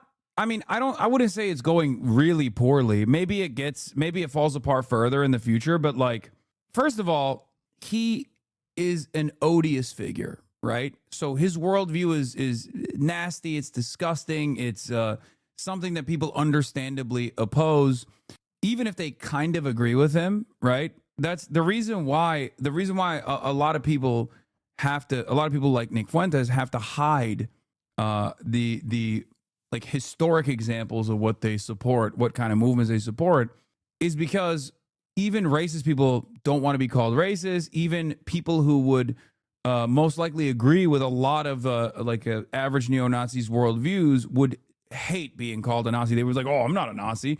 And they wouldn't even agree with someone who is a self-identifying Nazi, right? So it's not great for him because he's like flailing around, but it's also partially not going too poorly because there is a limitation to Piers Morgan's worldview, because Piers Morgan himself is like also kind of right wing, right? And when you are also a right winger that, you know, talks about Islamic style crimes that are taking place in London all the fucking time and blah blah blah, all this shit, he's just seen as like a more a more honest version of Piers Morgan for people who have subscribed to Piers Morgan's worldview already. You know, he just looks as more of a confident version of this. Has a job, and if you go on here and say you charge him with racism or something, and I'm put in a position where I don't look like I'm sticking to my guns if I don't say my father's a racist, you're putting him in jeopardy, and he's not here to defend himself or explain his views. And it's very low, and I think you know exactly what you're doing, and people can see what you're doing. I'll defend my views, and I think that, you know, so let's leave him on. Is he fucking, wait, what? Is he saying my dad is a racist, but also, but he's not a racist, and I don't want to defend him? Wait, hold on. I need to understand what he's saying. He's not appealing to regular offline people, but he's speaking directly to the average Asmongold viewer. Yeah, but the average Asmongold viewer, I think, is already totally locked in on Nick Fuentes at this point. Asmongold has like glazed his penis. Asmongold has turned into a fucking Krispy Kreme donut for Nick Fuentes over the last year. So it's not really that shocking that once he gets around to watching this video, if he hasn't already, they're going to be going crazy. Yeah, these guys sided with the ADL, messaged advertisers on Twitch. Asmongold smiles and nods as Nick Fuentes tells Piers Morgan that Hitler was cool and black people belong in prison. Watch his chat on the right erupt with joy and support. Which, by the way, Asmongold's community literally sided with the ADL, messaged advertisers on Twitch to try to ban me, And now they're fucking turning around and typing based to Nick Fuentes on, praising Hitler. How the fuck do we get here, I wonder? And also, shouts out to Ethan Klein once again, who has consistently collaborated with Asmongold, even got Casey trying to apologize to Asmongold and shit. So that's the kind of community that Ethan Klein, Mr. Anti-Semitism Destroyer Ethan Klein, is actually fostering. Interesting.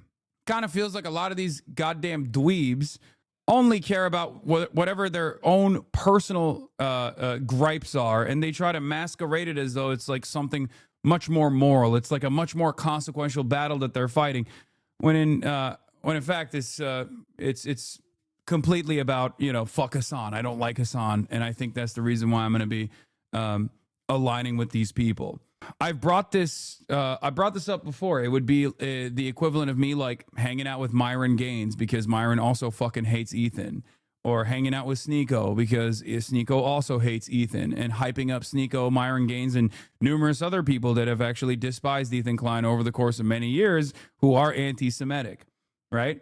I don't do that because I have real convictions and real values. Ethan Klein does not, so he can just fucking consistently prop himself up as like this anti-Semitism fighter, when in fact many of his current allies are either anti-Semitic directly or at least like anti-Semitism curious, let's say. You're proving Asman supports Nick Fuentes from a Twitter post saying, okay, someone link me the fucking video of him saying that he wants to have Nick Fuentes on his broadcast because they agree with everything. I'm not going to play the clip. I'm going to play an even better clip. Send it to me right now. What will this chatter say? Oh, here. It's just how Rooting for you from Finland. Yeah, Asmongold has been. We got to do a stream. Does he want me to reach out to him? I think that we might have to wait till next year for that one. I don't know if Twitch is ready for that one yet. Now, I will say it's not a matter of if, it's a matter of when. But I don't know if when is sooner than later.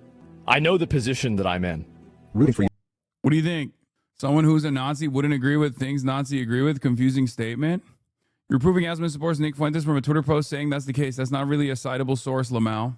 No. I'm proving Asmongold supports Nick Fuentes from Asmongold's own statements about Nick Fuentes. So if you both were on a stream together that makes you agree on all aspects, great take. I knew it was coming eventually. There's a difference between agreeing with the person and saying you want to have them on the fucking broadcast versus agreeing to have them on the broadcast to argue against them. He's agreeing with him. He's endorsing him to his audience. From Finland. I think you know that, though. Man, Asgol fans cry, you call him a Nazi? Oh, I'm a Nazi again. Okay. Fair enough. As Mein Kampf.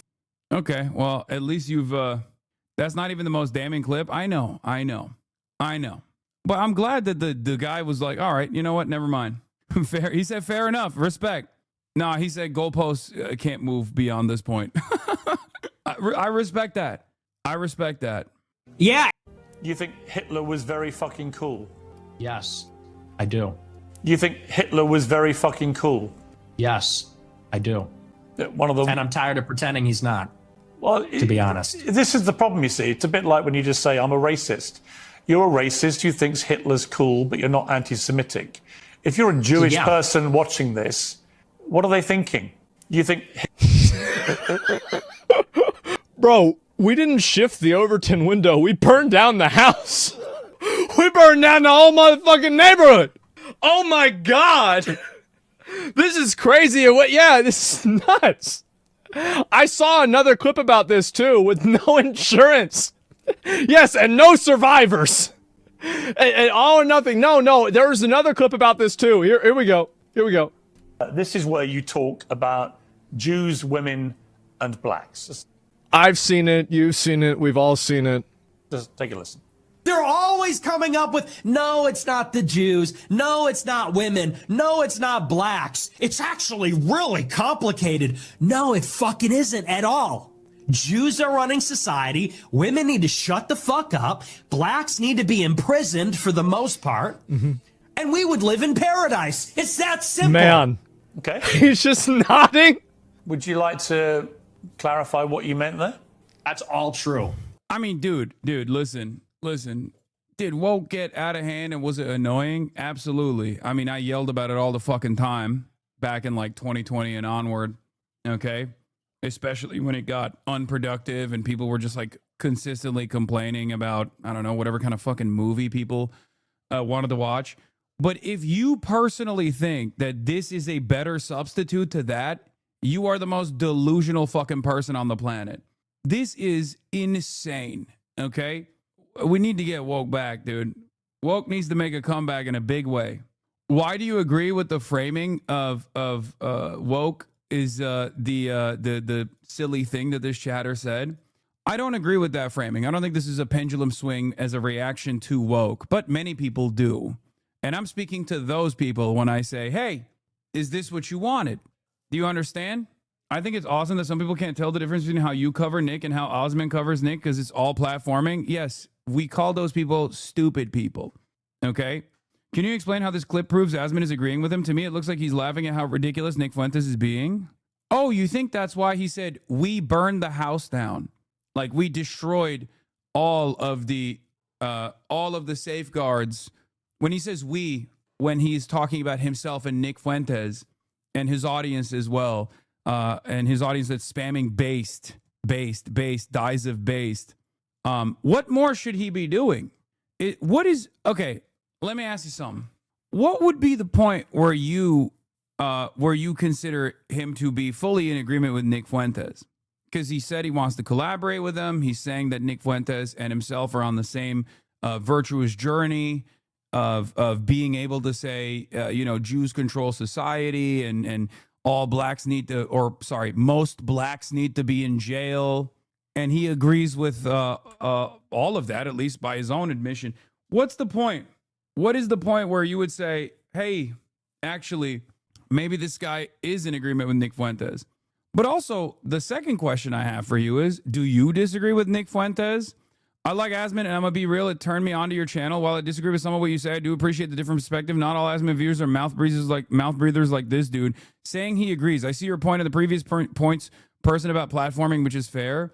No, the other person was actually making a joke about how dumb people are about platforming, and they think like if you are criticizing a person aggressively in an effort to dissect their worldview and breaking it down, a lot of dumb fucks on the left, the super wokes that have no critical thinking capabilities, will actually read that as platforming as well.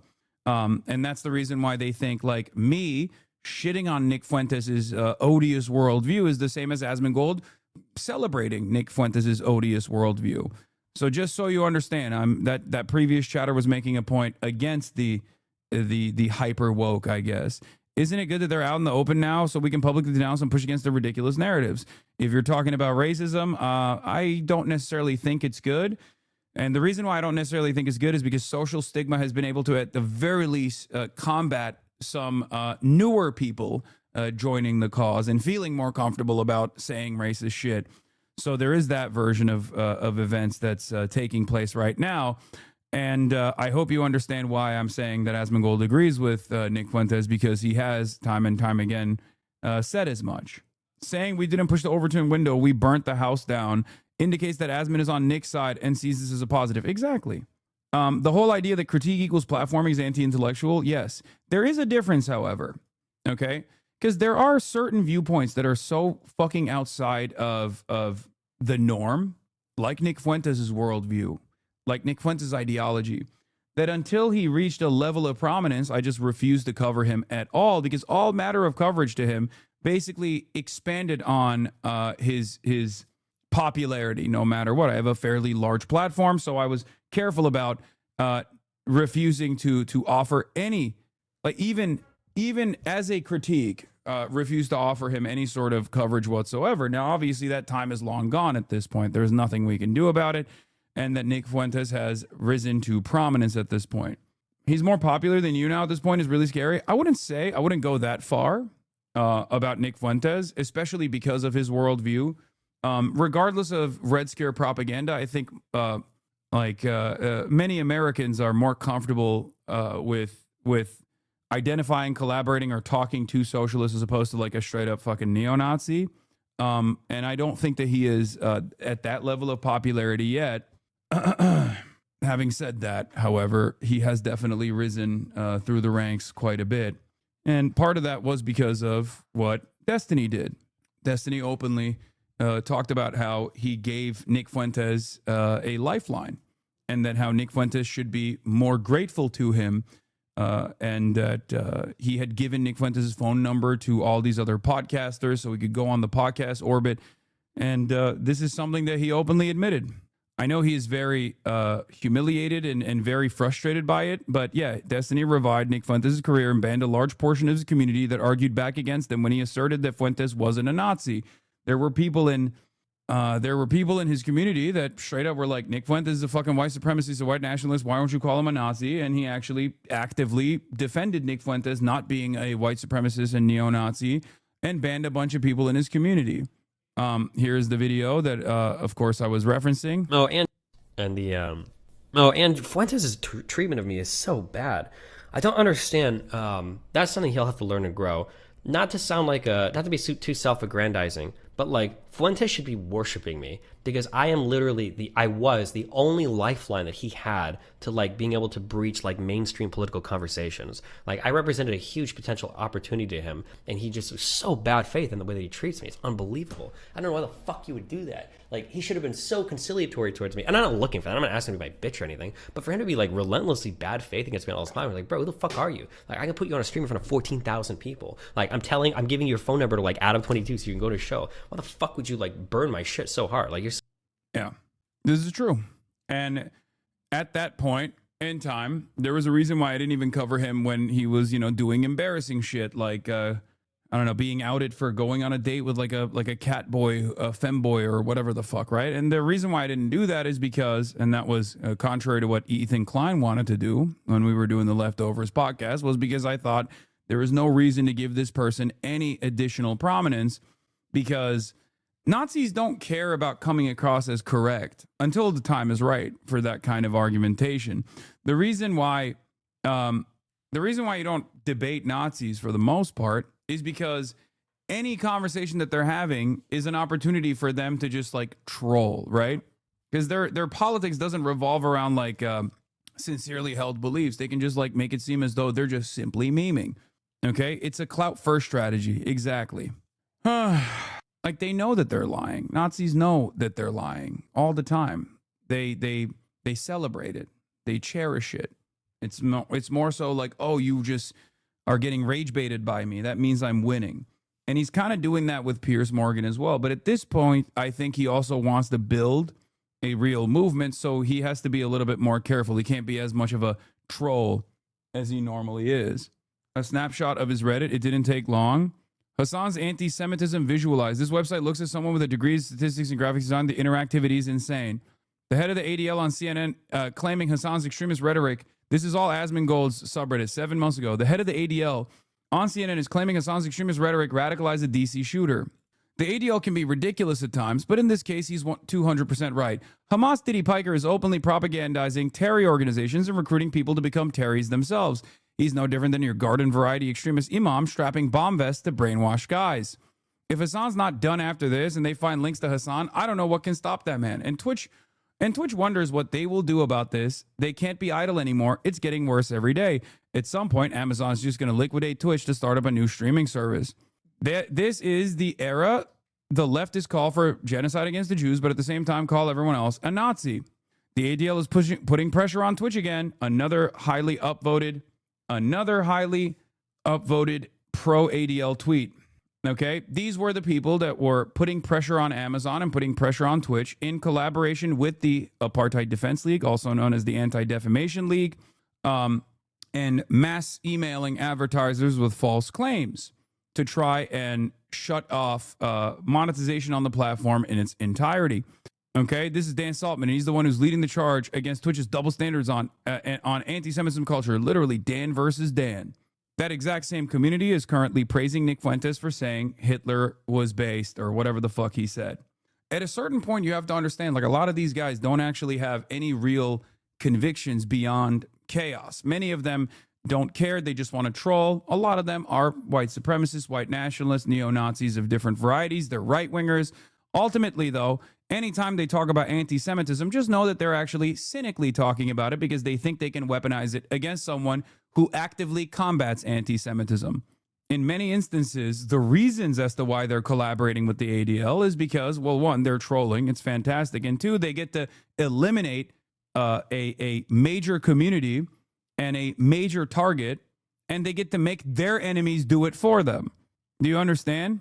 Yeah, it's the Sabra hummus outrage. Like, this community was fucking quote unquote outraged that there was a Sabra hummus tier list, and now they're fucking talking about how Hitler was based. That's what I've had to deal with for the past 2 fucking years of my in and out, endless amounts of Israel's genocide coverage on the background. That's what many others who have even smaller communities and don't have the same level of protection have had to deal with as well. And they've been banned in the process because Twitch has caved and capitulated to this bullshit framing. Because if there's enough noise, then corporations react to it. His community called the harassment that you received from the Zionist lobby delusional and anti-Semitic a month ago. He agrees with them. Exactly.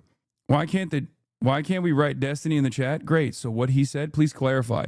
You know what I've actually noticed, by the way? A lot less DGGers are in here as of late. I don't know what happened in that community. Maybe it like withered away or something. Or maybe Asmongold just fucking basically sucked up everybody. Back in the day, the moment that I mentioned Sex Pestini's name, there would still be some people that would come in here and immediately start defending him. Nowadays, not so much. And I wonder if it's because Asmongold just basically took his entire audience and just like sucked it in. Or maybe they became Nick Fuentes fans, like Sex Pestini's very own son. No, it takes more effort to clip now, so they're focused on that. Yeah. In any case, that is those are some of the what is this? That was 7 months ago. Diddy Piker Law. Didn't you say you hated leftists or you're not a leftist? I get confused. I think a lot confuses you, chatter. Wouldn't the average Destiny fan be ideologically opposed to him? I don't get it. No. Because the average Destiny fan cares about what Destiny cares about. And what Destiny cares about is spite-based politics and trying to eradicate whoever has humiliated him in his mind. He does not have any sort of real ideological convictions. He just knows that he can masquerade as a liberal while simultaneously saying slurs and things of that nature to continue doing his troll operations. But the one guiding principle of Destiny and his community is fuck Hasan.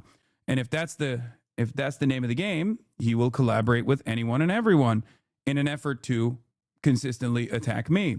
In the past, he has collaborated with Nick Fuentes. In the past, he has collaborated with Sam Hyde. They are both neo-Nazis, open neo-Nazis, right? He has also collaborated with Asmongold as well, while simultaneously shitting on Asmongold too. Same thing can be said for Ethan Klein. These guys don't have a real political project in mind. They just like lean into it. Everything that they say is pure projection. When they say I'm grifting, for example, despite my ideological convictions remaining unchanged over the past decade or so, the reason why they say that is because it's actually a demonstration of their own lack of principles. Okay, they will work with anyone and everyone as long as the people that they're working with are attacking a common enemy. Actually, really complicated. No, it fucking isn't at all. Jews are running society. Women need to shut the fuck up. Blacks need to be imprisoned for the most part. Mm-hmm. And we would live in paradise. It's that simple. Man. It's so funny that some of the biggest fuck us on DDG soldiers who have clearly said all of it was bullshit from the past have been defending you and shitting on the cult. Yeah, I think like this last year, the orbiters, self-described orbiters, have actually completely left the Destiny orbit and have realized that they were in a cult. Realized that they were basically in a cult and decided to do their very best to tackle some of that as well. Okay. He's just nodding. Would you like to clarify what you meant there? That's all true. The old media technique of shaming people doesn't work when they're not ashamed. The entire shame... It's so funny because someone should pull a fucking clip of a journalist asking me like maybe remotely, like a remotely contentious fucking question, okay, about my worldview or something, and we shall see how hard Asmongold celebrates the media trying to name and shame, okay? If you want to understand what his worldview looks like, because he's trying to make it seem like he's simply excited because you can't shame people anymore. Okay, but the real reason why he's excited is because you can't shame right-wingers anymore, right? Because when a liberal media outlet or a centrist podcast that I've gone on, and I'm sure he's watched all of my media appearances, even has a remotely contentious moment, he probably explodes with excitement. So it turns out it's actually not. It turns out it's actually not about the lack of capacity that the fucking media has in naming and shaming people. Apparatus has failed. It's fallen apart. It doesn't work anymore. That's 100% true. Everything I said in that clip is true. Including that blacks need to be imprisoned for the most part. Yeah. Yes. This is where you talk about... the way he says it! Blacks need to be imprisoned for the most part. Oh my god! Yeah. Yes. Oh wow! So we're already... Yeah. Jesus, guys. So we're already in a whole different world now. We are all the way in a different world. Black fatigue is peaking. Yeah, I think it comes from a place of weakness where you just want to feel. Imagine saying this when Piers literally just does an internet show and hasn't done traditional media in years. Yeah, but it doesn't even matter. Like he has like still that same traditional media veneer on him, right? Ultimately, I thought Asmal didn't agree with Nick. Yeah, he doesn't agree with him, but Nick is based. Based. And yeah, he's okay with women shutting up. I mean, Piers is okay with women shutting up. I think a lot of guys are. So the reason why a lot of these guys actually go, oh, well, this is just like common sense. When they talk about Asmongold, when they say Asmongold is just a common sense guy, like, what do you mean? It's because they agree with him, and they agree with Nick Fuentes to a certain degree. Maybe if you push him on it, they'll say, oh, I don't agree with him. He's a little bit of an extreme person. But ultimately, that's the reason why they say this is common sense, because from their perspective, that's the normal position. And they will never actually work on themselves or they will never actually turn around and re-examine their worldview at all. They just take it for granted, and they hear other people also say this kind of stuff, and they love it. They're like, wow, that's awesome. Other people are also saying the things that I believe in, but I'm maybe too ashamed to say in polite society. You know? What is this? I don't think he's a cult. I don't think he's spite-based politics. I just turned away from him for his sexual discretions. Well, I'm a liberal, so yeah. Like, I don't expect the revolution is coming anytime soon, even if terminally online left thinks and it hopes it does. Yeah, I don't think you've actually listened to anything that I've said if you think that I'm a committed believer that, like, there is going to be a revolutionary... there's going to be a communist revolution tomorrow or some shit. And then someone actually says, you'd be hard pressed to find anyone here that believes that. And he goes, no, I think it's more than just vibes. More likely this being said, I'm being hyperbolic. A tiny proportion of the US population or a tiny portion of the leftist streamer Twitch chat. Yeah, I'm a revolutionary communist. That's why I wanted Zoran Mamdani to win the fucking mayoral primaries in New York, because he is going to bring about revolutionary communists. You say you're a liberal. You now probably like Zoran Mamdani. How is that attitude any different than like the average Republican calling Nancy Pelosi a communist? Do you understand? Think. Does it make sense if I am trying to foment this communist revolution tomorrow or whatever? A lot of liberals fancy themselves to be critical thinkers and a lot smarter than the average Republican, but the moment that they fucking meet like a leftist or someone who has firmly established views, they turn into the same kind of dumb fuck that Republicans are. I do understand what your original thrust was. D engages in spite-based politics, and I just disagree. No, he absolutely does. It's all good. One day you will also come to that conclusion as well. It's all good. You'll get there eventually. If that wasn't the case, he wouldn't have spent the last, 6 fucking years making me out to be his primary enemy, especially when committed liberals like the Podjons, for example, have regularly collaborated with someone like myself because they understand that we first and foremost oppose Republicans here. You will never catch me fucking collaborating with a Nazi, for example, because I hate some liberal character. Okay? When people tell you who they are by what they choose to focus on, believe them. Okay? That's it. We have a finite amount of time on God's green earth. If you are choosing to spend that finite amount of time constantly fucking opposing your left flank aggressively with much more smoke than you are with your right flank, then you probably aren't a committed or principled liberal, especially at a time when the right is completely dominating American politics. Neither you nor Asman or anything remotely good for society. Both of you have horrible takes and beliefs. I love this kind of centrism. You're right, dude. Someone who is platforming a Nazi and someone who opposes Nazi ideology is both useless and worthless for society. Thank you. Everybody thinks you are big brained in this chat. Everybody everywhere all around thinks you are big brained for this take. Both sidesism. Austin, close the door.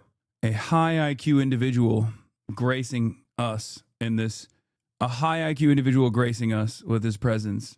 All right, let's get back to the stupid ass video that we're watching. And you know what you're doing. Yes, and there's Austin's a political here. culture in America where if you have the wrong views, you get fired from your job. And my father has a job. And if you go on here and say you charge him with racism or something, and I'm put in a position. My friends say, is rat poison versus stupid show when it comes to you and Asman? Yeah, it's probably because they are more sympathetic or at least find Asmongold's worldview not to be repulsive, but at least a normal part of the political process.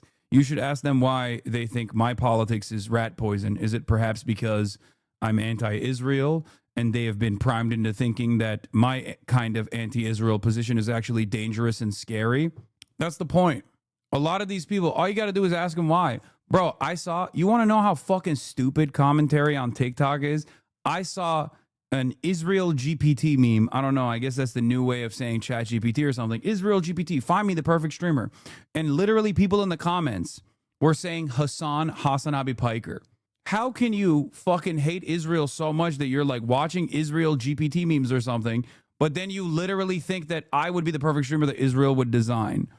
I'm sorry. If you literally find yourself at the point where you are anti-Israel, but you also literally are like, but Hassan's type of anti-Israel sentiment is actually bad and wrong, you got to be the dumbest motherfucker on the planet. It makes total sense. No, it does not.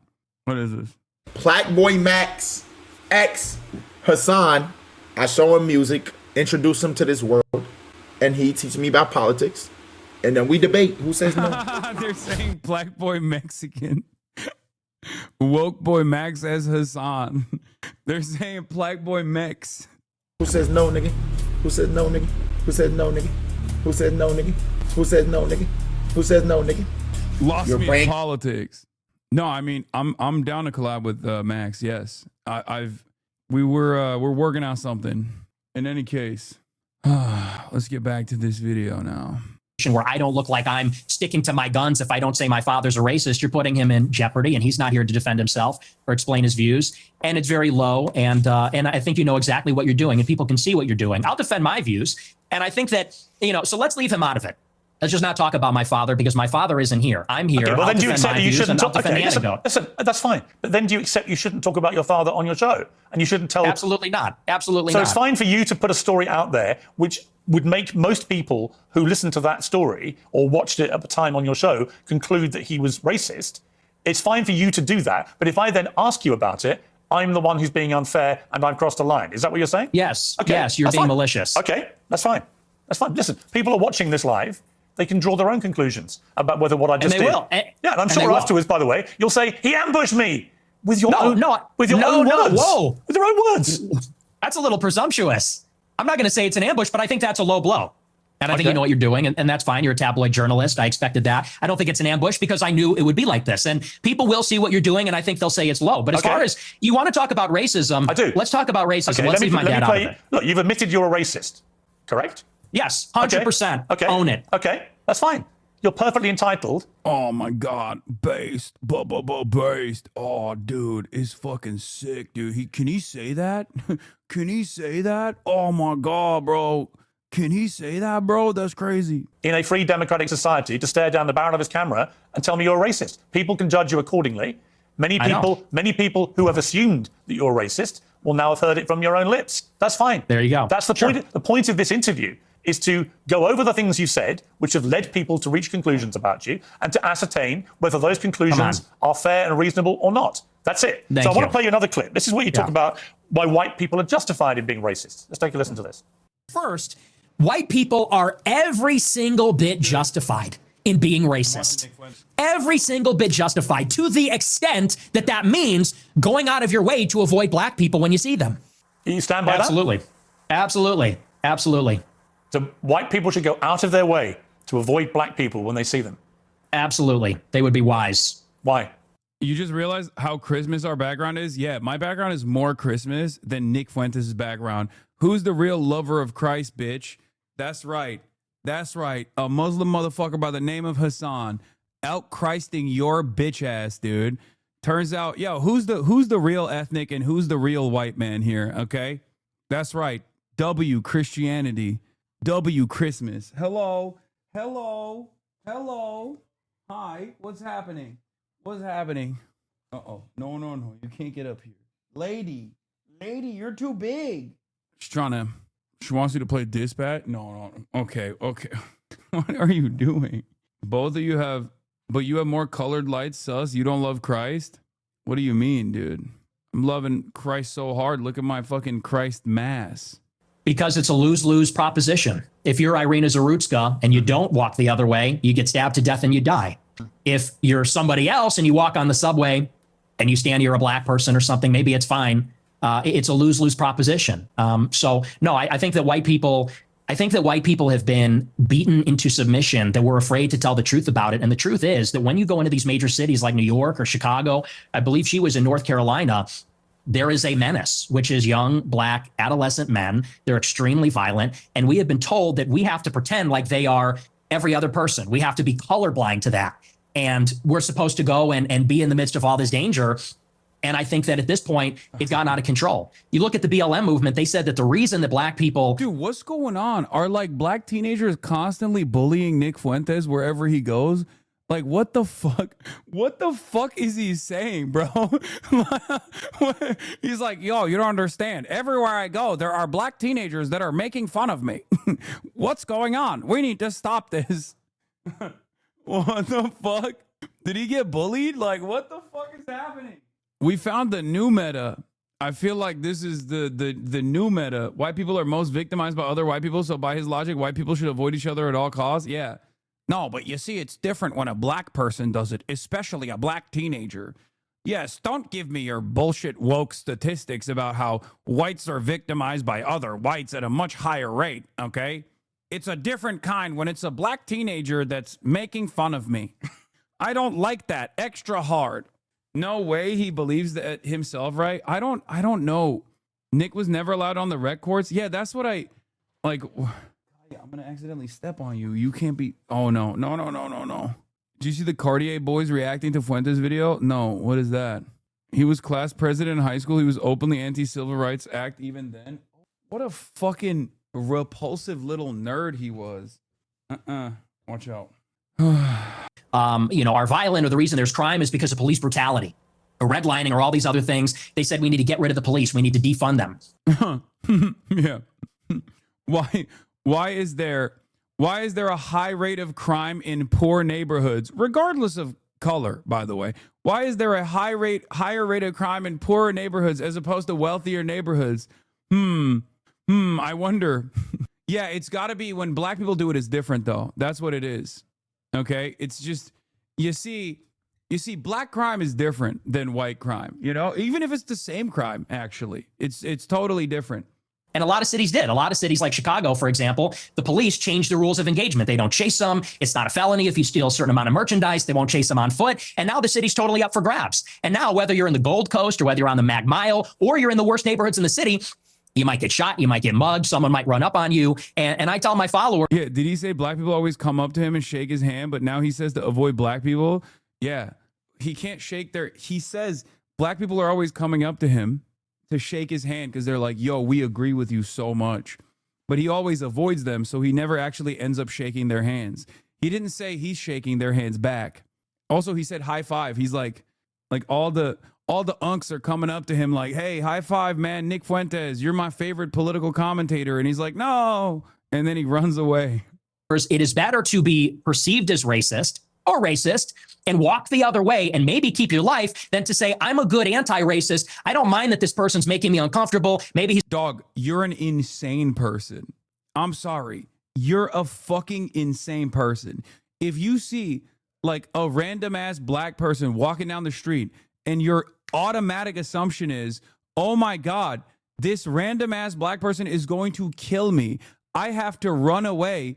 You're basically describing You're basically describing your own mental insanity, but you're trying to justify it. Like, not only are you a pussy, you're an insane pussy. Okay?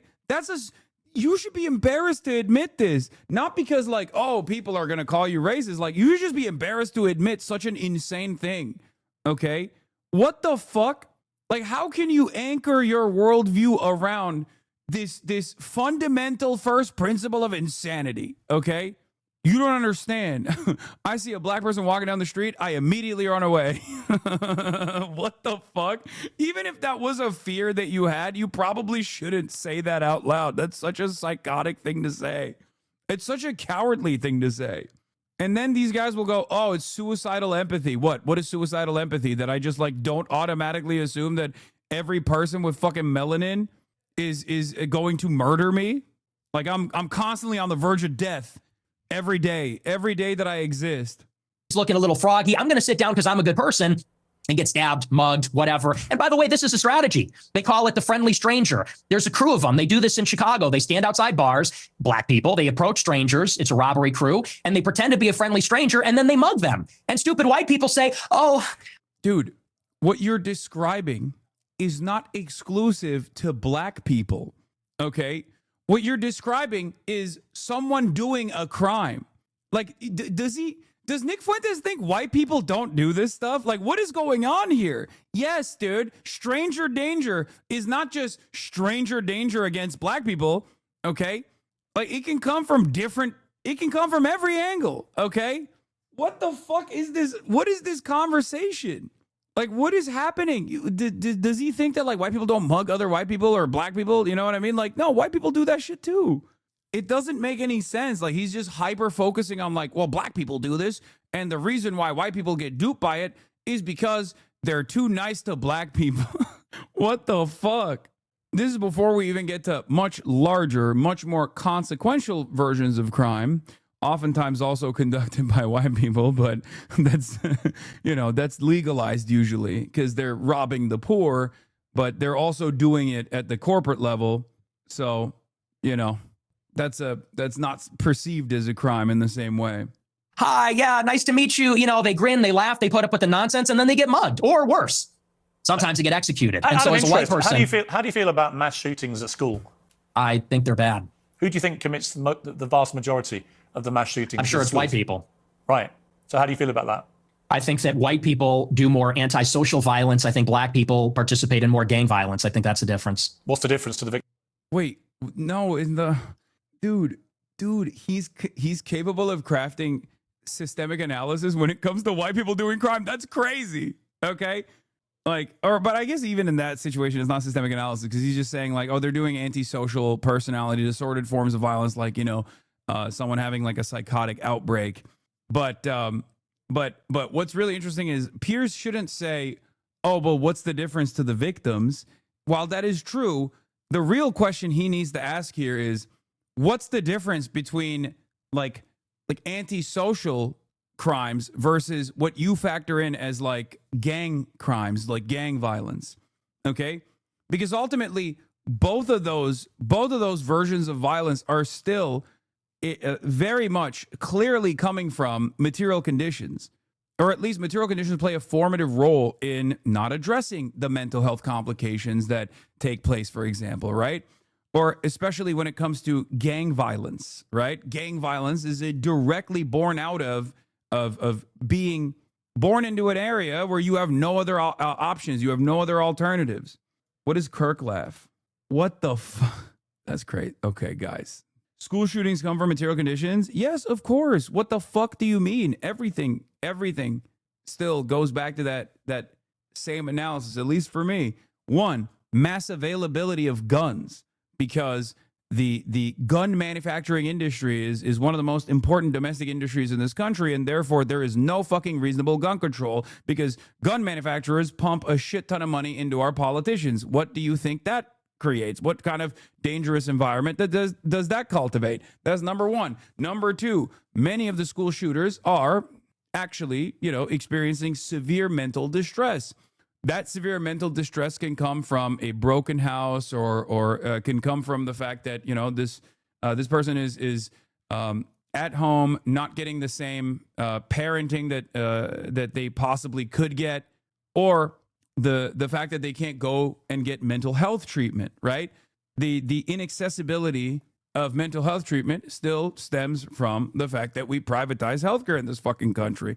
So clearly, those are all material reasons as to why school shootings are happening in the United States of America with regular frequency, and it doesn't happen anywhere else.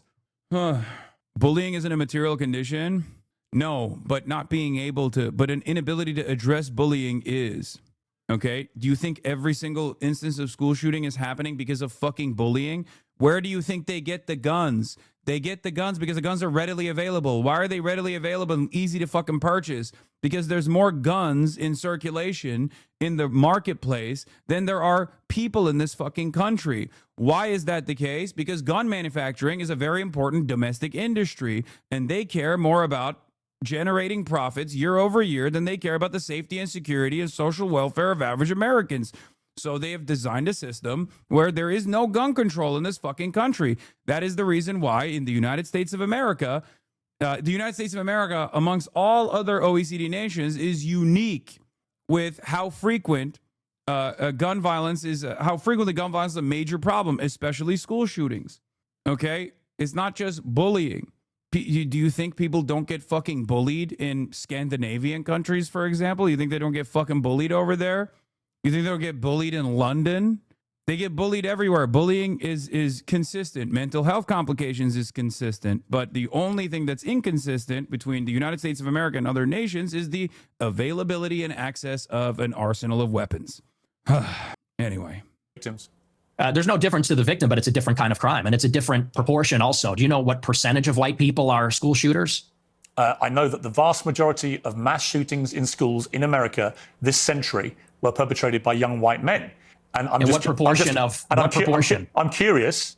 This is the thing about Fuentes' rhetoric. This really boils down to him saying for white people it's only the exception, but for black people it's the trend. And Piers isn't equipped to deal with that, which is actually bad if his whole goal is to let the audience judge for themselves. Most people won't dissect the statement, but it still seeps into how they think. Yeah. I'm curious whether your advice would be to people who have kids in these schools. Is my mic working? Should they avoid white people at school? Should people with the kids at school avoid young white men at school? No. Okay. Do you know what per capita means? Do you know proportionality? There are more black people proportionally that engage in violent crime or are involved in gangs, especially in these major cities, than there are white. I wonder why. Is it genetic inferiority or cultural inferiority, or is it a direct consequence of the fact that there are more black people living in abject poverty than there are white people per capita, of course? Okay. The per capita argument is easy to comprehend when you realize that it is actually poverty and systemic discrimination and a lack of interest in addressing the previous incredibly violent, systematized, racialized versions or racialized discrimination that is the reason why black people are living in poverty and by higher rates than white people are. This doesn't mean that white people are doing great, okay? That's not what I'm saying at all. But ultimately, that is the reason. It's either that or some other thing. Nick Fuentes believes it's some other thing, okay? And that some other thing is racial, genetic, or cultural inferiority to whites. People that are school shooters compared to the entire white population, and everybody understands that. Two-thirds of mass shootings at school perpetrated by white people. But what proportion of white men commit school shootings? That's the question. I've just told you. It's 60-65% of school shootings by white people. You're telling me what proportion of school shootings are committed by white people. I'm saying what proportion of white people have committed school shootings. Are you playing dumb or are you just... Wait, this is also, yeah, you lied. You also lied about what proportion of black people are also doing murders in the beginning of this conversation. Like, so what's the point here? Like, what proportion of all white people, like, what's the percentage of white people that have done school shootings as opposed to all white people that haven't done school shootings is stupid. It's also stupid to say what percentage of black people have actually engaged in murder as opposed to all black people. Except it's not dumb if you want to propagandize that position by simply lying about the proportion of black men that have engaged in the act of murder, which he also cynically frames as in their lifetime, they will potentially do a murder, and then straight up lie about the number when he said 1 in 20, only to then turn around and go, oh, well, I saw it on Twitter. It's not that What smart. difference does What's that the make difference? to the children lying dead on the ground? See, now you want to jump on the victims. The difference is you're asking, would you fear white people or black people? And that's the difference. The difference is in What I'm terms saying of to you is, by probability. your logic, if we now have agreed that the vast majority of mass shootings in schools are committed by white people and predominantly young white men, then presumably... How do you explain the significant difference in the crime rate between poor blacks and poor whites? Probably not something you'd analyze because it'd shatter your virtuous narrative. Wait, what? The crime rate between poor blacks and poor whites, they have the same crime rates. What the fuck are you talking about? No, the real racist ball knowers wouldn't say the crime rates between poor whites and poor blacks. The real racist ball knowers would say, what's the difference between cross-racial crimes? Okay?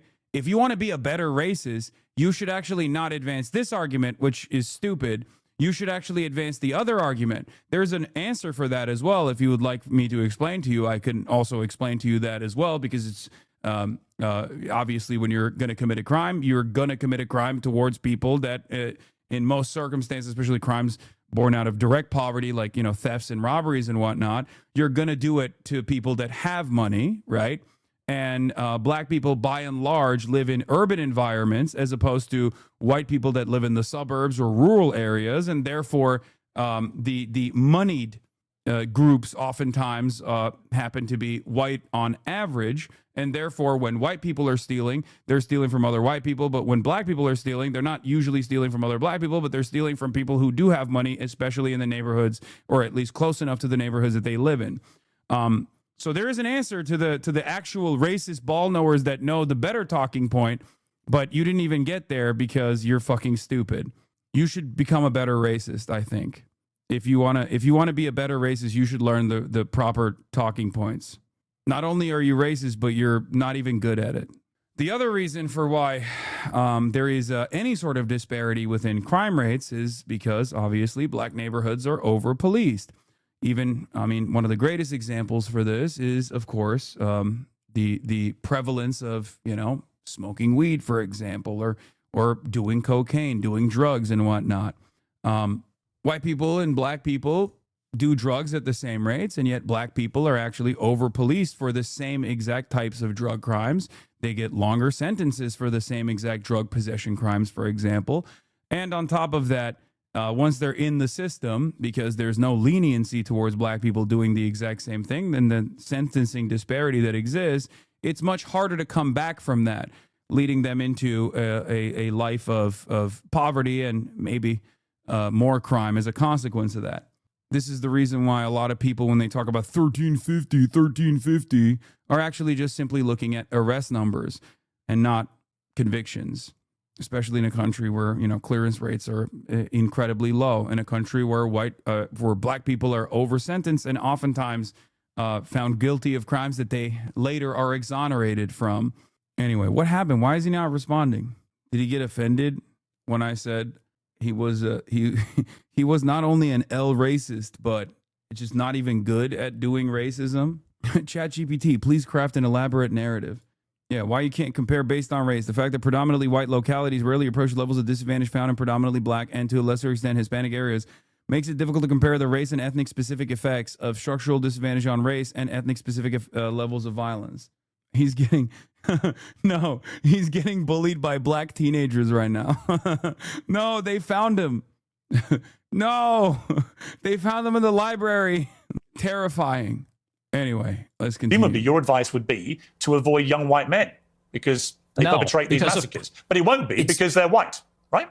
So are you playing dumb or are you actually dumb? Maybe it's I'm about dumb. proportionality. Maybe I'm dumb. You are because you're, well, I don't think you are dumb. I think you're smart actually, but you're deliberately avoiding per capita. And everybody knows that's the difference. What proportion of white men are school shooters? It's probably 0.00001%. What proportion? Okay, yeah. What proportion of black men are violent murderers? Well, the number I made up in my mind is 1 in 20. Like, okay. of black men have committed violent crimes. It's probably like 5%. I guess. Probably, you know, I saw it on X. Probably, dude. Also, I love that he is comparing school shootings to all violent crime. He's not comparing like what proportion of white people are responsible for all violent crime as opposed to you know, the proportion of black men. And I'm sure, especially given like what violent crime is, which includes like, you know, aggravated assault and all manner of different thefts and whatnot. I'm sure that given the poverty element that we already talked about, if you make the proportionality argument, certainly the proportion of black people that are doing violent crime is going to be higher than the proportion of white people doing violent crime. There's more white people. White people are also in better material circumstances as opposed to black people in general. But once again, that is not a byproduct of genetic differences, and that is not a byproduct of cultural differences, but instead a byproduct of poverty. That's it. So if you actually want to solve crime, you have to solve poverty, but none of these motherfuckers actually want to solve poverty because they would rather just keep being racist.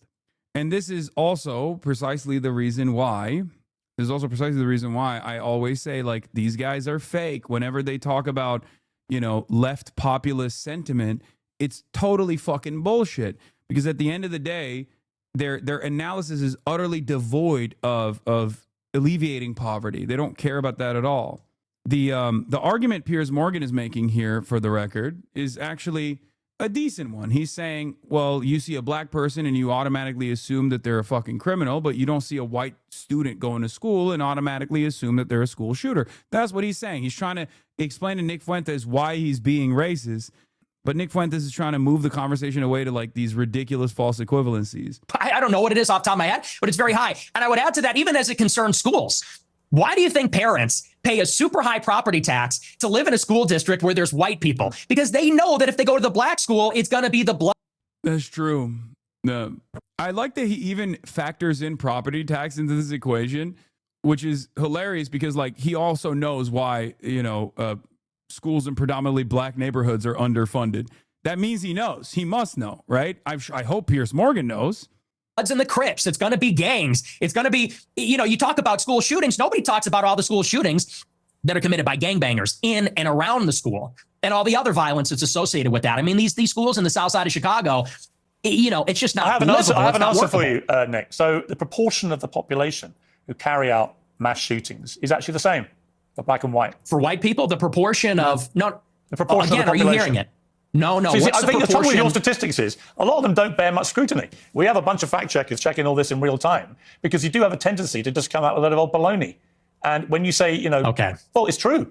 And when you're confronted with reality, you don't like it. Dude, when I see a fucking 20-year-old wearing a suit and tie saying gangbangers, like, how the fuck do you look at this goddamn nerd and go, that's my based heroic figure, dog?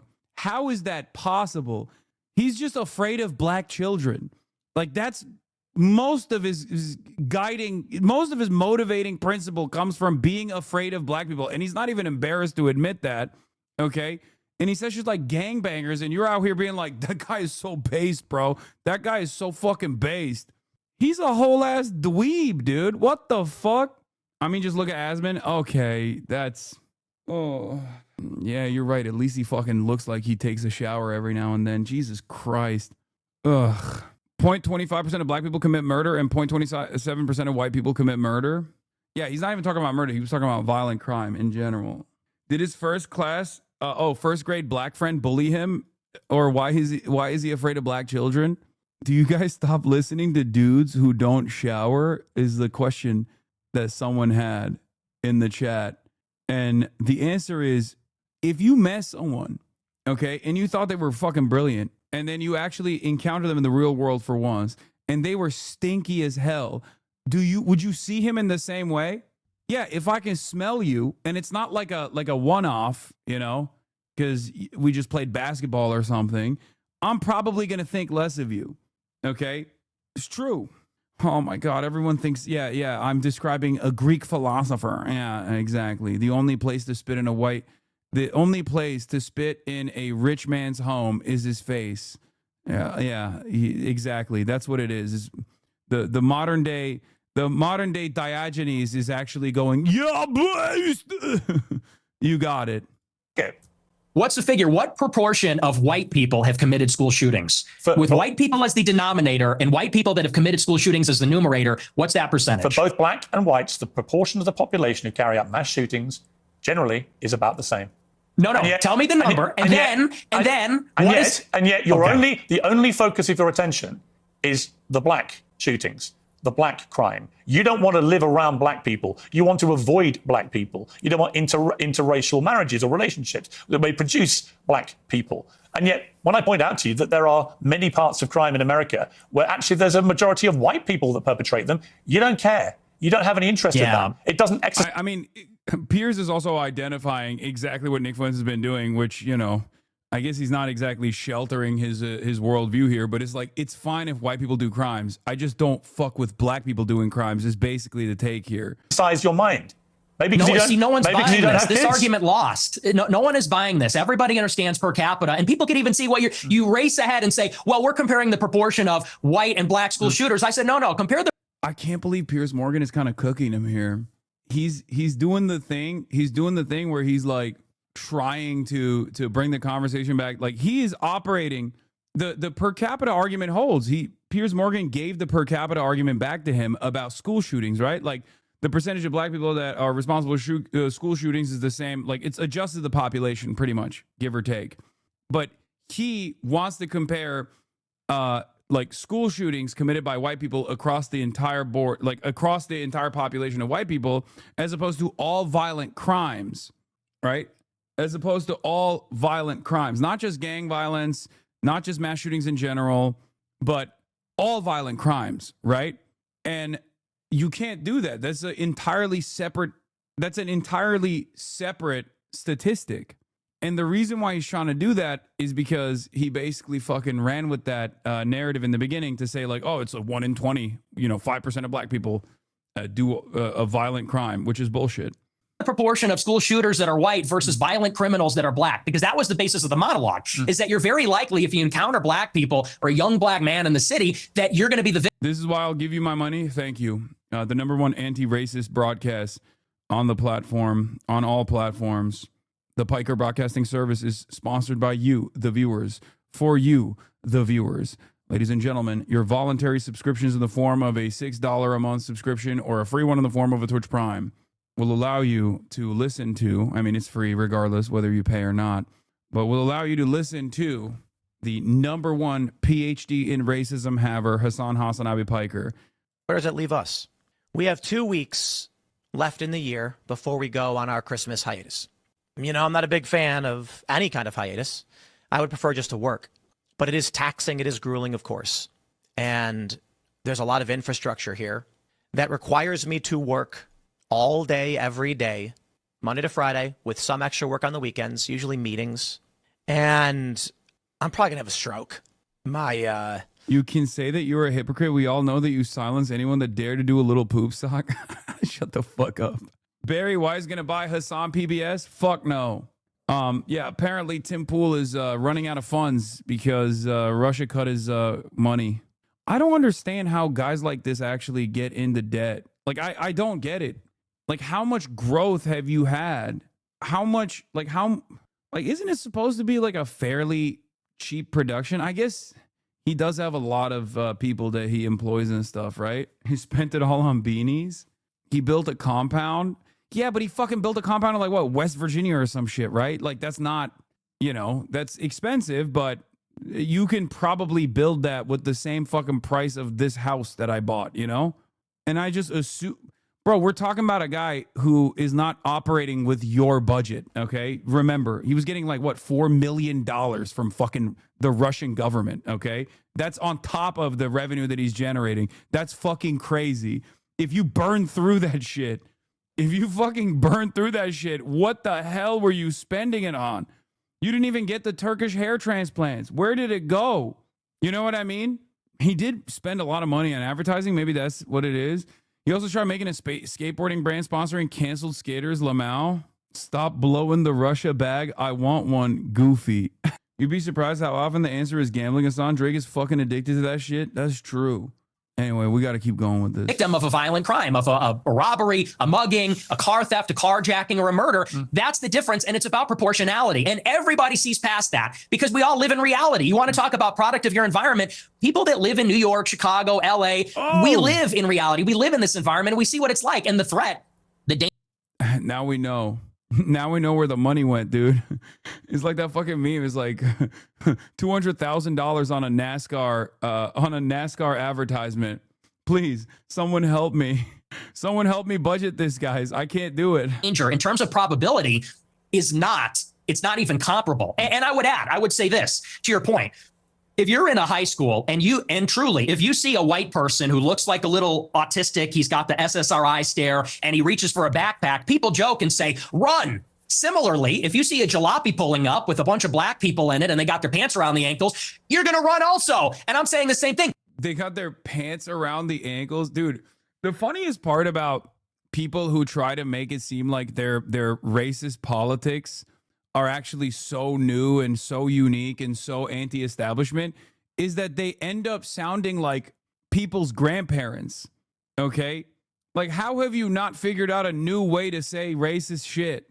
They're coming around with a jalopy with their pants around their ankles. Pick up your pants, please. Rush Limbaugh's channeling through him. Bro, Rush Limbaugh would probably be like, what the fuck are you saying? That's not even Rush Limbaugh's generation, brother.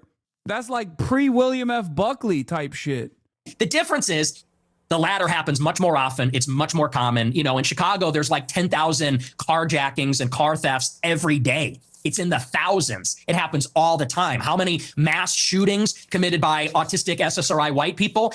I don't even know. I mean, it's probably in the single digits in the last decade in the city. That's the difference, and everybody knows that. But you're really just trying to carry water for liberal ideology. It's an ideological position. No, I'm really not. I can absolutely say, yes, there is way too much black on black crime, for example, involving guns in Chicago. And black on white also. Yes, but there is way too much gun violence in Chicago.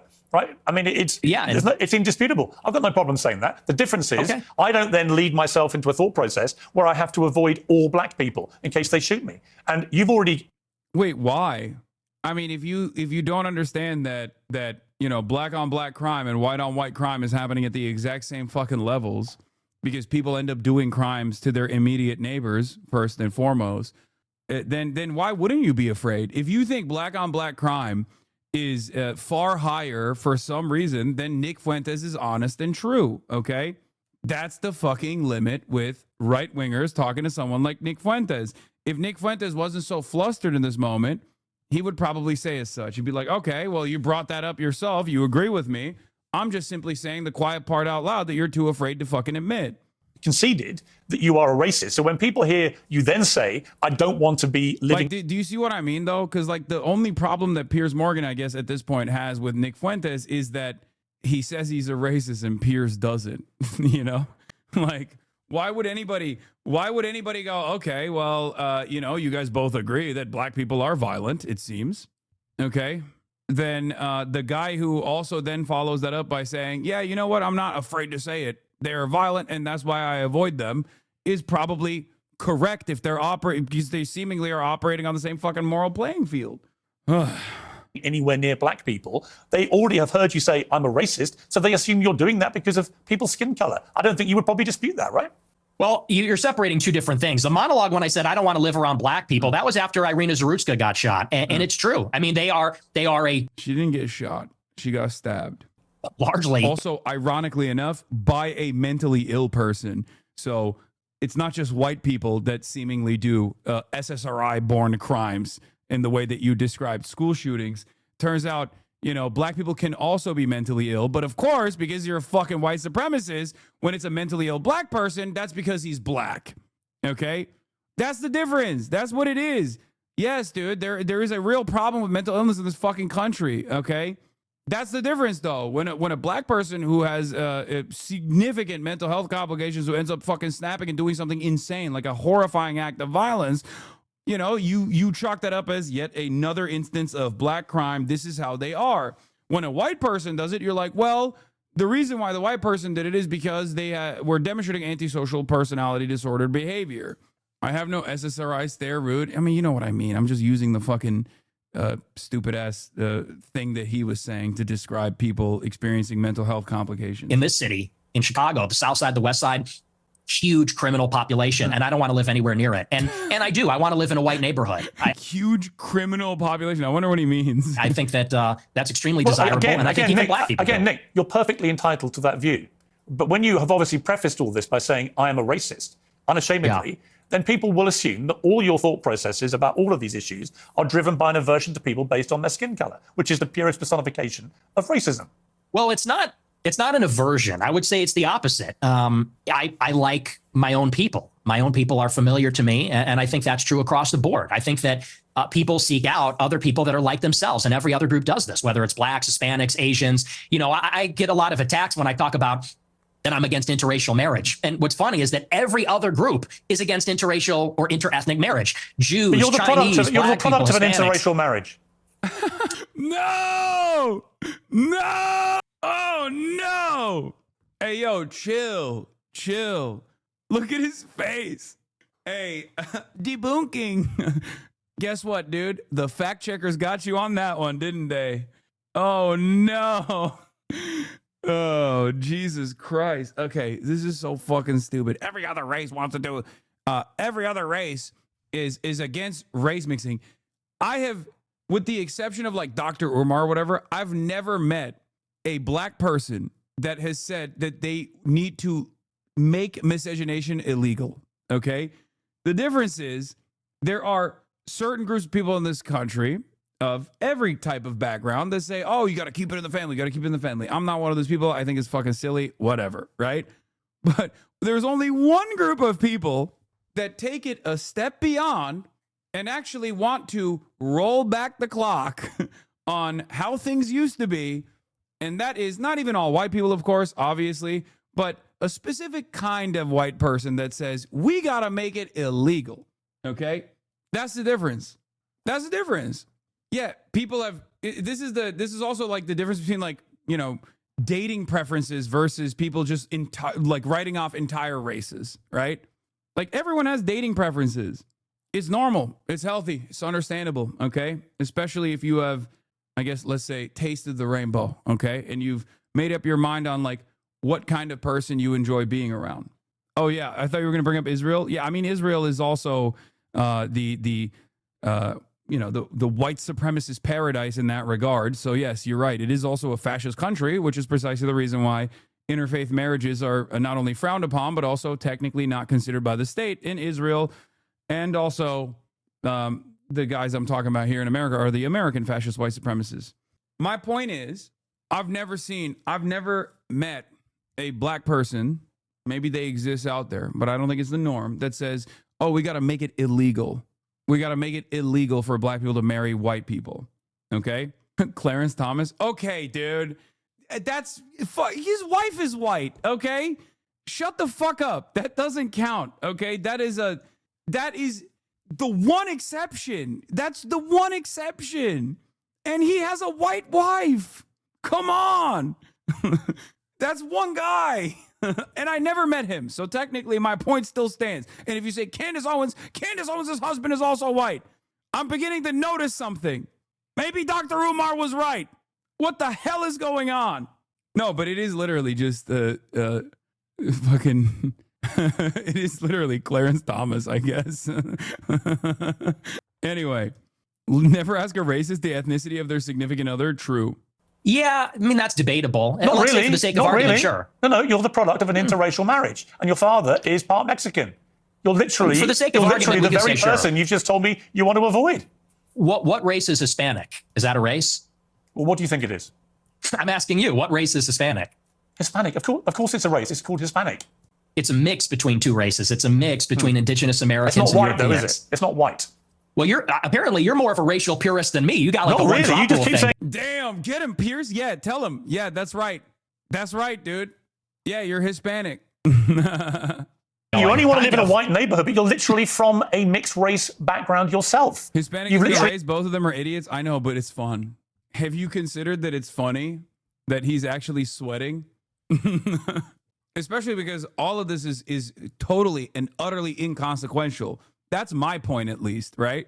Like, every single part of this is completely made up and totally arbitrary, and is ridiculous to even spend any time on like how we have to segment off society, which is, I think, the greatest counter to the ideology that a Mexican neo-Nazi could present. Okay, a product of technically race mixing. And I'm not just saying that because I always say I'm white Chinese, okay, and want to be white Chinese. And I am, in my heart and soul, white Chinese. That's not the reason why I'm saying that. I know many people are going to come in here and be like, Hasan, you're only saying that because you think you're Chinese. Like, no, I know I'm Chinese. That's the difference. And yeah, race is arbitrary. Okay, let's continue. And I live Mexican blood. I know, and I live in a non-white neighborhood too. I'm trying to get out of here though, but I'm trying to get out. But here's the thing. Do you have any non-white friends? Genuine question. Most of my friends are non-white. Most of my friends are not, and non-white people love my show. How many are black? How many of your friends are black? Many of them, like at least a dozen. Wow. Ye being one who you know, Sneeko being another who you also know. Yeah. So how do they feel when you say, bro, this is again another limitation of the caucasity demonstrated by Piers Morgan. How many of your friends are black? I was like, this is such a dumb question. Name all your black friends right now. I like that he named two famously. Is Sneeko seriously black? I mean, he's Haitian. I think he's Haitian Filipino. But also, this is the dumbest. This is the dumbest argument. And his response literally is two white supremacist black people. At least, I don't know where they're at right now in their politics, but they were at some point when they were friends with Nick Fuentes. You just want to be away from any black people. Walk away from them. Well, you know what Ye told me? I'll tell you verbatim what he said. That it doesn't come from a place of, and you use the word aversion. That's the first thing I'll. Wait, what just happened? And what he said. That it doesn't come from a. The fuck? I want to know what he said. Hey, yo, Piers Morgan uncensored. Oh, he said the N-word? Bro, at that point, cutting that off is just serving his purpose. You know what I mean? What are you doing? Why don't they just bleep it? I know you want to fucking monetize this shit, you goddamn media demon, you. But yeah, what the fuck? This is what he said. You say you just want to be away from any black people. Walk. I'll tell you verbatim what he said. He said, so you use the N-word. I said, yeah. He goes, well, when niggas are being niggas. I said, so true. That's so true. So they feel like they're in complete agreement with me. Wow, he's so fucking. Can he say that? Oh my God, he's so cool. He's so cool. He's so edgy and cool. Place of, and you use the word aversion. That's the first thing I'll actually dispute. Okay. It's not an aversion on the basis of skin color, because that would seem to suggest it's like a stubborn, irrational bigotry. I don't consider myself a bigot. I consider myself a racial realist. I'm realistic about how the races are, and I speak provocatively about it. And I speak provocatively about our tribalistic instincts and tendencies as human beings. And I'm not a liberal ideologue that says that over time and with enough education, we're all going to see. Here we go with the fucking white identitarian bullshit, dude. Oh my God. Even the races became woke, brother. What is happening? Yeah. Oh, yeah. I'm not a bigot. I'm a race realist. Oh, I just want to save white people. White people are under attack. It's like the fucking permanent victimhood narrative. I feel like that shit is also un-American. Like, yeah, there's always been that kind of like motivating ideology amongst like some white people, right? But it's loser shit, and I feel like it's not a very American sentiment. The Westoid is incapable of transcending liberalism is true. Yeah. I just want white people to have a safe space. Ugh. That kind of whining is the most American. What are you talking about? No, I give Americans credit while being a very racist country in its fundamentals, being, and having a lot of racial wounds that have not healed or have even been addressed. Americans, by and large, are much more. America is one of the most diverse nations on the planet, and Americans are, by and large, much more tolerant, I would say, than other countries are. This doesn't mean that there isn't like a tremendous amount of racism. It's systematized. and it yields these results that we see, that we experience, that Nick Fuentes can use to create this fucking whiny ass narrative. But the lost cause shit is like loser shit. What's good? Are you out? All right, get the fuck out of here, bro. This great brotherhood where we're colorblind and everybody's the same. I don't think that's ever going away. I think that race is real. It's not just skin deep. It matters to us and it matters to each other. And black people know that, and Hispanics know that, and Asians know that, and people like me that have partial Mexican ancestry, we know that too. And I think on that basis, we can have mutual respect and understanding, not aversion based on skin color. The reason I use the word aversion is you literally said that you should walk the other way if you see black people. That is an aversion to black people based on their skin color. No, that's called economy of information. That's economy of information. That's safety. And I said in the same monologue, if you watch it, it's like, I feel sorry. The problem is you clip the 10 seconds. I don't know if you watched the whole show, but in that monologue, I said, most black people are not violent or criminals. I said, and it's unfortunate that we're going to offend them when we turn and walk the other way. I said, but the problem is we don't know. We can't tell. And someone like Irina Zarutska, she sat down in front of a black man with her headphones in and wasn't paying attention because she was being a good liberal and said, I'm not uncomfortable by this. I'm progressive. Then she got stabbed in the neck. And I said, it's unfortunate that you would have to sit behind the black man. The audacity of insane racists to literally victim blame a woman who got fucking stabbed to death on a bus is psychotic, by the way. Like, that is psychotic. Like, she was too woke, too lip-tarded. That's why she got fucking stabbed in the neck. What an insane thing to say. It's just so psychotic. Oh, it was a train? My bad. It wasn't a bus. It was a light rail train. I apologize. Like, the idea that, like, you're supposed to be, like, constantly in an environment of panic around anyone with, like, a little bit of melanin. Doo-wop, mods, where's Kaya? I've hired someone to abuse her off screen. That's where she's not here right now. He said mods. Yeah, she's doing her daily beatings. To be safe, and if he's not violent or schizophrenic, he might be offended by that. I said, but I would rather offend him. How many deranged? As a real capitalist, I outsource my labor. I got too tired. How many deranged white men have committed atrocious acts of murder in the last 10 years? By the way, for the record, there is a understandable and very real environment of fear that women live in, right? When they're walking home alone at night. And these guys are the very same people that literally say, like, women need to get the fuck over that kind of fear, as a direct consequence of how much violence and stalking and predatory behavior that women experience with regular frequency, much higher than the instance of, like, black on white crime that this fucking dipshit is talking about here, okay? And how normalized that sort of behavior is, and how a lot of men just don't even realize that they're doing it in many circumstances to be as charitable as possible in this circumstance. Like, it's just, many of them do know and they don't give a shit, obviously. Like, whether it be, a snide remark, or whether it be just, like, following someone. Like, women are in a constant state of fucking panic, especially at night when they're walking alone. That is the real, actual economy of information, right? That's the actual economy of information. Not whatever the fuck this guy's talking about. But of course, when women bring that shit up, these are the first people to say, you're ridiculous. You're imagining things. Shut the fuck up. And yeah, that's just men across the board, not a specific race, obviously. Okay? He turns around and says, like, that's discrimination against men. Okay. Proportionally far fewer. Fewer. How many? Do you know how many?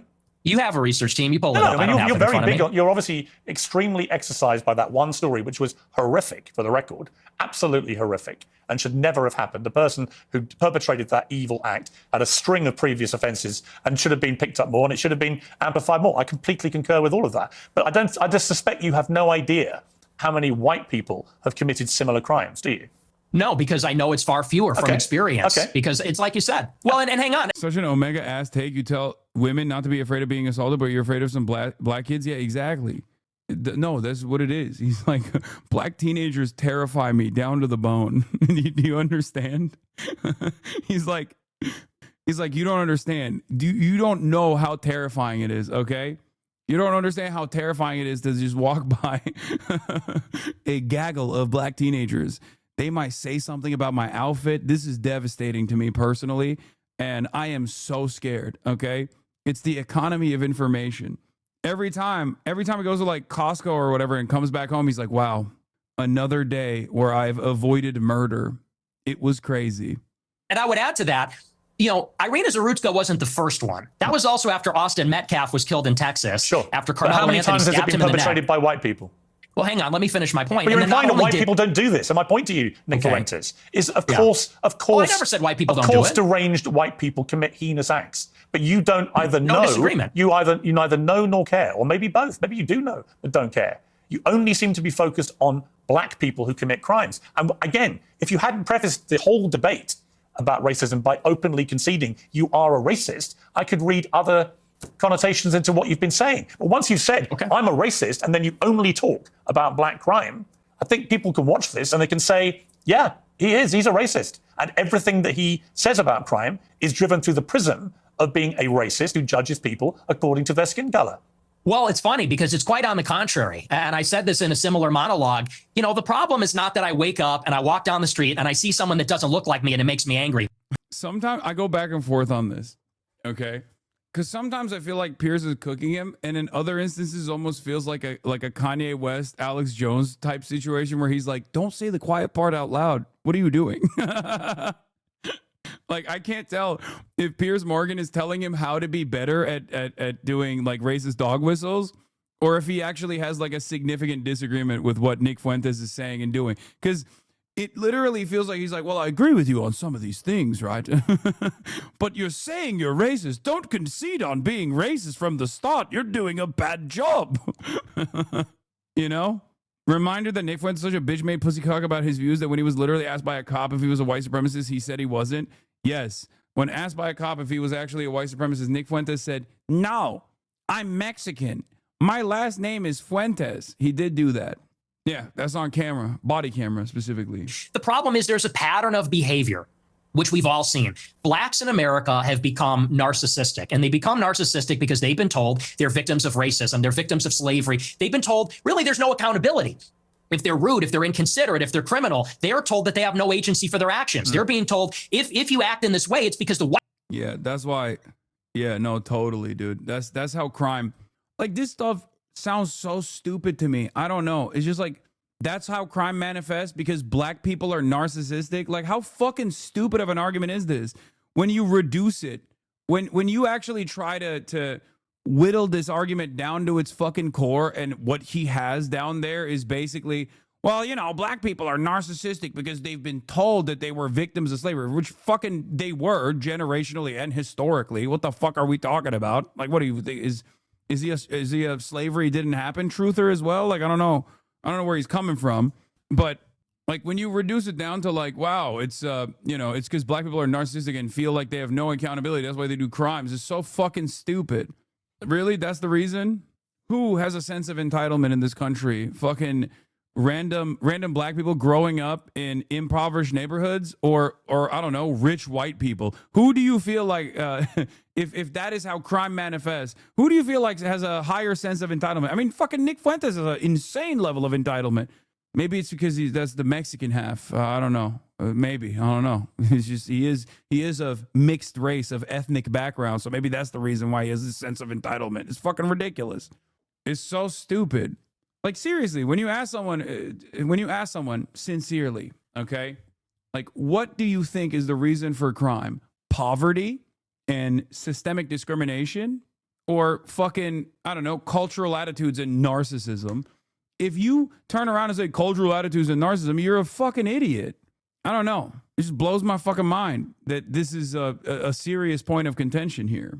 White man made you that way. It's because the system's rigged against you. And so we've been telling black people this for a generation, and now there's no rules. Now they go, and what we hate to see as decent people, not even as white people, but decent people, even black people too, what we hate to see is rudeness, obnoxiousness, inconsideration, criminality, violence. And that's that pattern of behavior that we see all over social media. On so the just to body be clear, cam footage, you don't like black people who play the victim and are rude. Is that your position?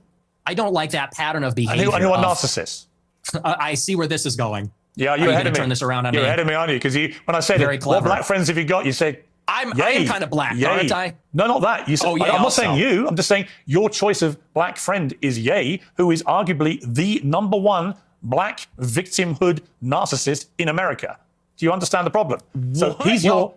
That's where you went with that, Piers? What the fuck?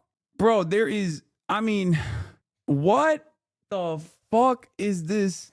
What is happening? Are they having a meet off? Like, what's going on? What the fuck? This is off the rails, bro. What the? Like, there is so much you can shit on, at least this version of Kanye West over. And he's like, he's basically calling him uppity. That's crazy. Like, that is crazy. Because that's what Nick was doing, right? Like, he's saying, you know, it's the classic, again, 1940s racism that he keeps bringing back for some fucking weird reason, whether he's like talking about jalopies and you know, pants around their ankles, or how he's saying uppity, right? Like, that's what the argument is. It's a racialized term. For those of you who don't know, you probably might not have heard it, because most new age racists don't even say the term anymore. And it's crazy to me that Piers Morgan came in and was like, well, guess what? You know who's really uppity? Kanye West, which is crazy. That's what is happening here. Uppity is racist? Yes. It is a racialized term most commonly used against black people to say that black people don't know their position in society, and they are, you know, in the, basically what Nick Fuentes was describing. It's to say all of that they are narcissistic, and that black people are, like, literally, if you want to understand what the descriptor is, what the descriptor is for uppity, it's basically what Nick Fuentes just described without saying the word. Yeah, acting above your station. And now Piers Morgan is basically turning around and going, well, Kanye West is like that, which is crazy. He's your friend. He's one of the very few black people you want to be associated with, but he's the epitome of what you just said you abhor about narcissistic black people. I disagree. I disagree with you, and I'll tell you why. Because Ye, if you've ever met him in real life. I have, yeah. Nick Fuentes is saying all black people are narcissistic and you know, trying to reach above their station and don't know their place in civilized society because they're barbaric. You're turning around and saying, well, Kanye West is like that. Even if Kanye West is a narcissist, this is not the appropriate angle of attack here, because it almost comes across as you saying that Kanye West doesn't know his station. He said epitome, right? Not uppity, I think. No. He said Kanye West is the epitome of what you described, when Nick Fuentes wasn't actually describing like the particular personality of one person. He was describing how black people operate in general. Okay, well, then you know. He's nothing but polite, considerate. Actually, he was very rude to me the last 2 times I interviewed him. He's a supreme narcissist, and he's also... You keep interrupting me. You're very rude. Are you black? I Because you're being very rude by interrupting me right now. To you. I'm giving you a hard time, but I do want to finish my point. I do want to finish my point about Ye. He is a guy who, when I was with him, wanted to make sure that everybody was heard. Everybody felt included. He's actually a very soft-spoken guy, very polite, and by the way, not violent. When you look at all the rappers that are in the music game, many of them, especially from Chicago, drill rap, they're talking about killing people, shooting people, they gangbang. He notably, if you know about him, he got his start because he was a nerd. He wore a backpack and a polo, and he wasn't a gangbanger. He rapped about his feelings and girls and his dreams and his ambitions. So no, and by the way, he would tell me all the time, he doesn't even feel black. They make him feel not black because he doesn't do those things, because he's soft-spoken, because he's artistic, because he's a bit of a nerd or likes fashion. So I would disagree. He's actually not like that at all. But we're talking he's also a Hitler-loving anti-Semite. And we're going to take a little commercial break here, and we're going to come back and talk about anti-Semitism and your views about Jews. Answered emphatically that you turned to anti-Semitism. In your interview with Stephen Crowder last week, you answered emphatically that you don't hate all Jews. Is that correct? That's your position? Yes. Okay. So I want to play you this clip. Well, I don't hate any Jews. Let me just amend that. I don't hate any Jews. Okay. Let's play this clip. The reason I've had it is because my opposition to world Jewry and Israel is rooted in absolute, uncontestable fact. We have the truth on our side. That's why we're winning. Because we are telling the truth about the historical antagonism between Jews and Europeans, between Jews and Christians. The theological, historical, racial, cultural, and political antagonisms between organized Jewry and the Christians, organized Jewry and Europeans. And the reason that we are winning that argument is because it's real. It's true. I can prove it. I can show you. I can name the names. I can show you the paper trail, the money. That is why we're winning. That is why all of this is raising the consciousness. When you say you have this opposition to world Jewry, I mean, it's one thing to criticize, for example, the Israeli government over what it's been doing in Gaza. I've done that myself. When you talk about world Jewry, I presume you're talking about the 15 million Jews in the world, and you are opposed to them. How does that square with your position that you don't hate any Jews? I wonder if like this level of platforming Nick Fuentes is like unrestrained conspiratorial anti-Semitism will cause liberals to understand where I'm coming from when I describe my position on Israel. Or I wonder if they even make that distinction where they just go, nah, you're anti-Israel. Fuck you. You're the same as Nick Fuentes. Why are we platforming him? Here. This was live streamed 9 hours ago. It had 88,000 views while it was going live, and it already has 1.2 million views. So no, I'm not platforming it. It's got 1.2 million views in 9 hours. Yeah, I know. You don't have to fucking insert Elon Musk in this conversation, Megaphonics. Yes, Elon Musk believes what Nick Fuentes is saying here as well. Well, do you take issue with my use of the term world Jewry? Well, what do you mean by that? Or do you take issue with it? Do you have a problem with that? Clarify what you mean by it. Well, it's funny you bring that up. The gaslighting's crazy because I use that expression on my show all the time. I say organized Jewry, world Jewry. And do you know that for like 30 years, the World Jewish Congress has an annual keynote called the State of World Jewry? Barry Weiss has given it. You can look it up. It's on YouTube. She gives the State of World Jewry address. But Nick, what do you mean by it? I mean, you have to talk about, there's a concept of Jewish peoplehood.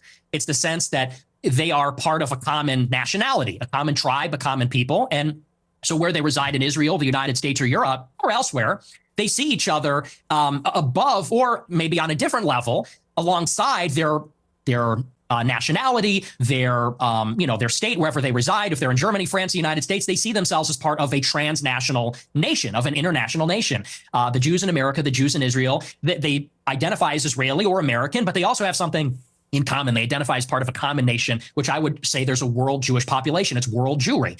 And world Jewry has representatives. There is such a thing as the World Jewish Congress, where they actually elect, it's democratic, all the local Jewish organizations elect representatives to represent proportionally the Jewish population in their area at the World Jewish Congress. And it's sort of like Davos. It's like the World Economic Forum, but it's exclusively for members of the Jewish nation that exists across the world. And so that's a real thing. And I didn't make that up, and that didn't come from 4chan. It's like I said in that clip. I read what they write. I read their books. I watch these speeches. I watch a speech from Barry Weiss. I pay very close attention. So that's what I mean by that. There is such a thing as... He's actually cooking up bullshit off the top of his head. No, everything he said, there is a... Yes, world Jewry is both utilized by Nazis historically, but also is a real conference. He's not wrong about that. Like when someone uses Jewry, the Nazis have used the term international Jewry, world Jewry, but also it is a terminology that is also utilized by like Jewish advocacy groups as well. Yeah, see, the State of World Jewry Address by Barry Weiss. The inaugural State of World Jewry Address was given in 1980 by Abba Eban. Over the 4 decades that followed, Eban's epochal speech was followed by those from luminaries, including Elie Wiesel, It's like, Christians doing fucking global Christian conferences or some shit like that, right? The reason why he is hyper-focusing on the Jewish element is because he hates Jews. But the reason why that kind of statement is actually more salient now than ever before and invites scrutiny and skepticism is because most of these conferences, unfortunately, have actually revolved around defending Israel or have been attended by people who are ultra-Zionists. This does not mean that there is a monolithic understanding of Israel amongst the Jewish population, but that is what Nick Fuentes is claiming. And the biggest problem here is not just that Nick Fuentes is claiming this, but also a lot of Jewish Zionists will also say this as well, not realizing that that doesn't actually create an environment of protection against Israel, but instead makes people who are not as invested in the continuation of Israel as an apartheid state go, oh, that's weird. That's kind of fucked up. Do you understand? But yeah, it's like NAACP, right? Just because it has the word colored in it doesn't, make it the same when Nick Fuentes is referring to black people like that. Do you see what I mean? It's a nation that exists across borders on a global scale. They're organized and they have a national self-interest as that nation, as that tribe. So if you don't hate any Jews, what do you like about them? I like a lot of things about them. I think they're funny. I think they're smart. I think that they're pretty remarkable people. And as Christians, especially as Catholics, we say they're remarkable. And this has been adjudicated in Catholic doctrine for thousands of years. We say that they're a witness people. And so we actually, there's provisions inside of Catholic doctrine that says we need to give them special protections because they were a witness to Christ's passion. So, this is why you can't clip the show. You have to watch the whole thing. I say this repeatedly. Oh, God. Oh, I actually love Jews. Source, the Bible. This kind of shit does make me unironically an r/Reddit atheist, bro. He's just like, yo, you don't understand. I love Jews. The Bible fucking says we gotta love Jews. Catholics are mandated love Jews is also funny, considering that until recently, Catholicism hadn't gotten the patch where it was like, hey, maybe we should stop saying Jews are Christ killers.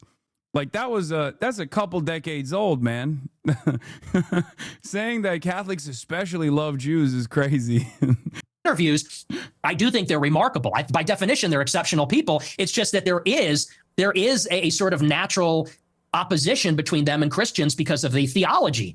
We believe that Christ is the Messiah.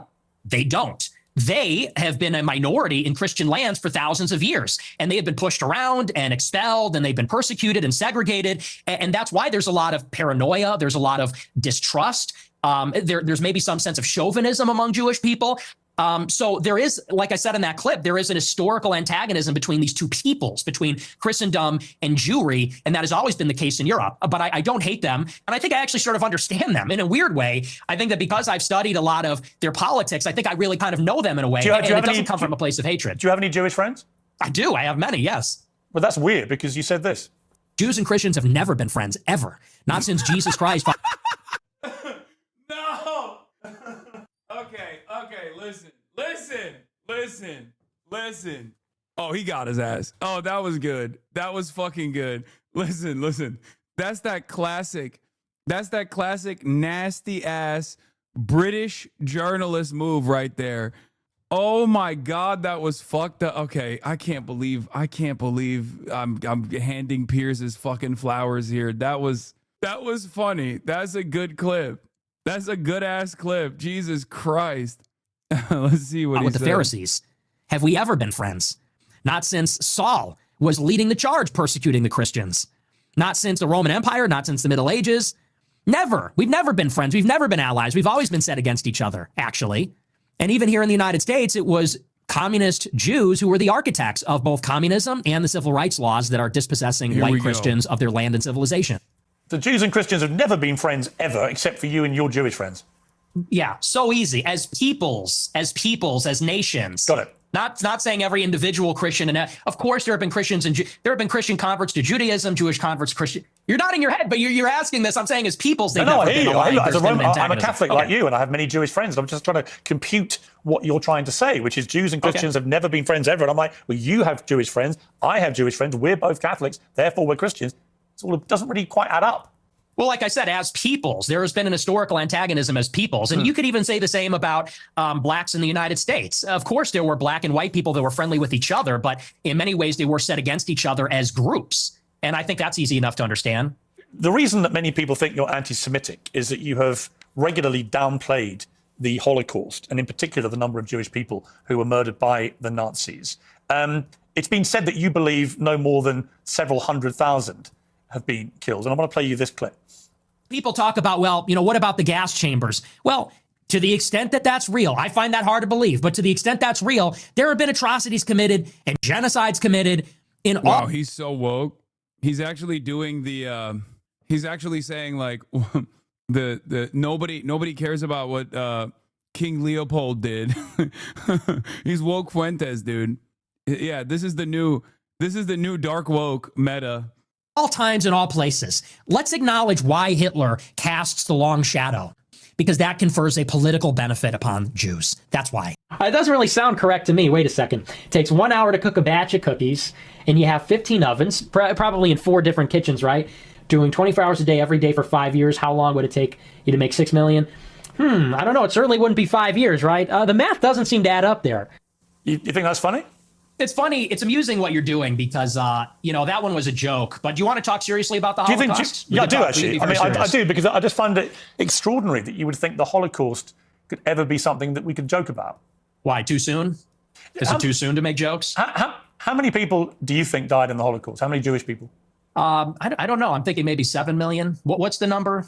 6 million, something like that? So 8 million? You concede that 6 million Jews died in the Holocaust? Possibly more. Possibly, we're discovering all the time. So it could be, maybe even be more than that. So why have you doubted the numbers? Yeah, he's doing a 6-7 meme, and you dumb fucks are literally hitting it. And I mean, this is it. This is the whole point, right?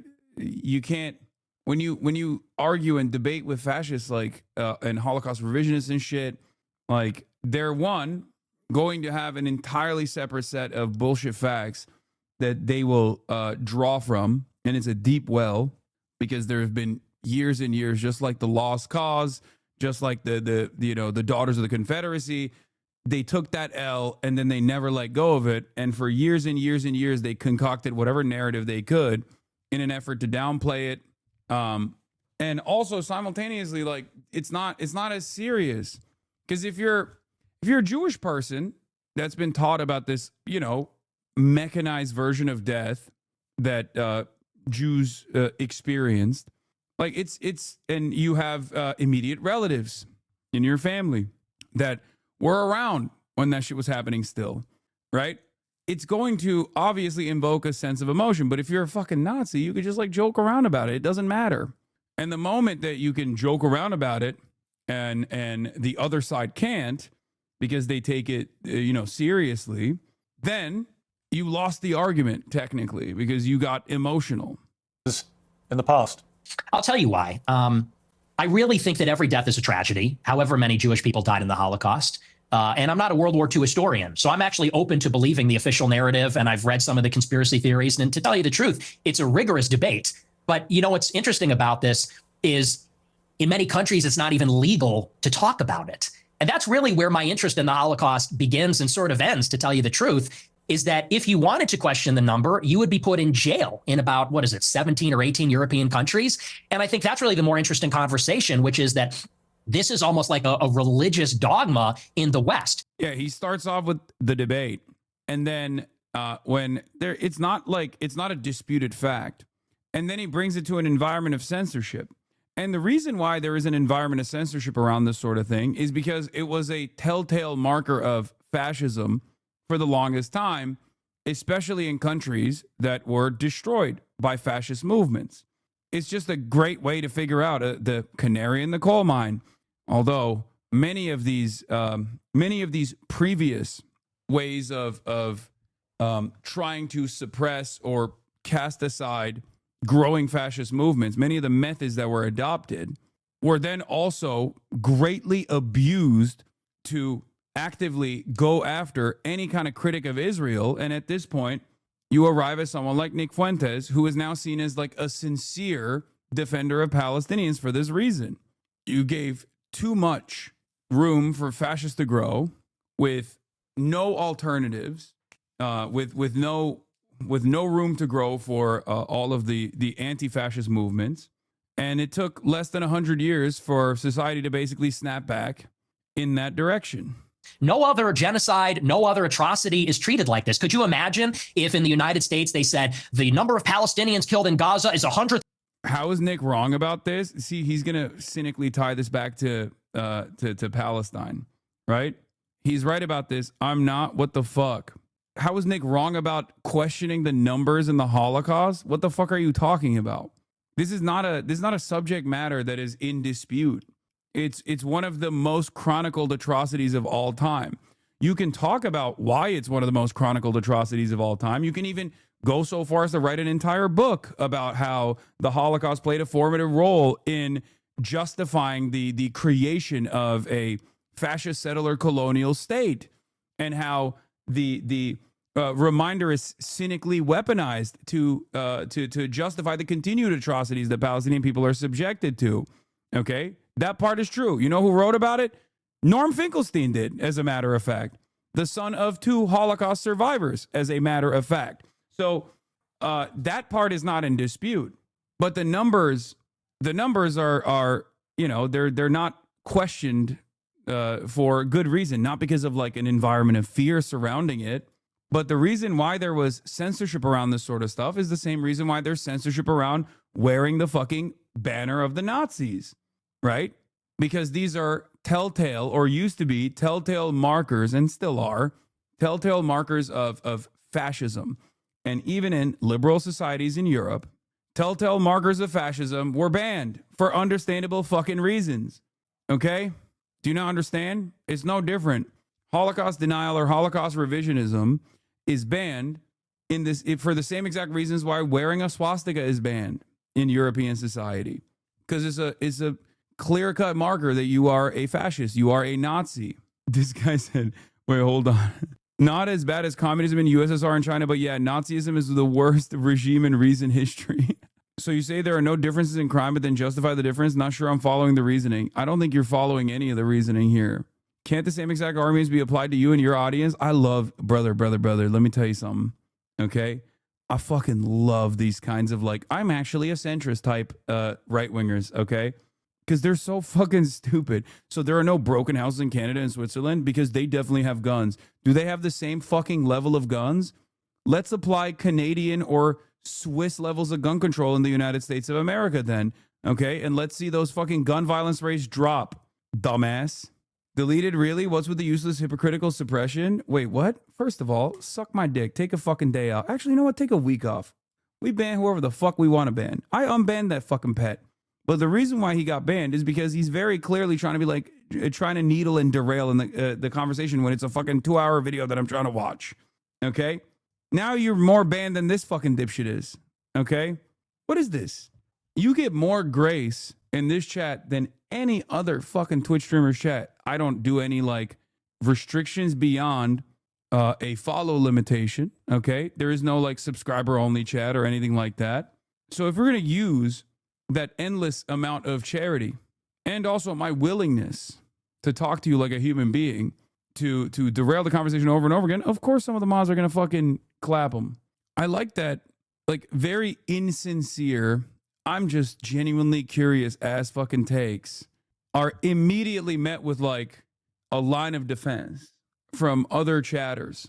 Like, you don't have to automatically assume that these guys are good faith, okay? They're not. This person is not. Not as bad as communism in USSR and China, but yeah, Nazism is one of the worst regimes in recent history. Explain what you mean, chatter. Communism is worse than Nazism. I like that it hasn't taken much for people to engage in Holocaust revisionism while we're talking about the Holocaust. Yeah, I literally didn't realize how spoiled I was until I went to another channel for the first time and got hit with ad breaks like crazy and couldn't use the chat. Yep. Anyway, and if you don't say that, you're going to jail, you're banned on X, you can't have a job. That's the part that's totally insane. And a lot of people, they can't even make up their minds. I think it's actually done a disservice. If your goal, and I'm not saying you as Piers Morgan, but if your goal, if you're an advocate for awareness about this, if your goal is to convince everybody that this is the way the Holocaust happened, I think the last thing you'd want to do is say that everyone that disagrees is in jail. Yeah, notice how he doesn't talk about the other subsequent bans. Just this one. There's a reason for that, because he knows that that argument is better for optics in general than to say, why can't I wear a swastika if I want to? Because those are the same reasons, okay? Holocaust denial is censored for the exact same reason that wearing a swastika is censored, okay? That's it. That's it. There is discourse around the Holocaust. You can engage in an academic debate even. Okay, and many people do in colleges and in academic institutions and whatnot. Okay, there's a difference between that. There's a difference between that and outright Holocaust denial or Holocaust revisionism in the way that Nick Fuentes is doing, because he's signaling to his audience that he's a fucking neo-Nazi. And while it is not illegal to do so in the United States of America, it is illegal in some European countries. and is banned, and you're not allowed to say it. So there's really been no open debate about the subject since the scholarship started to be produced about 60 years ago. But there is no debate to be had about the number of people who were murdered. Even the Nazis in the trials after the war confirmed the numbers. The amount of documentation that was recovered, notwithstanding the attempts by the Nazis to destroy it, the amount of documentation that was saved and preserved and used for trials and for historical record is unprecedented in the history of mass slaughter of human beings. So we have a very clear idea of how many people were gassed to death in the gas chambers. We have a very clear idea of how many were starved to death, were kept in ghettos, died of disease, of forced labor, of death marches. We know how many Jews were slaughtered. It's at least 6 million. What's interesting to me is that you appear to now concede that, which may be news to a lot of your regular viewers who have constantly heard you quibble with the number of Jews who died. No, they don't care about ideological purity of this sort. Some might, but most of them don't. Most of them understand that you have to say those sorts of things when you go to mainstream media, and they don't even care whether it was like 6 million. They literally will say it didn't happen, but if it did, it was good, and actually more of it should happen. So for them, it's not, like there is no such gotcha. There is no like ideological purity that you can try, like an ideological standard that you can bring forward here. And that's also another reason why, arguing with Nazis is always a silly endeavor. In the Holocaust. For the record, just to confirm what I think you told me, you do now accept that at least 6 million Jews were killed in the Holocaust. Well, no, I said it could even be higher than that. Well, it could be higher. That is I true. think it's at least. But you I think you're accept right. at It is at least. Oh, it's at least 6 million. But it Okay. could be 100 Well, times people more are than going to that. be, okay, the people are going to be... Yeah, see, he keeps like insincerely signaling, oh, no, it's even more than that. It's even more than that. But let me respond to the rest of your question. Sure. What you're saying, I understand where you're coming from when you say it has been documented and there are confessions and so on. Let that speak for itself. But you don't see, your show is called Piers Morgan Uncensored. Yep. But the United Kingdom is censored and Europe is censored. And if you talk about these things, you will be put in jail in many countries. And I think that's where a lot of people start to say, well, if the truth is so clear and if there's such overwhelming evidence, why do you need to throw people in jail for disagreeing? And you yourself said, well, there is no debate. I think everything is debatable. I think everything at least should be debated. And if the evidence is very one-sided, let the evidence speak. Don't throw people in jail. So do you think that Holocaust denial laws should be overturned? I don't particularly agree with Holocaust denial laws. I don't think people should be imprisoned. Okay. Well, because I have a blanket view now, which has evolved slightly actually over the years, that I have a blanket view that speech should not be criminalized, right? People should be allowed to say what they want to say, and they should be then made accountable for what they say. If you have an employer, they can make a view about whether you are the right kind of person they want for their employment, as they would make a decision about anything else you do in life. So I actually believe that speech should never be criminalized. It's my personal view. I understand why in places like Germany, they have strong laws about it because they want to move on from what they believe was the most shameful moment in their history. I understand that. Do I want that in my country? No. Am I appalled by what has been going on with free speech in the United Kingdom in the last 2 or 3 years? It's crazy that these motherfuckers will be like, oh, I want free speech. Even like Piers Morgan is like, oh, I think free speech is fostering debate.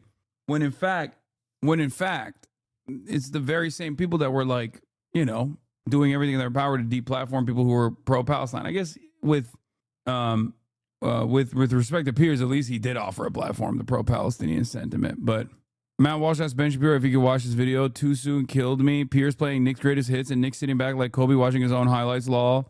Piers not understanding per capita or Catholic doctrine was hilarious. I don't think he went the way that Piers hoped he would. Yeah, it's all overwhelmingly, I assume it's overwhelmingly brigaded. It would be criminalized. It's my personal view. I'm in Sweden. I stopped learning Arabic to watch this. Uncensored show, but they cut out what Kyan said. Piers pretending to know per capita will never not be, to not know per capita will never not be funny. Ugh, Matt Walsh is still a thing? No, they're dunking on Matt Walsh. They're saying Matt Walsh asked Ben Shapiro to watch this video. Groypers are the one community that brigade harder than DGG/H3. I mean, it's interesting because DGG and Groypers were hand in hand for the longest time. And I think I'm being so serious about this. I think Destiny lost more audience members to the Groypers, including his literal son, than he actually won from the Groypers back to his side.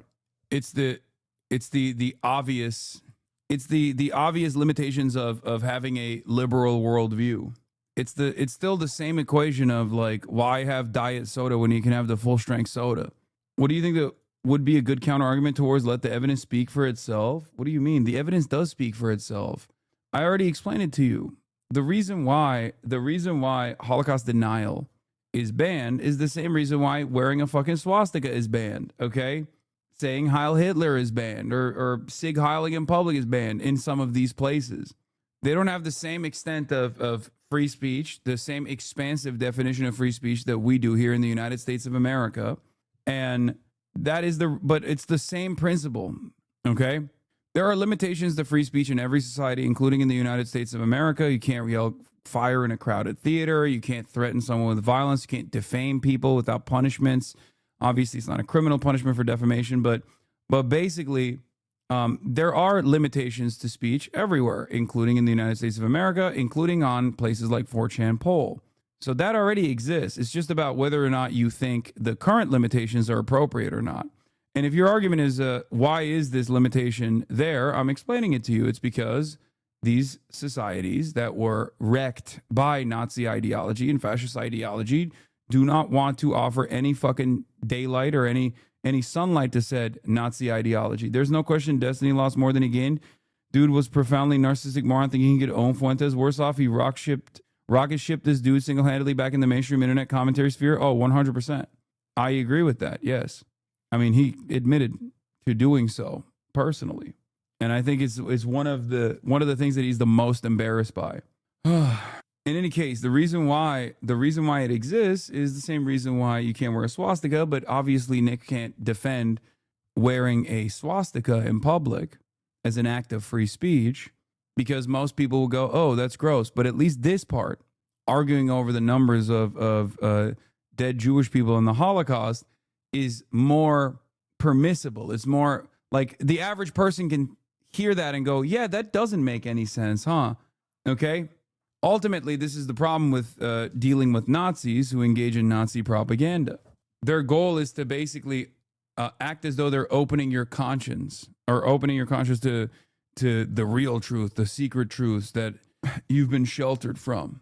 I understand why in places like Germany, they have strong laws about it because they want to move on from what they believe was the most shameful moment in their history. I understand that. Do I want that in my country? No.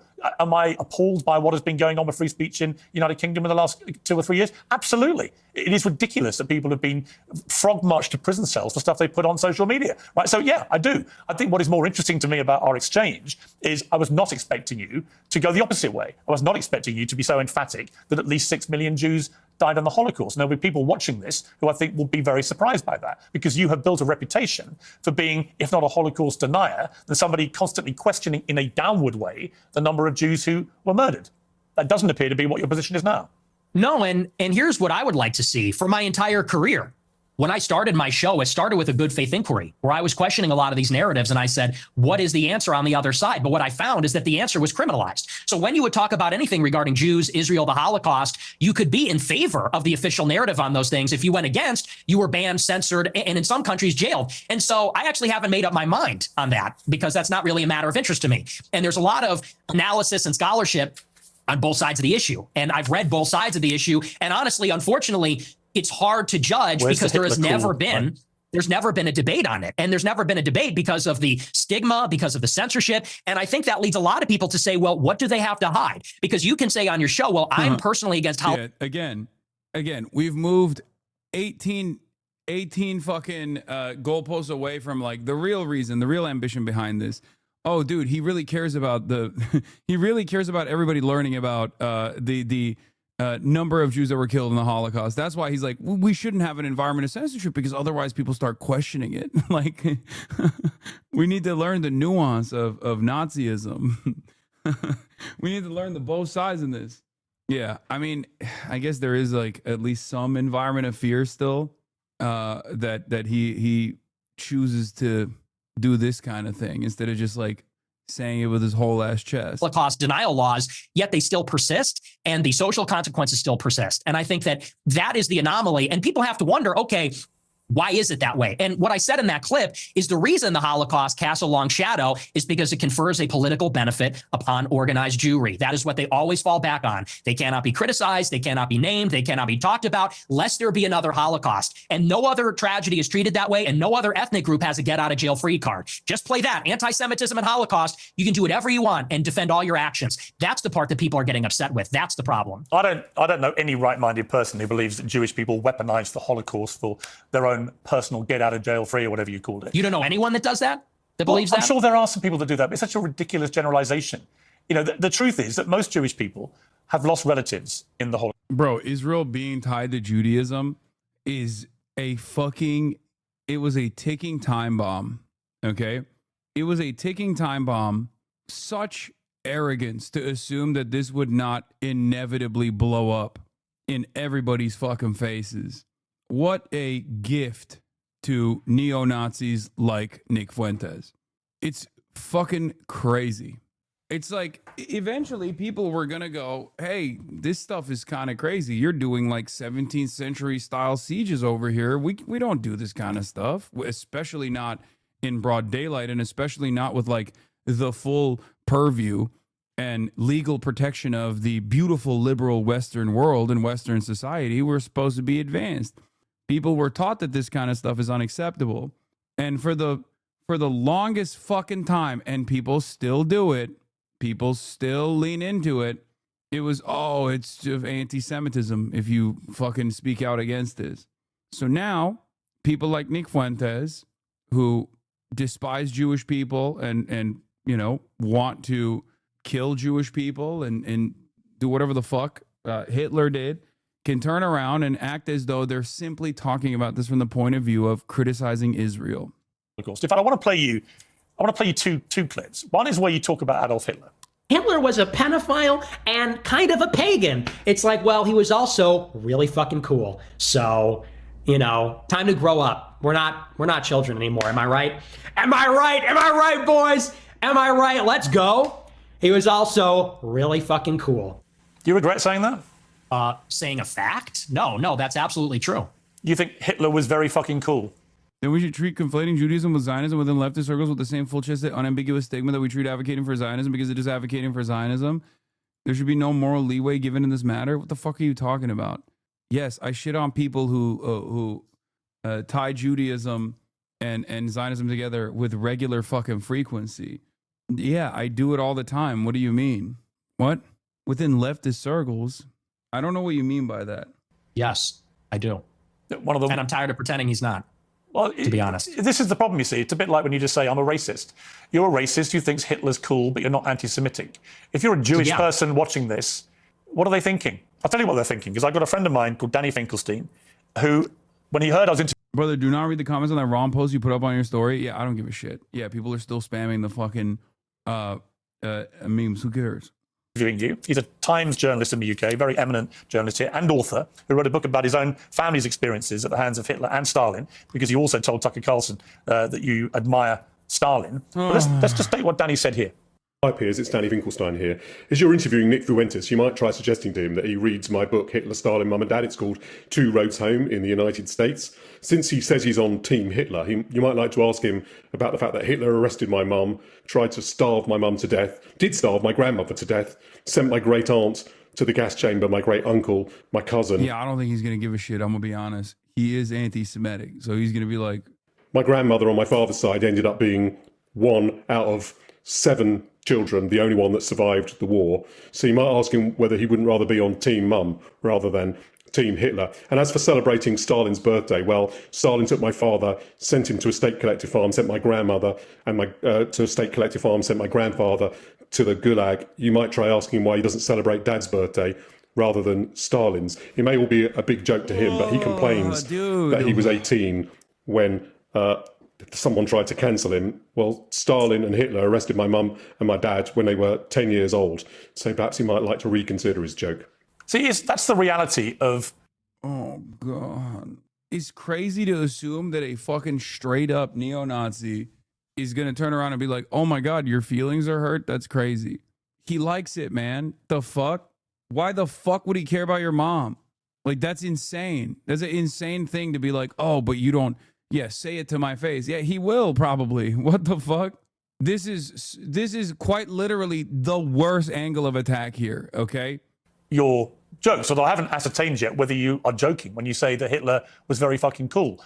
Are you joking, or do you actually think he was very fucking cool? I also despise people that do this equivocation between Stalin and Hitler, okay? It's ridiculous. Criticisms of Stalin are perfectly valid. This level of equivocation is insane because Stalin did technically liberate, you know, a big chunk of your family, your father and present company aside. So the fuck are we talking about? The most genocidal monster of the last 150 years. Directly. Yeah, the thing is, my generation, we're just done with the pearl clutching. You know, you might be, but then your generation hasn't gone through what Danny Finkelstein's family went through. So maybe the pearl clutching has a way to go for families whose family members. Like he liberated Poland by occupying it instead. Did he or did he not liberate the concentration camps? The fuck? It's like talking about England or the United States of America.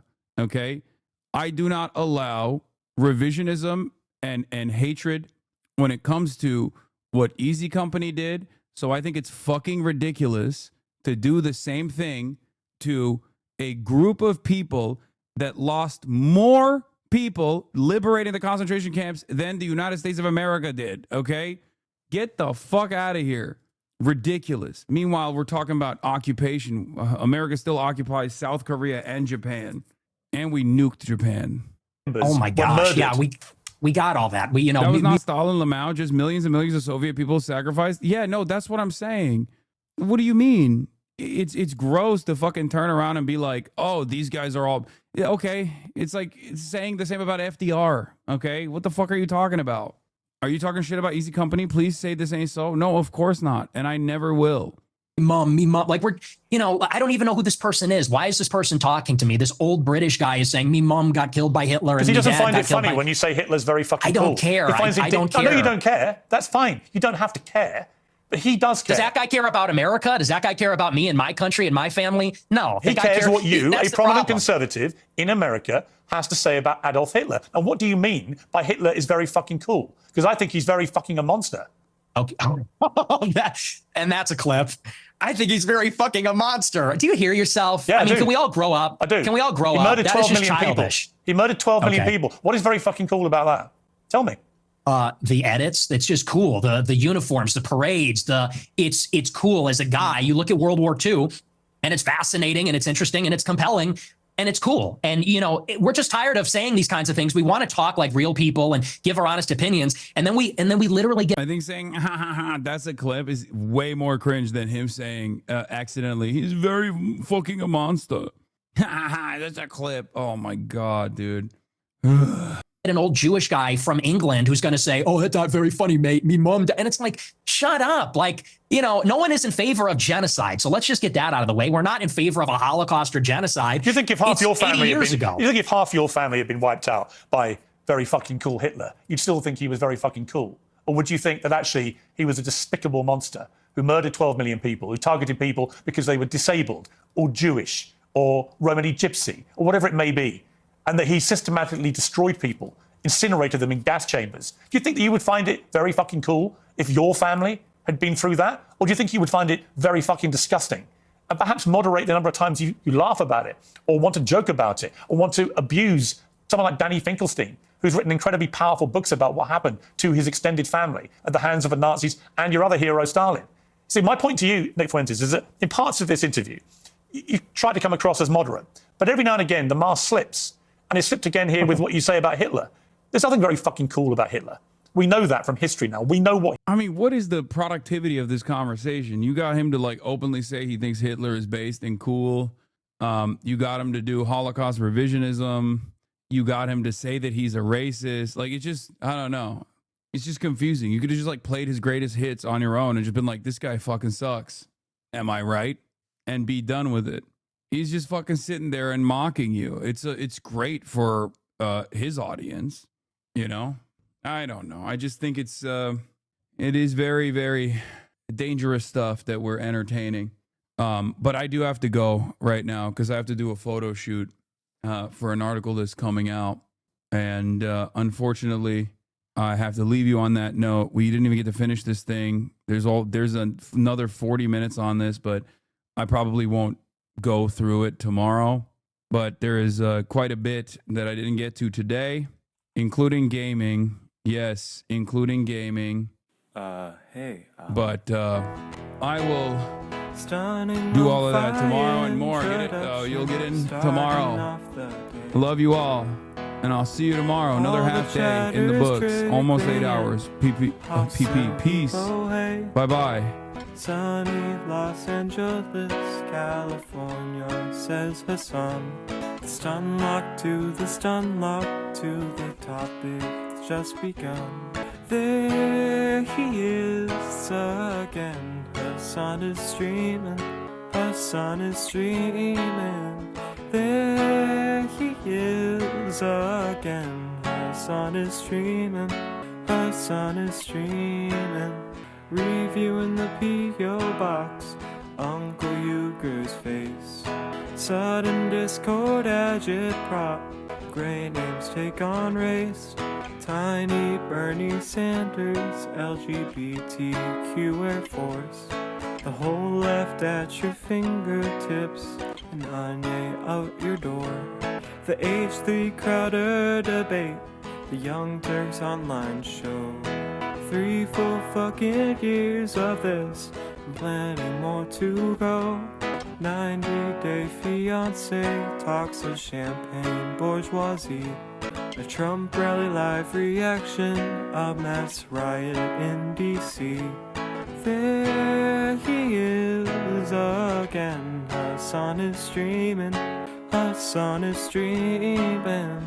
There he is again. Hasan is streaming. Hasan is streaming. Reading live stream fail comments. Austin show chat advice. In all the ways the right wing pipeline can suck you in online.